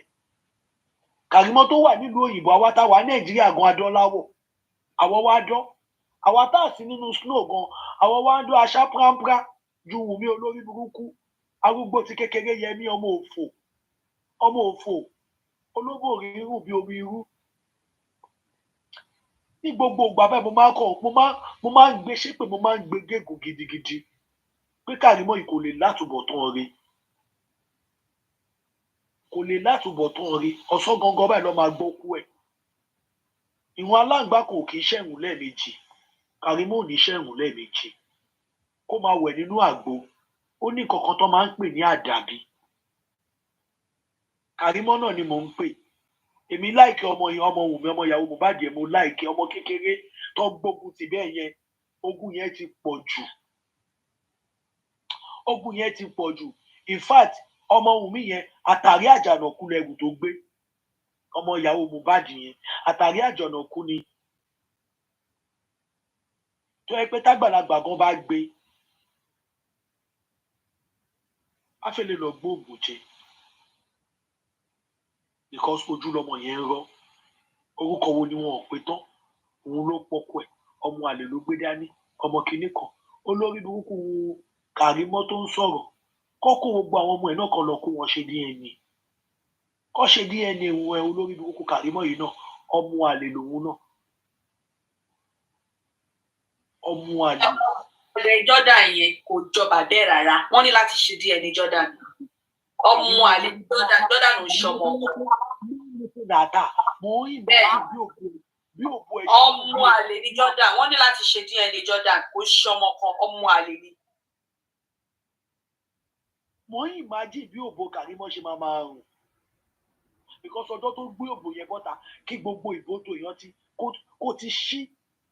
ti ṣí bí ẹjẹ ìpìyà kí ìbò tán ọmọbìnrin kó dúdú bí ẹjẹ ìpìyà ṣẹ́mú ẹjẹ ìpìyà bí ẹjẹ ìpìyà ṣe máa ń dúdú ẹja tìlápíà bẹ́ẹ̀ ni ìbò tán Karimot ṣe dúdú. Wọ́n á imagine bí òbò ẹ̀ ṣe máa rùn bí omi irú. Orí burúkú ni Karimot yìí kò dẹ̀ lè látúbọ̀tán rí àtúbọ̀tán Karimot ò lè dá rédèrèdè ló máa padà gbẹ̀yìn ẹ̀ torí nǹkan tó ṣe fún àbúrò rẹ̀. owó àtọmọdé lẹ́nu mà Karimot ọmọ àlè ní Jordan bọ́sórí Àbíkẹ́ orí la bí bàbá ẹ̀ ló forí jọ orí Àbíkẹ́ tóbi gbogbo ara ẹ̀ ó jọ bàbá ẹ̀ tí ò dá tó lórí bàbá ẹ̀ ṣe tóbi gbogbo ara ẹ̀ bórí bàbá ẹ̀ ṣe tó báyìí lórí Àbíkẹ́ orí la bí Àbíkẹ́ bọ́sórí Jordan yẹn wàláì wọ́n ní láti ṣe díẹ̀ ní Jordan torí ọmọ àlè ayé àtọ̀run ni.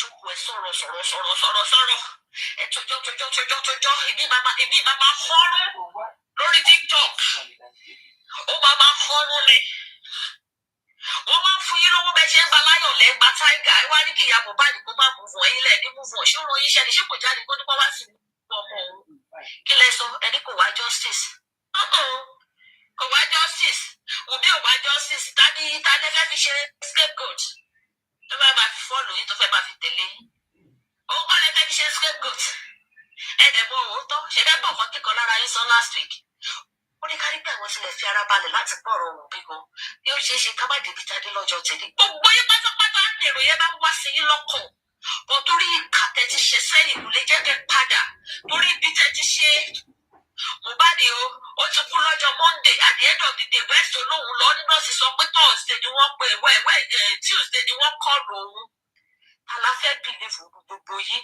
ẹ̀ ní ṣàkóso tó dáa jẹ́ bẹ́ẹ̀ débẹ̀ sí ẹ bá rí wà tí ilé tó lòun ṣe wú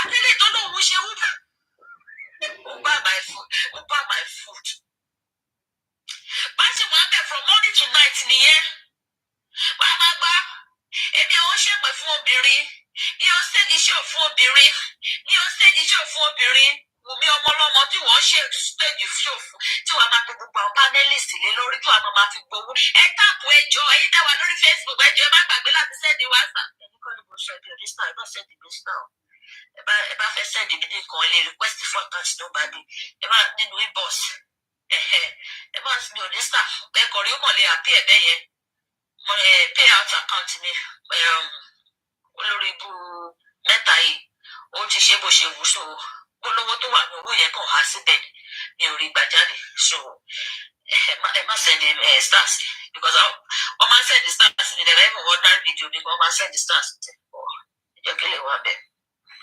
ẹ fún wa ní star nínú inbox ẹ fún wa star yìí tẹ́ wá Facebook lórí òkú ọmọ 27 years ẹ fún wa bẹ́ẹ̀ from morning to night say nothing for the past 1 year ẹ lè sọ pé nǹkan bá ilẹ̀ púpọ̀ òfo ìtìjú ìjà ríbú ló ṣe dùn nígbà tí ẹ̀yin ti wò mí tẹ́ fẹ́ bá bára yín jà pé no you don't do that ẹ̀yin ẹ dúró ẹ ṣe justice fẹ́yàn tó wà láyé bó ṣe láìkí máa àtúgbà owó pẹ̀tù yẹn bí báyẹn tilẹ̀ ṣe pè iye ọ̀rọ̀ yọ̀ but you know ó sọ ní look òun stand behind èèyàn tó wà láyé ẹni tó ti kú ẹ̀hún torí pé èèyàn kú èèyàn sọ pé kí gbogbo èèyàn lọ kú náà ẹ bá nífẹ̀ẹ́ Mohbad ni bẹ́ẹ̀ ṣe nífẹ̀ẹ́ ẹni máa gbé gbogbo àwọn nǹkan tó fi sílẹ̀ kẹ́ máa gbé ṣépè ṣé kó jáde kẹ́ Mohbad kí kó tó kú ó bá ìyá ẹ̀ làjà ó ṣe nǹkan fún ìyá ẹ̀